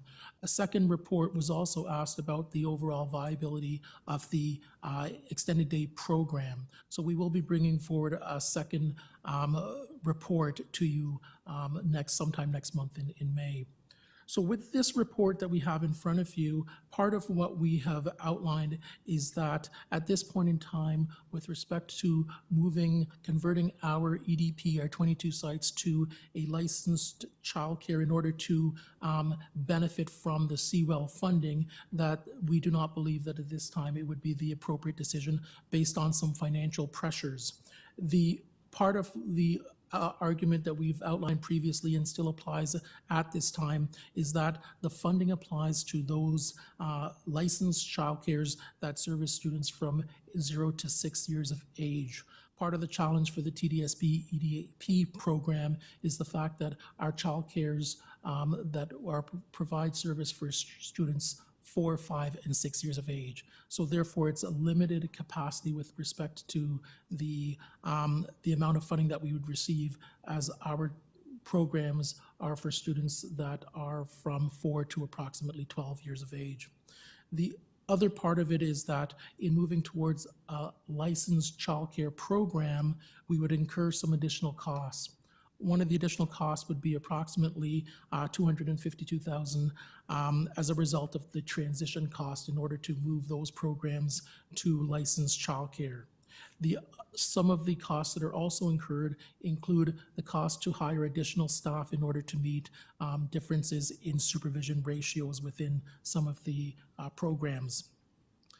We would also be incurring on an ongoing basis approximately almost $300,000 additional deficit on an ongoing basis in order to move towards a licensed childcare type programming. The last part that was not information that was available to us back in January the 23rd is the fact that the government, with this particular funding, initially it was an opt-in, opt-out type of opportunity for the various childcare programs. What the government has now done is become a little bit more targeted with that particular programming and are looking at specific targeted areas rather than simply allowing all childcares in order to either opt in or opt out. So there have been some changes since we last reported to the board on January the 23rd, but overall, based on some of the financial challenges and pressures that we face and the ongoing challenges with this particular programming around funding, we believe at this time it would not be appropriate for us to recommend going forward towards licensing. That being said, we still believe in the whole notion of the universal, the notion of childcare and how we go forward in providing. And our next report, as we come before board, will look at that viability process, but keeping in mind that we believe that as a staff, childcare is extremely important for so many families across this city, and we need to work to figure out how we make it appropriate and viable for this board and for our families and communities. We're open to any questions. Thank you. Do we have any questions for staff on this? Oh, Sarah, or sorry, Trustee Earhart. Yeah, hi. Sorry, I was out of the meeting, but I'm back. Thanks very much, through the chair. I'm wondering how this is being communicated to parents. I haven't heard that parents are aware, or caregivers, those that are paying for the extended day program, that they have been made aware that this is the way that's being pursued, and so they will not qualify for funding for payment relief from the government. So how is this being told to them? So through the chair, I'll ask Senior Policy Advisor Meng to respond to that. Thank you. Through the chair, this information has been shared with our extended day program families. This information is readily available on our public website. As well, information has been shared with all current families through our parent portal. Okay, thank you. And through the chair, and that was for the 22-23 year, or has it been communicated that on an ongoing moving forward that it also would not be pursued, which is what I understand this to mean, this report? Thank you. And through the chair, no, that has not been communicated to those particular families, as we needed to bring this to board first before we can make that communication to the larger community. Thank you. Okay, thanks. One last question for the program, through the chair, through the program, has anyone had to make any decisions about their childcare for the 23-24 year at this time? Simply because for those parents that are and caregivers that are looking to make decisions, time is actually quite tight in some parts of the city where childcare, access to childcare is at a premium. So is this something that will be communicated to them soon and before they have to make programming decisions? Thank you. Thank you for that question, and you're so correct around time being extremely important for those who require childcare. So if this is to move towards board tomorrow, then we would be communicating with our families and community as shortly after that. Thank you.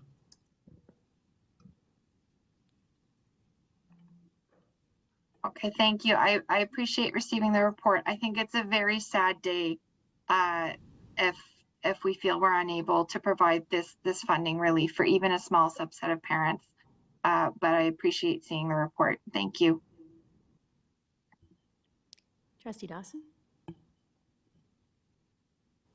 Thank you, through the chair. I do also want to echo Trustee Earhart's comments about it being a sad day that we are not able to extend this opportunity to families. However, I do understand. I just wanted to absolutely be crystal clear that nothing is going away. Families just don't get to benefit from an additional pot of relief that they could. Is that correct?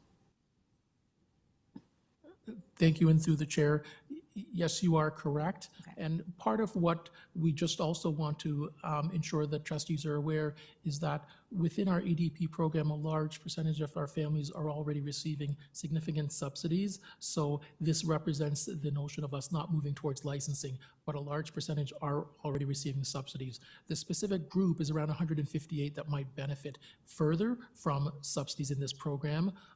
Those are the specific ones that we are most concerned about right now, and we are working in any way that we can in order to try and address that. Thank you. Okay, thanks. That's good to hear. Thank you.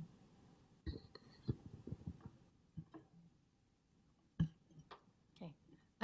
So I just have a question about what conversations are happening between us and the city service manager and the province on,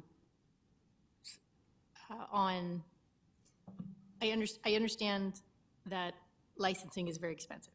I also understand that once we license, that there's additional costs that we don't incur right now that will be layered in, and that the CWEL deadlines limit our ability to raise our fees.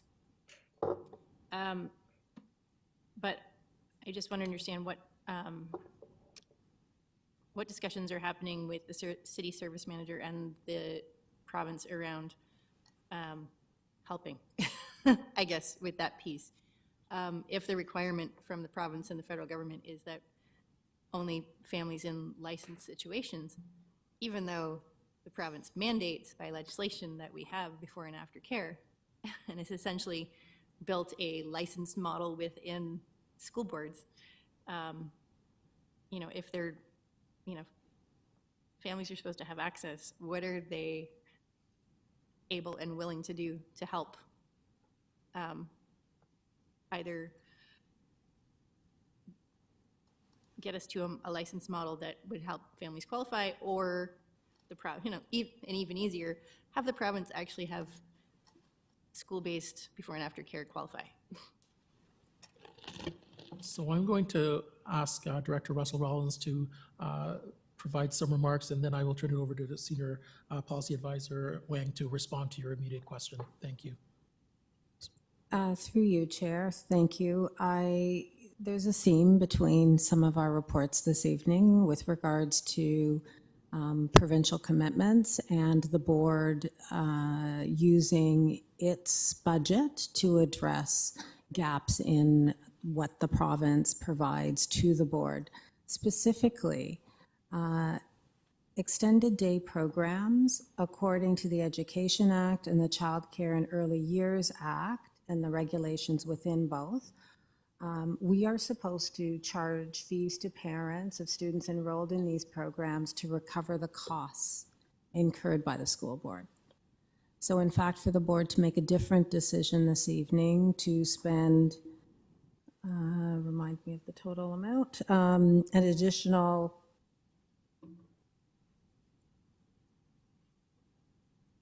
what's the number? 830,000 next year? Yes, is actually inconsistent with the legislation and legal.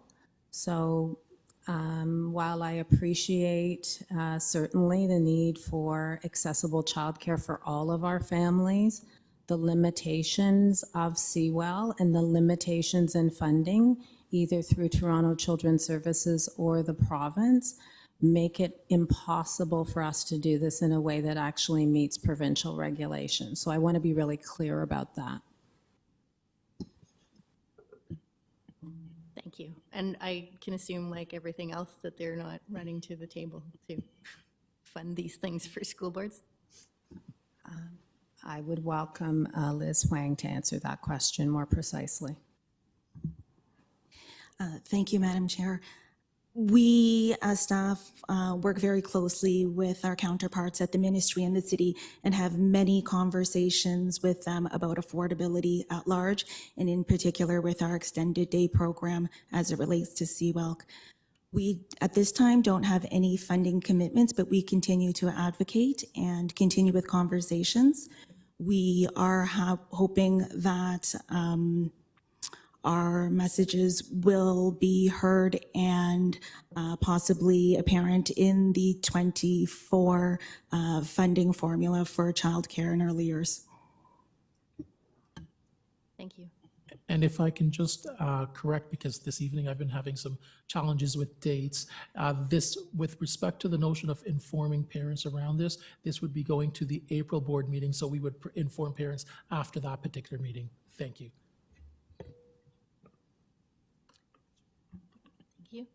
Next, we have Trustee Shan. Thank you, Madam Chair. Just wanted to get a sense, because I don't get to attend the Early Years Advisory Committee has this been discussed at the committee? And if there's anybody, any trustees or any of the staff can let us know what any thought processes that are going to that committee around this issue?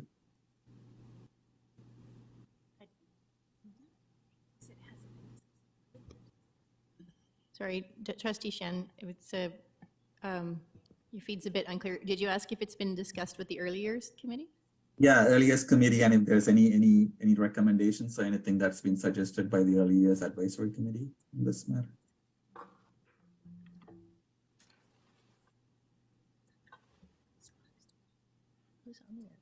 So thank you, and through the chair, I believe the question is, has this been discussed at the early years committee? And yes, it has. This has been an item that has been discussed since our first meeting in September of last year. It was discussed again in November or December. It was discussed in January, and it will also be discussed in our May meeting.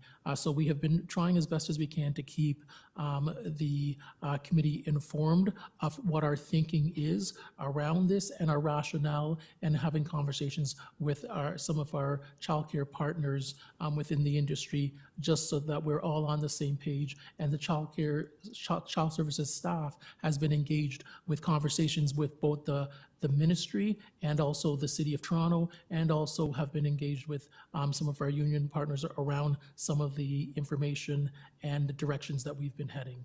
Thank you. Thank you, Associate Director. Through you, Madam Chair. The locations that we currently offer these programs, were they determined by gaps that already existed in childcare provision? Can you tell me a little bit more about like where these locations are and a bit about the demographics?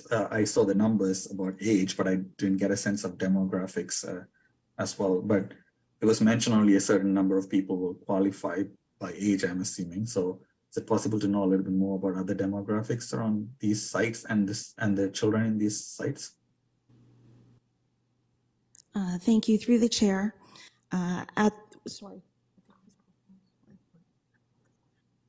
Sorry, 1 second. Okay.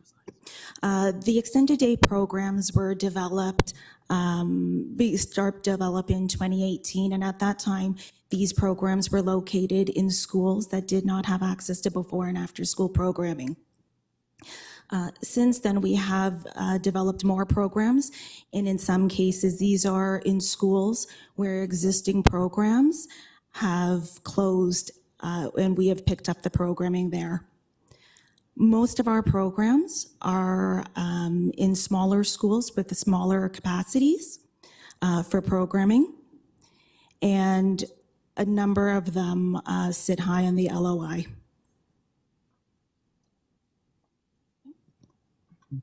Thank you very much for that information. Now, if we make a decision not to enroll ourselves into CWAL, but assuming the plan is to continue to offer them, but what would the impact be in terms of, would there be decline? What's the expected impact in terms of enrollment and subscription to these programs in the coming year? Or is it a plan to wind down these things as part of the process? Thank you. And through the chair, part of the next report that we're bringing forward in May is going to be a comparison of some of the EDP type programming that has happened in other jurisdictions and looking at program viability. At that point in time, we'll give you a much better idea in order to respond to that particular question. That being said, our goal is not necessarily to wind down these programs, because we know that there's a need within communities, but we also have to be fiscally responsible as best as we can.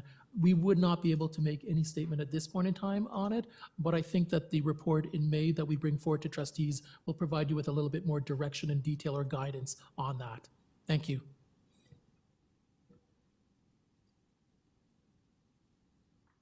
Thank you, Madam Chair. Thank you. Are there any further questions? Seeing none, could I get a mover and a seconder? Oh. Sorry, Trustee Earhart. Trustee Earhart, still, just another question. This may be best left for the May report, but at least for me through the chair, I think it would be helpful in May to understand if any of the models under consideration for that report would facilitate joining CWIL. Just to better understand if there are models that could provide extended day in schools, and in these schools in particular that are currently being served, that where joining CWIL would be viable. I don't know if anyone has any comments or insights on that now, or if that's best left to May.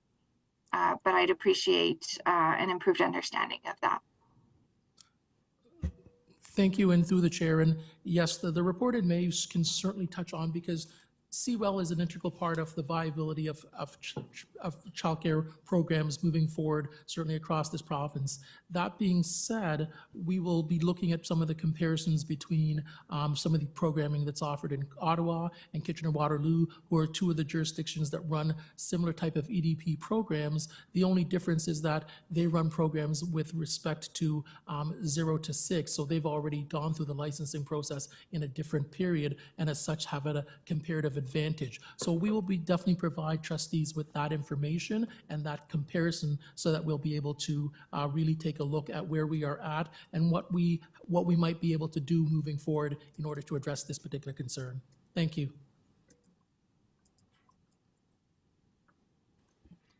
Okay, if there's no further questions, could I get a mover and a seconder for this report? Trustee McLean, Trustee Laskin.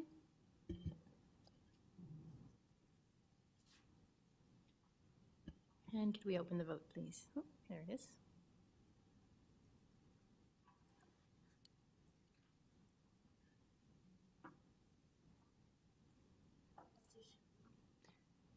Trustee Shan? Sorry, did she say who? Oh. I'm in favor.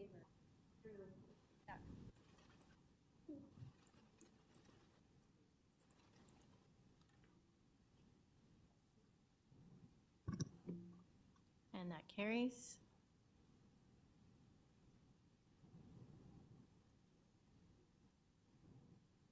So the next item on our agenda is item number 10, Board Investments Annual Update, and I believe this is being taken by Mr. Snyder. Thank you, through you, Madam Chair. This is an annual report that explains our investments through the 21-22 school year as currently, and are in compliance with the regulations of the Ministry around investments, as well as the board objectives. I will note that in 21-22, our interest income was just shy of $9 million. We're forecasting for the current year our interest revenue to be $20.5 million. You can see as a result of the high interest rates, the extended growth in our interest income. We have several different ways we invest our money. We have cash balances with our bank, of course, and you'll see in the report the interest rates we've achieved over the last 2 years, both in our Canadian and our US operating accounts. We have the educational taxes from the City of Toronto, and in the report we outline the balance that was there as of August, and we show you the interest rates for the last year and a half. We also have funds on deposit to cover our LTDI plans of approximately $92 million, and you'll see in there the investments held, the types, and the market yields that we're receiving. The next investment area is some GICs and fixed notes that we have purchased. We were able to purchase some favorable rates on fixed notes for the first year of the notes for 10.5 and 10%. So that significantly increased our interest income, and we monitor those. We also have investments for our trust fund accounts for around approximately $10 million, and they're at various interest rates. The next investment area that we look at is hedging activity, and this is typically around our natural gas and storage of natural gas. We do that in the futures market to mitigate the price volatility in the open market as much as possible. The amounts are known in the report there. Lastly, we have some restricted funds. We had from legacy practices of the prior board, before the education development charges were in place, we had education development levies that we co-share with the Toronto Catholic School Board, and those are held in notes there as well. We also note in the report that we have a line of credit for any shortages in our cash flow with the banks for 250 million. At this point, we aren't using it, but it's there in case if there's a cash flow shortage. I'd also note in the report that the ministry funds the interest costs for our capital procurement of resources for capital. So it is funded by the Ministry of Education for any short-term borrowing resulting from capital until they crystallize the loans at the provincial level. And through you, Madam Chair, happy to take any questions on this investment report. Do we have any questions for Mr. Snyder?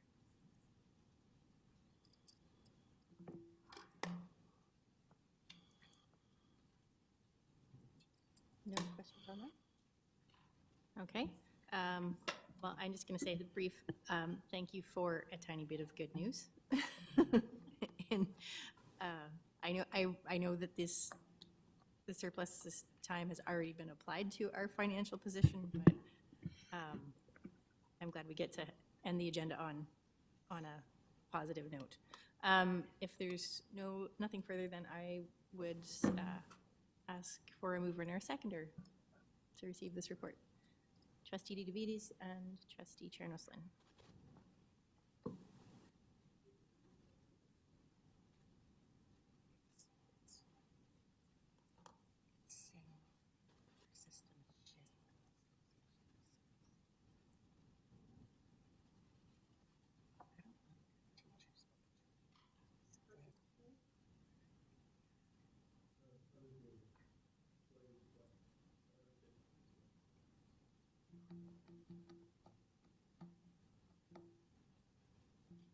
That carries.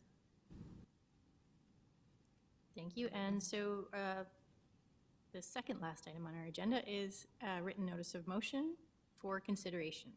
And this is a motion by Trustees Patel and Lee. I don't think Patel's on. Oh, sorry. Do we have, can Trustees Lee and Patel confirm that you're both here?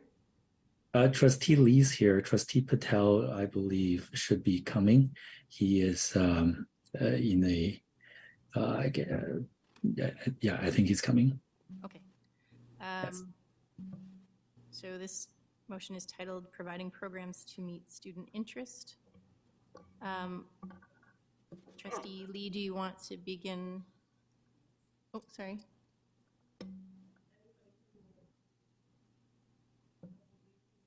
Okay, so Trustee Lee, you're moving it onto the floor. Yes, We if you need don't a mind. seconder for discussion. Trustee McLean. Trustee Lee, do you want to begin? Okay, perfect. Thank you. Through you, Madam Chair.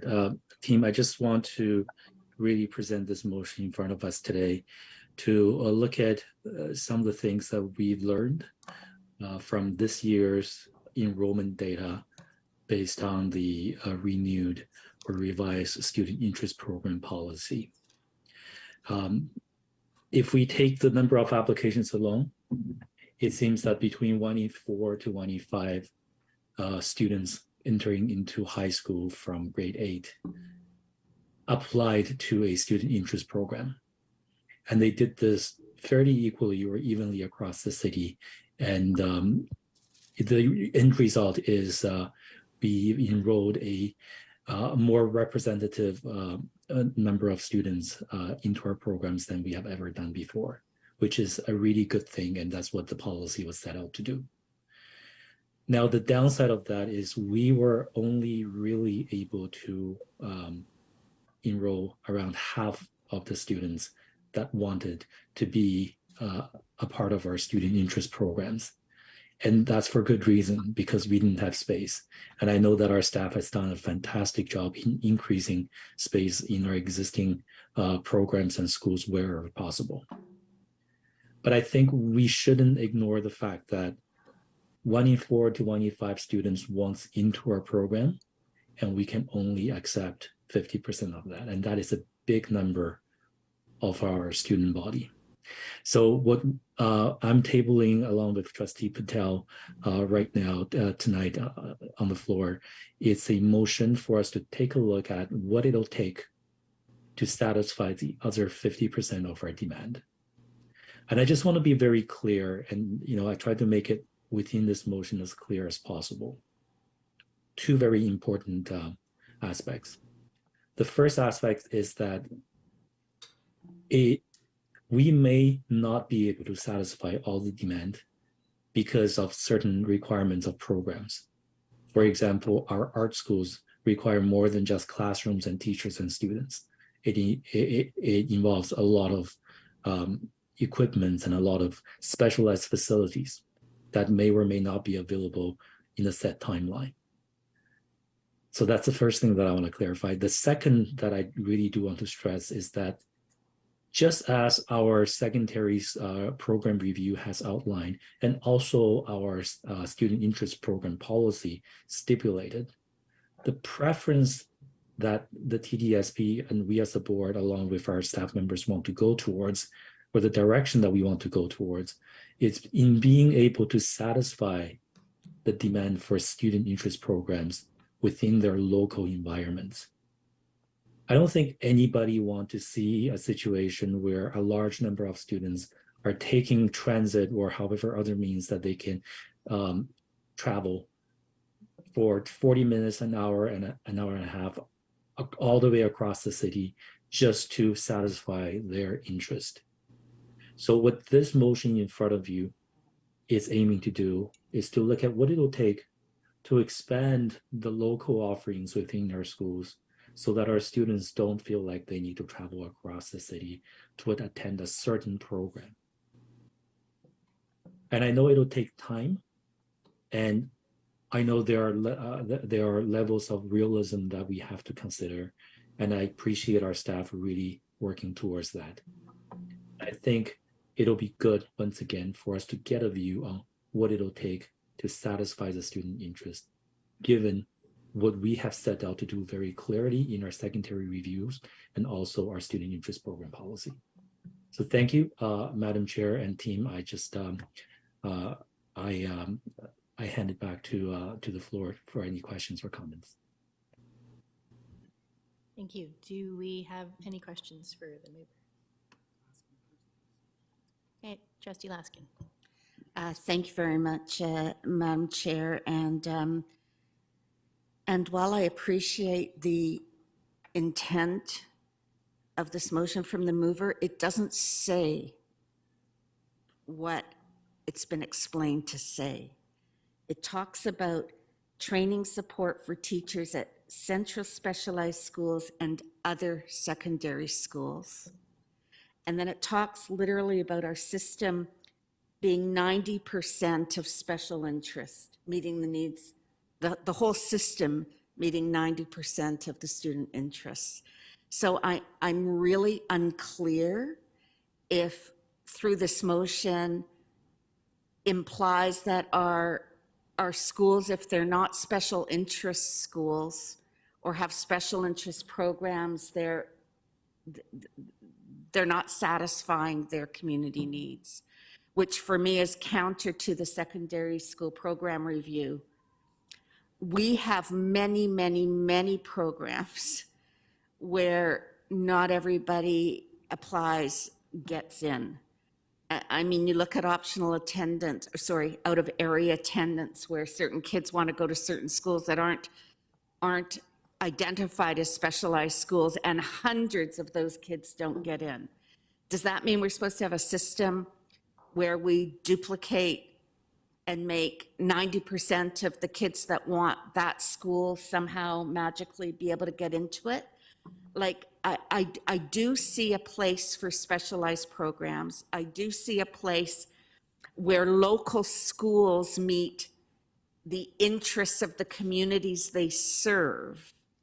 But I'm not clear in my mind what central specialized programs are and local specialized programs are, because I have schools that aren't identified of either of those, and they meet their community needs. So the implication here is that if you don't have specialized programs or local specialized programs, we're not meeting the needs. And I think that implies we're becoming, anyway, I'm not clear of the implications of it.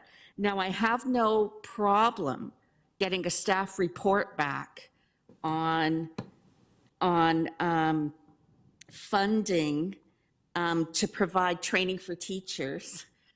I don't actually know what that means, though, because I don't know, does it mean all specialty programs? Does it mean STEM? Does it mean arts? Does it mean dance? Does it mean athletics?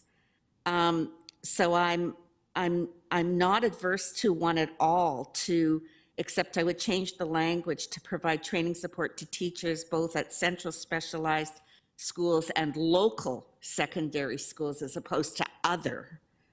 So we don't, other schools that aren't specialized schools. So I would change the word other to local. I have no problem with A, and because it's increasing opportunities, but I have a real problem with number 2 in this utopia of meeting 70% of student demand and 90% of student demand, because for me, it implies that our other schools just don't matter, that these are the only schools that we should be supporting within.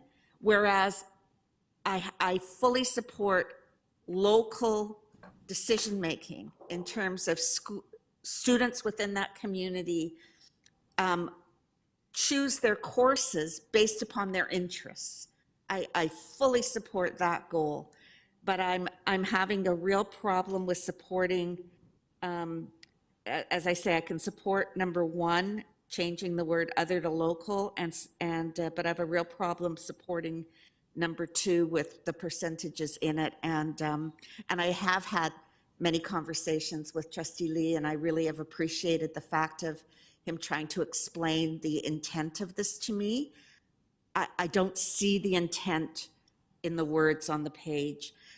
And with my last few breaths, I'm wondering if staff can tell us what they think about a system where we would be meeting 90% of anybody applying for specialized programs. Madam Chair, may I respond to that quickly before staff does? No. Sorry, why Sorry. not? I'm just going to seek a clarification. Trustee Laskin, are you considering an I amendment? asked staff a question, Madam Chair. Okay. But sorry, Madam Chair, I think point of privilege, personal privilege. I think Trustee Laskin is misreading the motion, and that I don't think her question is relevant because that's not what the motion says. Well, I think her interpretation, or how she reads it. I just want to make sure we don't spend her time answering, having staff answer a question. Okay, That's so not there's relevant. So if I can help clarify, that'll be helpful. But if not, then that's fine. There's a question for staff. Could staff please answer the question there? Thank you very much. Through you, Chair, I believe System Superintendent Pangiotopoulos is online. If she is, would you mind replying, please? And thank you, and through the chair. My understanding of the motion is the request to provide professional learning for staff, both at central student interest programs as well as in all of our secondary schools, to support teachers in teaching effectively and building programs that reflect and promote student interests. So I believe that is that is my understanding of the first piece. I want to just clarify, does that answer the question that's being asked in terms of clarification, or would you like me to address the second part as well? But I thought you were clear, Trustee Laskin. Trustee Laskin, does that clarify? The first part, no problem. I understand that. What I'm having trouble with, and I'm sorry if I'm not interpreting it correctly, I'm just reading it off the page, that it says, and 90% of student demand by the 25-26 school year. So I'm not sure how I'm misinterpreting that this is saying as a system, we're going to meet 90% of student demand. This year, it was clear, I believe, that we met about 50% of student demand. This is saying we're supposed to meet 90% of student demand. So I don't know how I'm misreading if I'm reading it from the page. So I just wanted a sense of, from staff, if, and staff know our secondary program review, we haven't talked about it in a while because of the moratorium. If they actually believe we should be a system in secondary schools where we meet 90% of student demand by 2025, 2026.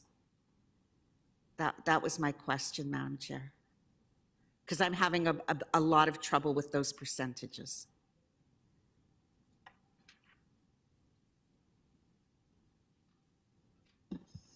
Thank you very much. Through the chair, I would ask System Superintendent Pangia.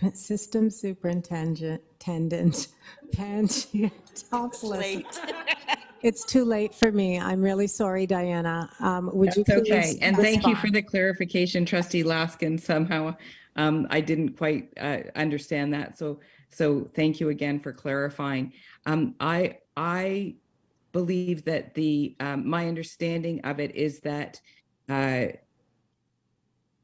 that students' interests will be served in local schools.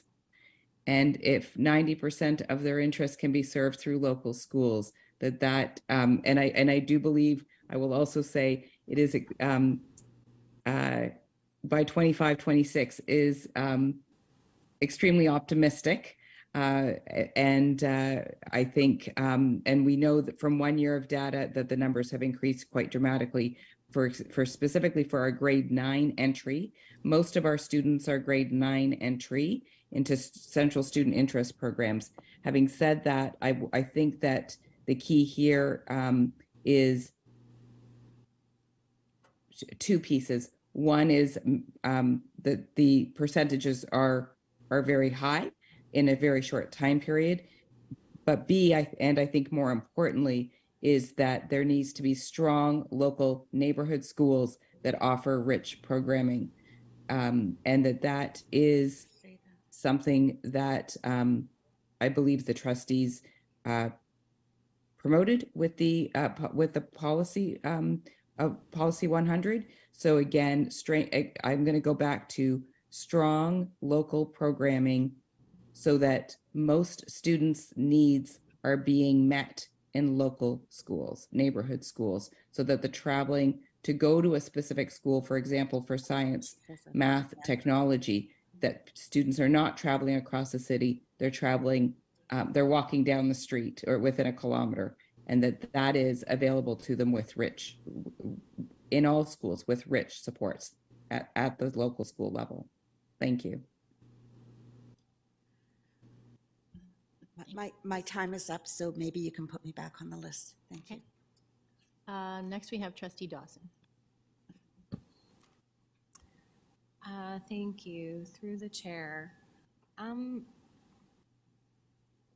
wondered, so I am not as well versed since we're all, well, half of us are new since the decision was made around specialized schools versus student interest programs. Can staff explain? I thought there already was a plan in place to build capacity around these programs to be able to offer them more broadly, or did I make that up? Thank you very much. Through you, Chair, I will begin, and then I will ask the System Superintendent to respond and/or Associate Director Curtis. Fundamentally, we believe through the secondary program review, as well as our commitments to engaging all of our students through the multi-year strategic plan, that our ongoing work is to ensure that we have strong, diverse local programming to meet students' needs.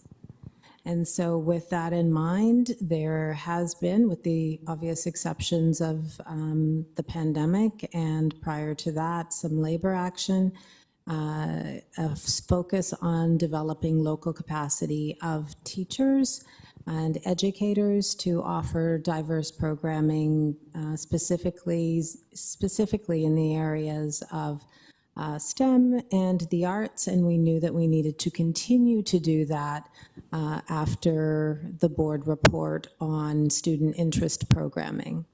So yes, to answer the trustee's question, yes, that is an ongoing commitment that we have made dating back well prior to the pandemic, aligned with the secondary program review. Those are commitments and principles within the secondary program, and as well commitments that were made as part of the board report that came forward last year. Okay, thank you. Through the chair.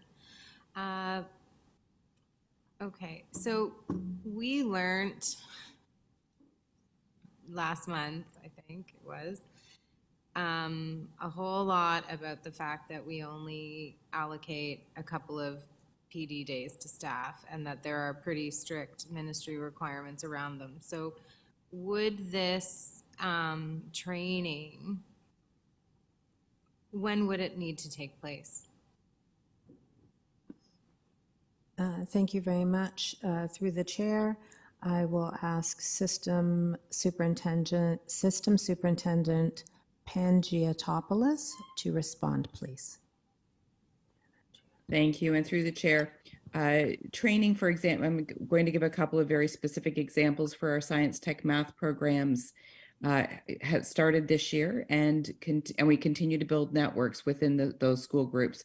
Also have started a similar network creation with our art schools. So we are, training has taken place a couple times this year. We'll continue to build on that this year with further training, as well as into next year, and working with other local schools to build their programs. We have identified schools that have local programs, for example, focused on science, tech, math, and creating a larger network with our current central student interest programs in that area to strengthen our local schools. Specifically, we are providing release time for teachers. We do know that this year there was a challenge with occasional teachers. Our schools, though, have been provided with release time and funds through student success and math funds, and they are getting support through central staff, including program coordinators in these areas. So the professional learning has occurred during this year, independently with schools, but also together as larger groups, and that planning is continuing for next year. Thank you. Okay, thank you. That's really helpful to know that that is happening. That's currently happening anyway.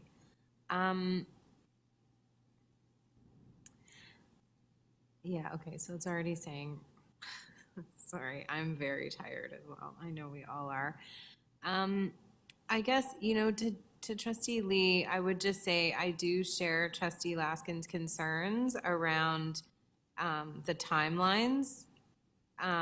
My understanding, and I welcome staff input of the secondary program review, is that it's unable to be advanced because of the moratorium on school closures, and that since our funding model is per head count, we can't really offer the breadth of programming that we would like in our local schools. Although, to the superintendent comment, it sounds like we are using already our special interest schools to build capacity in those local schools, even if they can't offer those programs. So can staff correct me if I'm wrong? Like the biggest barrier to this that I see, to the timing in particular, is the fact that we can't actually activate the secondary program review with the moratorium on school closures. So I would just like some comment or clarification on my belief. Thank you very much. System Superintendent, please. So thank you. What I would add to that, so we are in the midst of secondary program. There are areas that we are not able to look at due to the moratorium. We do know that some of our smaller schools face more challenges in offering diverse programs, and that because of size. We also, but I'm also going to state that there are some programs, and I'll use science, math, technology, which many schools are able to develop more effective teaching by sharing best practices. So looking at assessment practices, looking at rich tasks. So that kind of work can be done within secondary program review, as we're looking to make every school a more effective school. So we do believe that that it is possible to continue. It is not completely on pause, but the moratorium has paused us on just on the one aspect of school possible consolidations. But we are looking at schools that can offer courses, for example, in science, math, and technology, and they all do offer excellent learning opportunities. Working together to build those networks to strengthen the teaching, I think, is our current focus, not only in science, math, but also in the other areas as well. Thank you. Okay, thank you. Through the chair, just sort of more specifically, like I really do appreciate the work that's being done to build capacity and, offer student interest-like programs in the schools because of that kind of coaching and skill sharing. But this motion directly says to offer student interest programs at a rate of 90% of interest in like the next 2 years. So I'm just, while I can appreciate the coaching is taking place, that's not what this motion is asking. This motion is asking for actual student interest programs to be replicated in order to call them that, and through the application process for there to be an availability of programs called student interest to meet 90% of demand by 2025-26. Is that possible? Thank you very much. Through you, Chair, I do not believe it is possible for two reasons that I can identify. A, we would need additional resources to be able to expand program spaces. And secondly, in some of the student interest program areas, we would need the facilities to be able to do that. I would welcome System Superintendent Pangiotopoulos to add anything further.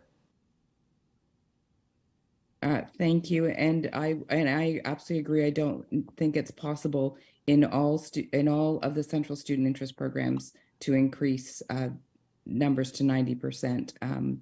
Specifically, there are programs that are being reviewed now, or will be reviewed. For example, IB programs, arts programs require a strong infrastructure inside buildings. So there are programs that are much more costly in terms of professional learning, but also facility needs. Thank you. Thank you.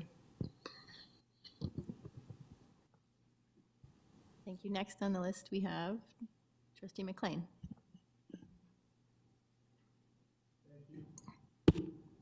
Thank you, and through the chair, I was very excited in 2019 when we passed the secondary program review. I look forward to when the ministry lifts the moratorium and allows us to enhance the educational experience of students. The record should reflect I'm nothing if not consistent. However, that being said, and I'm conceptually, I'm interested in the notion around increasing, finding out what's possible to increase the amount of students that we might be able to accommodate in their requests. I share the concerns, around the stated goals of 70 and 90%. But the biggest concern I have regarding this tonight is that this work is requested to be done by June 1st, 2023. And we already heard, much earlier in the evening, I think it was this evening, that, time is of the essence, and we're really busy, and we know what's in front of us, budget related, that I'm not entirely sure that this is good use of staff time as it pertains to the hurdles in front of us.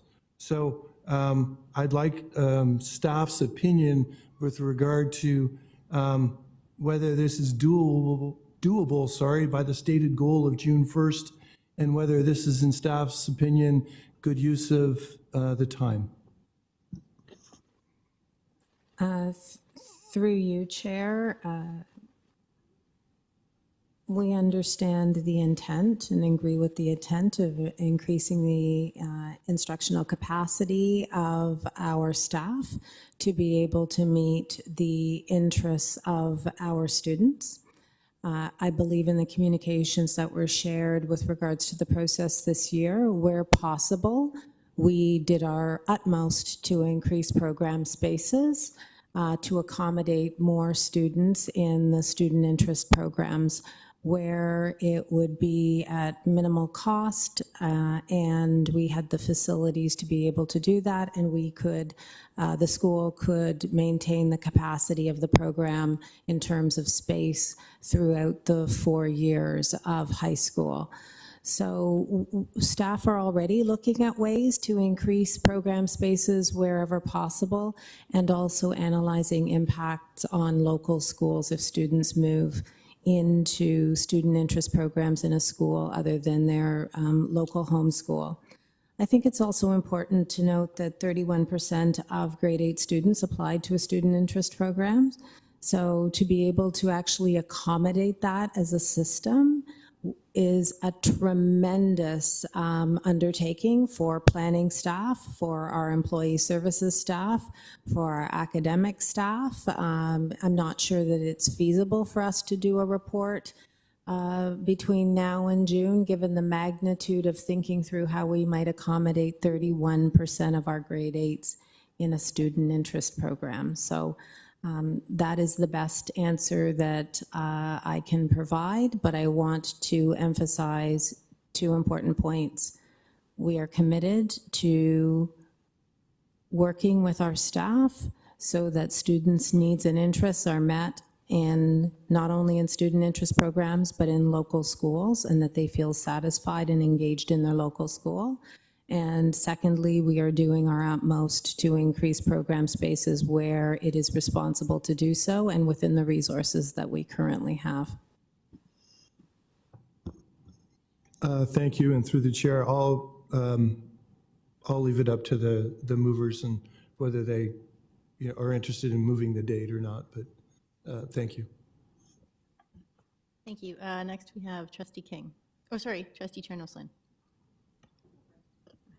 Okay.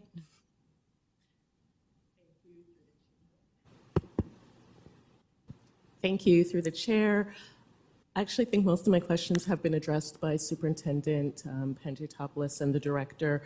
I'm just going to ask in case there's anything you want to add, if there's something I have missed, but same concerns, just wanting to know around part 1 how staff felt about the objective given our reality of staff allocations right now, potential for changes in staffing at the centralized level as well as we think about training. the timing of the implementation that we heard for September, and also just thinking about the priority in professional learning. This one focuses on skills to support several different special interests, and I'm just wondering kind of where that sits in terms of other priorities of professional learning. I think you've spoken to it somewhat. You've talked about wanting to train and prepare our staff to be able to offer programs at the local level. So I think it's answered unless there's something else you want to add. Thank you very much. Through you, Chair, System Superintendent Pangiotopoulos, would you like to add anything further? Thank you. We do have a report coming later this spring, just on the policy. So I think that we will be able to identify very specific. We can add to that report and make sure it's included a learning plan in more detail for next year, as we confirm also staffing that is available to continue to support building capacity in our local schools. Thank you. Thank you. And a comment on Part B around the goal of hitting that 90% metric. We saw an increase in applications this year on just the first year of change to this program. You cited the 38% of grade 8s applying. I think that as the program continues, we might continue to see demand increase. I'm just wondering if we have any kind of educated guesses, projections as to what that might look like, or if it's just too early in the change to know. Thank you very much. Through the chair, I would ask System Superintendent Pangiotopoulos to respond, please. Thank you. It is early to know. In fact, I would hope for the opposite. I would hope that we would actually see fewer applications for central student interest programs as schools develop stronger local programs that meet the need of their local community students. So I would actually hope for the opposite and believe that the opposite can happen. Thank you. Thank you. Sorry, Trustee Chernos-Lynn. Thank you. Through the chair. So I just wanted to follow up on what we just talked about. When we passed the specialized or the student interest program policy last spring, there was an amendment to it, if I recall correctly, for a 1-year report and a 2-year report regarding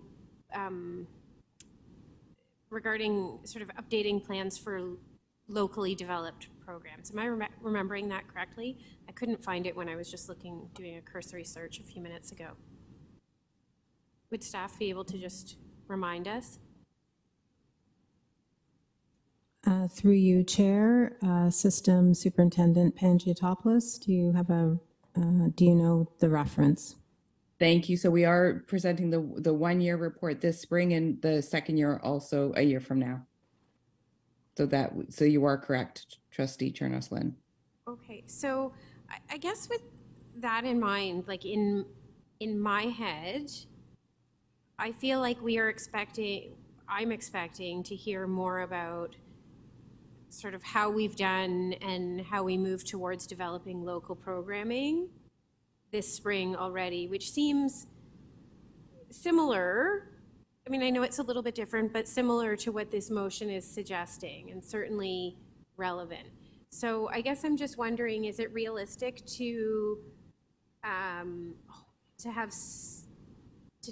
for staff to take into account some of the things that Trustee Lee is seeking in this to be included in that report? Is that realistic? Not necessarily the targets, but in terms of how it relates to what our 1-year plan and our 2-year plan are? Thank you very much. Through you, Chair, certainly we can report back on aspects of Part 1 in terms of teacher professional learning locally and within student interest programs, and also project out our capacity to admit more students into central student interest programs. Okay, so, and then my other question is just given everything we've talked about tonight in terms of the financial position of the board, and the challenges that I know we face in terms of doing as much PD as we'd like to be providing, because there is a cost associated with that in terms of release time. Like, when you look at this motion, I wonder if staff have estimated what the cost of this would be? Thank you very much. Through the chair, System Superintendent Pangiotopoulos. Thank you. And through the chair, it's not an easy question to answer for all programs. So if I was to pick one, and I'll stay with the science, technology, and math, and perhaps the arts, that we can look at, and we are looking at, ensuring that there is easier access geographically to arts programs by increasing arts programming into secondary schools. That work is underway. In terms of science, math, technology, and cost of release time, so far we have been able to successfully use, and I believe we'll be able to continue to use, student success funds to support release time with developing and building and strengthening teacher skills in these areas, not only with the current central student interest programs, but also adding local programs that are under development now, and we can continue to strengthen in the coming year. So I do believe that those funds are there, recognizing again the availability of vocational teachers and also the importance of networking of our secondary schools and creating those strong networks, I think has been a focus this year. We've done that, for example, with the combating hate strategy in our secondary schools, and continue to be able to do that in these areas as well. So I do believe that is possible. Thank you.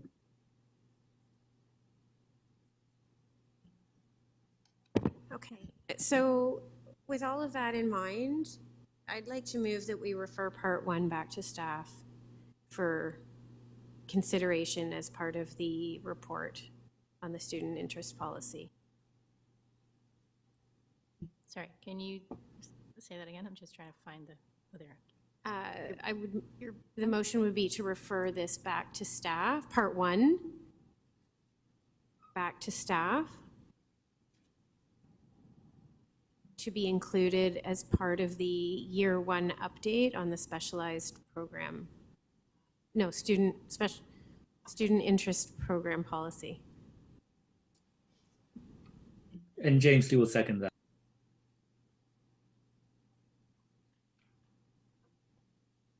Thank you, Trustee Lee.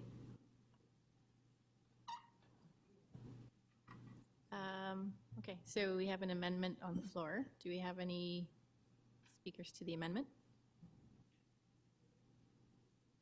Trustee Lee, if you don't mind. Sorry, did Trustee Lee? Yes. Yeah. Go ahead. I would like to speak if you don't mind. Is that okay? Yes, go ahead. Okay, thank you through your chair, and thank you, Chair Turner-Flynn, for referring the first part back to staff. I just want to clarify, the first part of the motion was the result of consultations with our fellow trustees, and yeah, I fully understood why our trustee colleagues wanted to see the part 1, but I do believe if it's already a part of the work that's being done by staff in a report, it should fit into that report. So yeah, I fully support the amendment as a recommendation.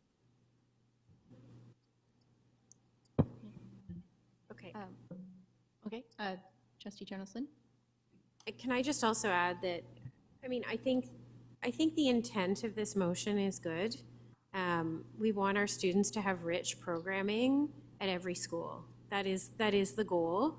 And it's the goal of the secondary review, But even without being able to accomplish every piece in the secondary review, our goal should still be to ensuring that our teachers are provided with rich professional development, because that translates into strong programming for students. And we know there is a desire out there for this kind of thing. So I really, the fact that, you know, we may not be moving this forward exactly as envisioned is not an indication that we don't believe students deserve great programming, because we want to make sure that our schools are rich places with, and they are, many of them already, you go into schools, I'm continually amazed every time I go into a school at the dynamism in there and what's going on. And I think we often don't talk about that enough or see that enough or showcase that to the public, but we know there is more to be done. And so I thank you for bringing this forward, Trustee Lee.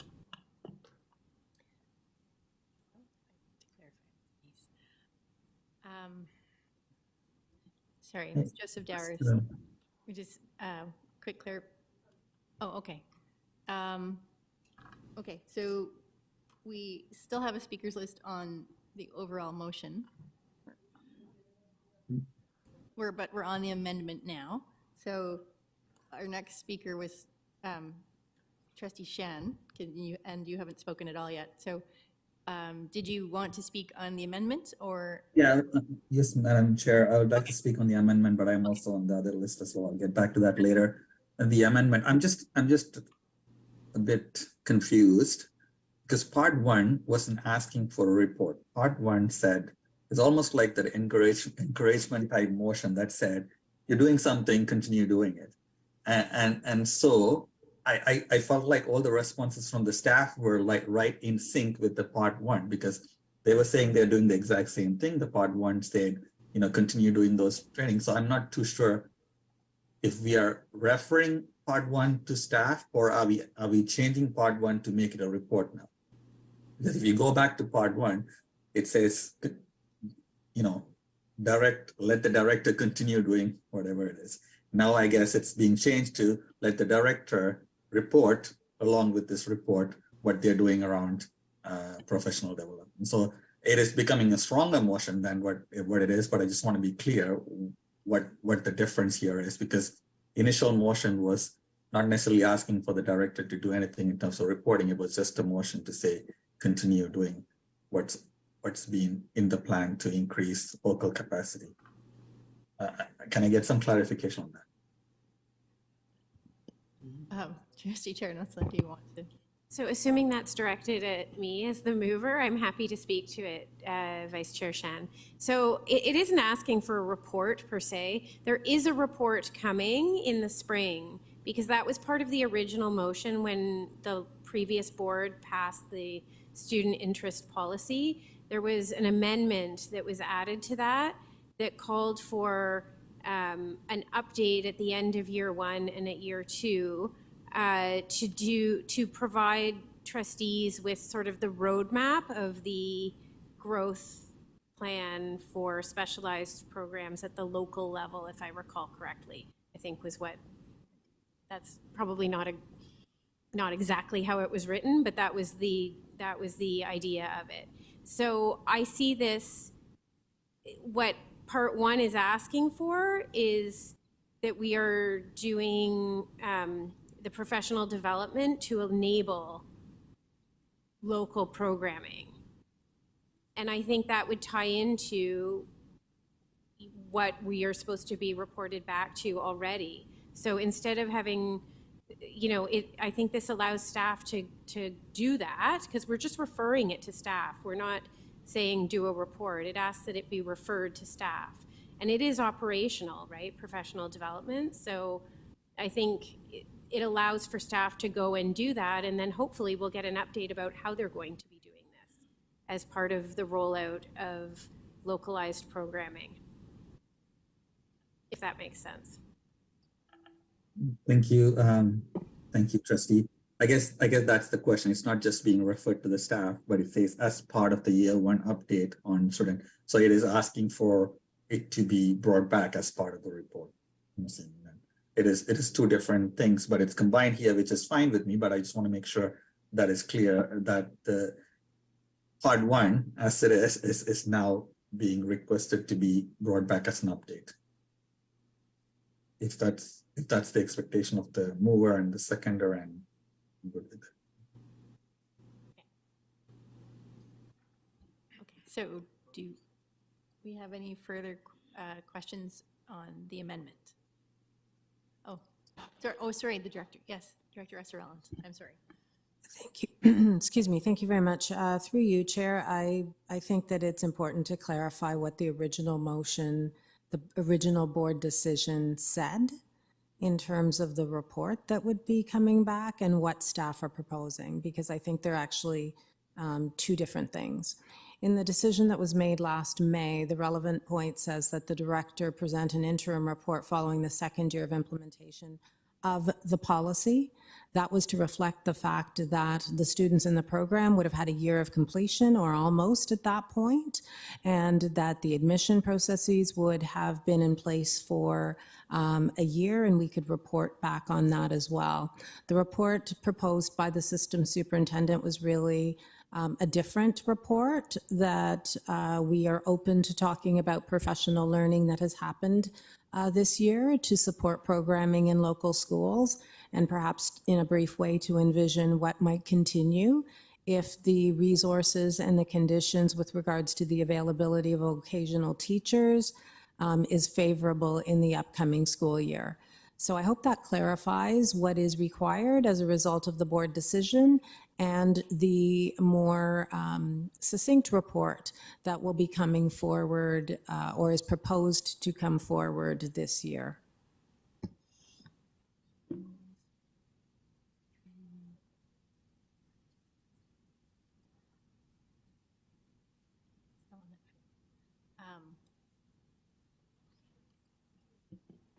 So is it from the directors, just based on that, is staff comfortable with this amendment? Through you, Chair, we are, as I said, we believe in providing support to our educators in order to meet the needs of students at a local level. Work is ongoing in that area, and certainly as we come to a more stable time with the availability of vocational teachers, we can project what we would do. So I don't think we object to doing that in the best way that we are able to within this particular report. But I wanted to clarify that it is not the same report that you are asking for in the board decision.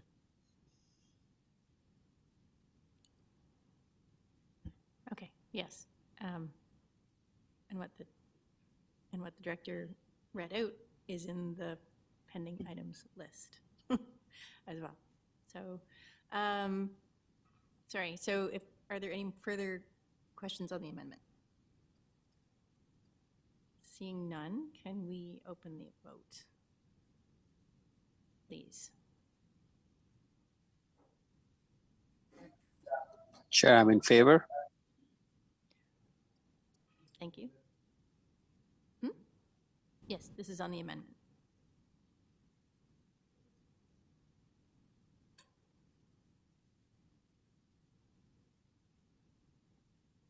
What, did he not just,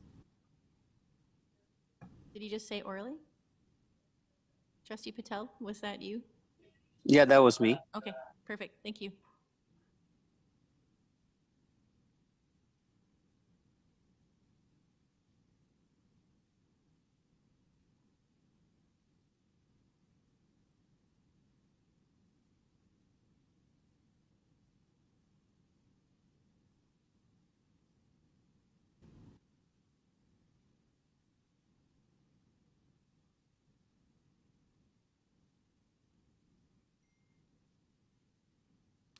And that carries.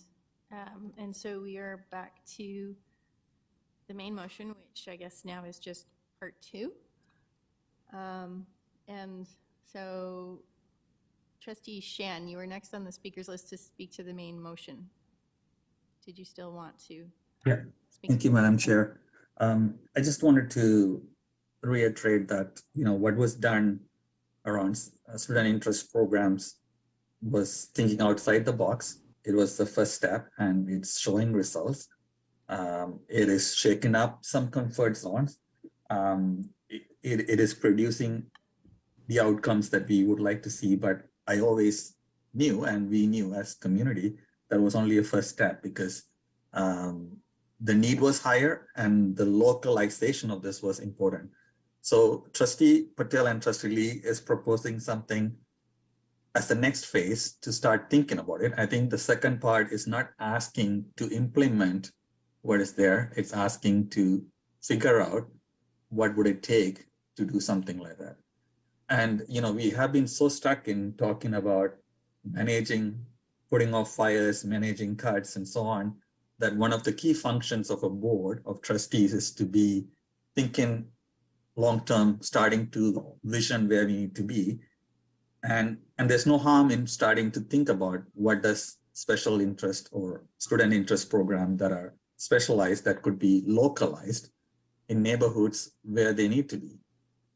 These programs have opened up in many places to communities, and particularly marginalized, racialized communities in places that have often not been the neighborhoods or places that have taken these students. So, it is one form of removing barriers, but the other form of removing barriers would be decentralizing, localizing, and everybody agrees on that. So I don't anticipate, I'm not seeing much resistance to the concept of decentralization, localization, and it's not a commitment of this board doing it. It's commitment of starting to explore what would it take, and being ambitious and being bold to put a target, put something, and figuring out what it would take and work towards it would not be a bad idea to consider.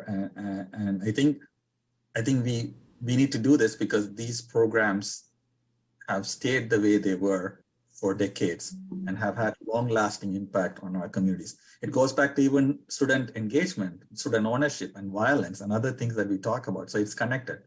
The only thing I will say is that maybe the timeline is something that might be ambitious to have it in June, but we've seen some reports come back from staff that were thorough. We've seen some reports that come back from staff that are preliminary.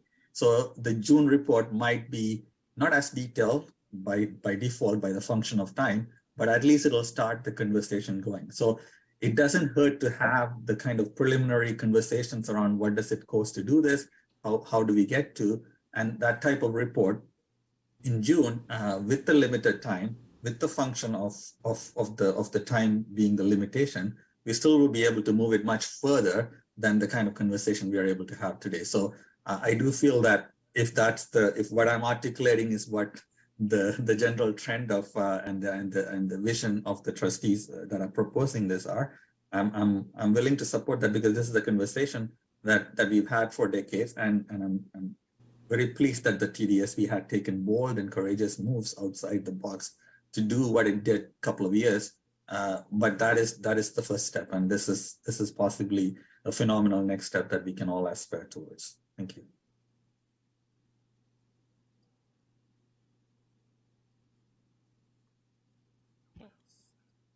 Okay, so is there anyone else who hasn't spoken yet that wants to speak to this? If not, then we have Trustee Lee and Trustee Laskin. Trustee Lee? Thank you, Madam Chair. Just thank you for giving me another chance to speak. I just want to, first of all, thank all the trustees who spoke on this motion, and all the fantastic answers that staff has provided. First of all, I just want to highlight some of the concerns that are raised. To Trustee Shan's point, this is a request for information. I thought it was between 1 in 4 to 1 in 5, but from staff, apparently it's 1 in 3 students graduating from grade A who wants a shot at our student interest programs because they're interested, they're passionate. And when we are able to satisfy a student's interest and put them in a place where they can explore, they're that much more likely to do well at school, to commit themselves, and also to succeed. And shouldn't that be our goal? The second point that I want to make is that when we look at the motion, nowhere does it say that we want everyone to go into a central specialized program. The end of the motion specifies that we want to satisfy the student interest with the preference that the interest is satisfied in local schools. It doesn't have to be a program. It can be a class. It can be a method of teaching. It can be any way that our staff feels is effective and reasonable, so that the students feel like they don't have to travel halfway across the city to attend the central program to have their interest satisfied. It also says on the motion that it is contingent on program viability. So we had a couple of questions on can we do this everywhere? I don't think so. And that's why that's there. And that language is inserted with deep consultations with staff members and our trustee colleagues. It means if we can't do it somewhere, then we don't do it somewhere. It doesn't mean we have to force 90% demand, satisfaction of demand. It means we make sure that we, get a picture on what it'll take to satisfy most of the demand where we can.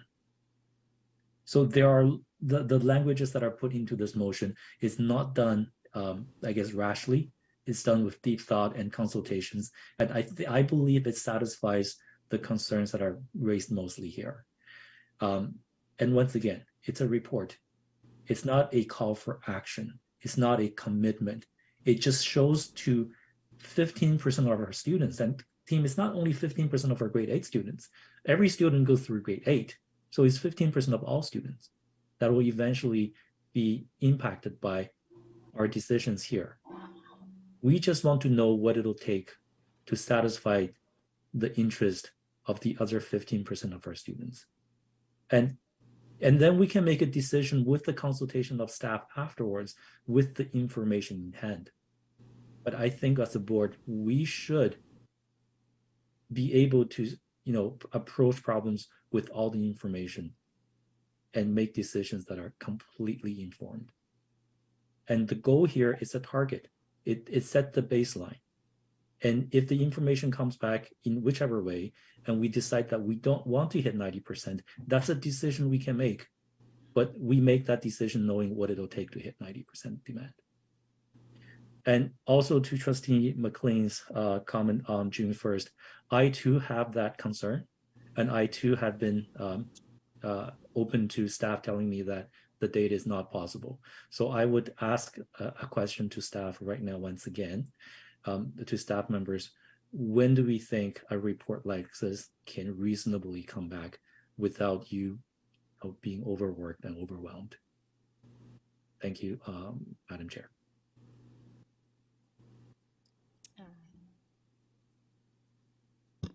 Director Russell Rollins? Through the chair, I would ask System Superintendent to respond, please. So I think preparing an update on the admission practices this year and some of the learnings later this spring, and then the formal report would be, as per the original motion, a year from now, after a year of implementation with the central student interest programs and 1 year of experience of our students in the classes. Thank you. Oh, sorry. I think the question was about the feasibility of the date for part 2. So part 2 to present a report to the finance, to FBAC committee by June 1st of 2023 for that section, if that June 1st date is reasonable, or if another date would be better.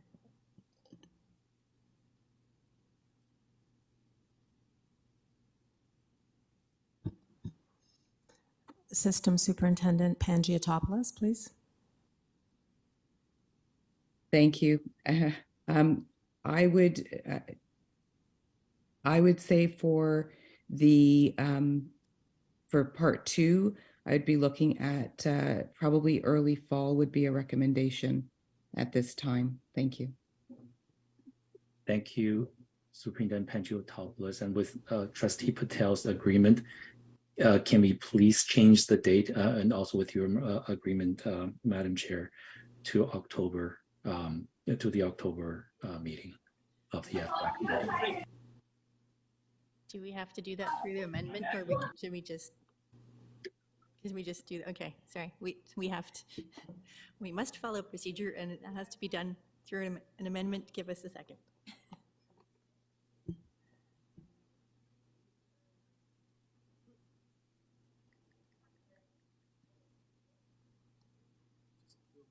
Oh, okay. So we're just going to do a vote by hand. All in favor of an amendment to change the date to fall 2023? Show of hands. Trustee PC in favor. Patel in favor. I'm in favor.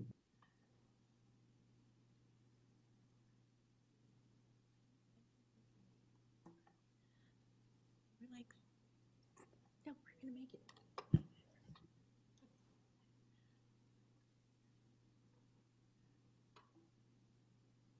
Okay, so that passes, and so part 2 is amended to present a report, that the director present a report to the FPAC committee in October of 2023, and with the rest of the text. The last person on our list, sorry, Trustee Lee, if you were done, our next speaker would be Trustee Lassiter. That's all. Thank you. Thank you. If there's no further speakers on this, then I will call the vote, please. Could we open the vote? And we will be done before 11.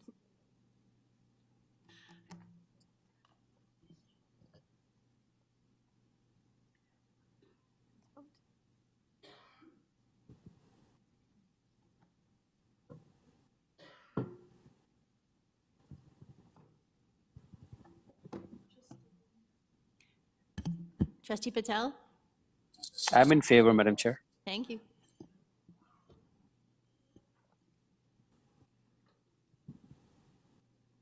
That carries. Hastings in favor.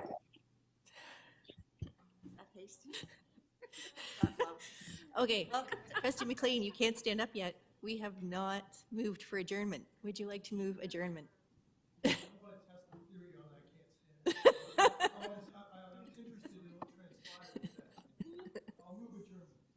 Thank you. Second. All in favor of adjourning? Aye. Thank you, everyone. Have a good evening, safe travels. Thanks, everyone. Have a good night. Yeah, good night, everyone.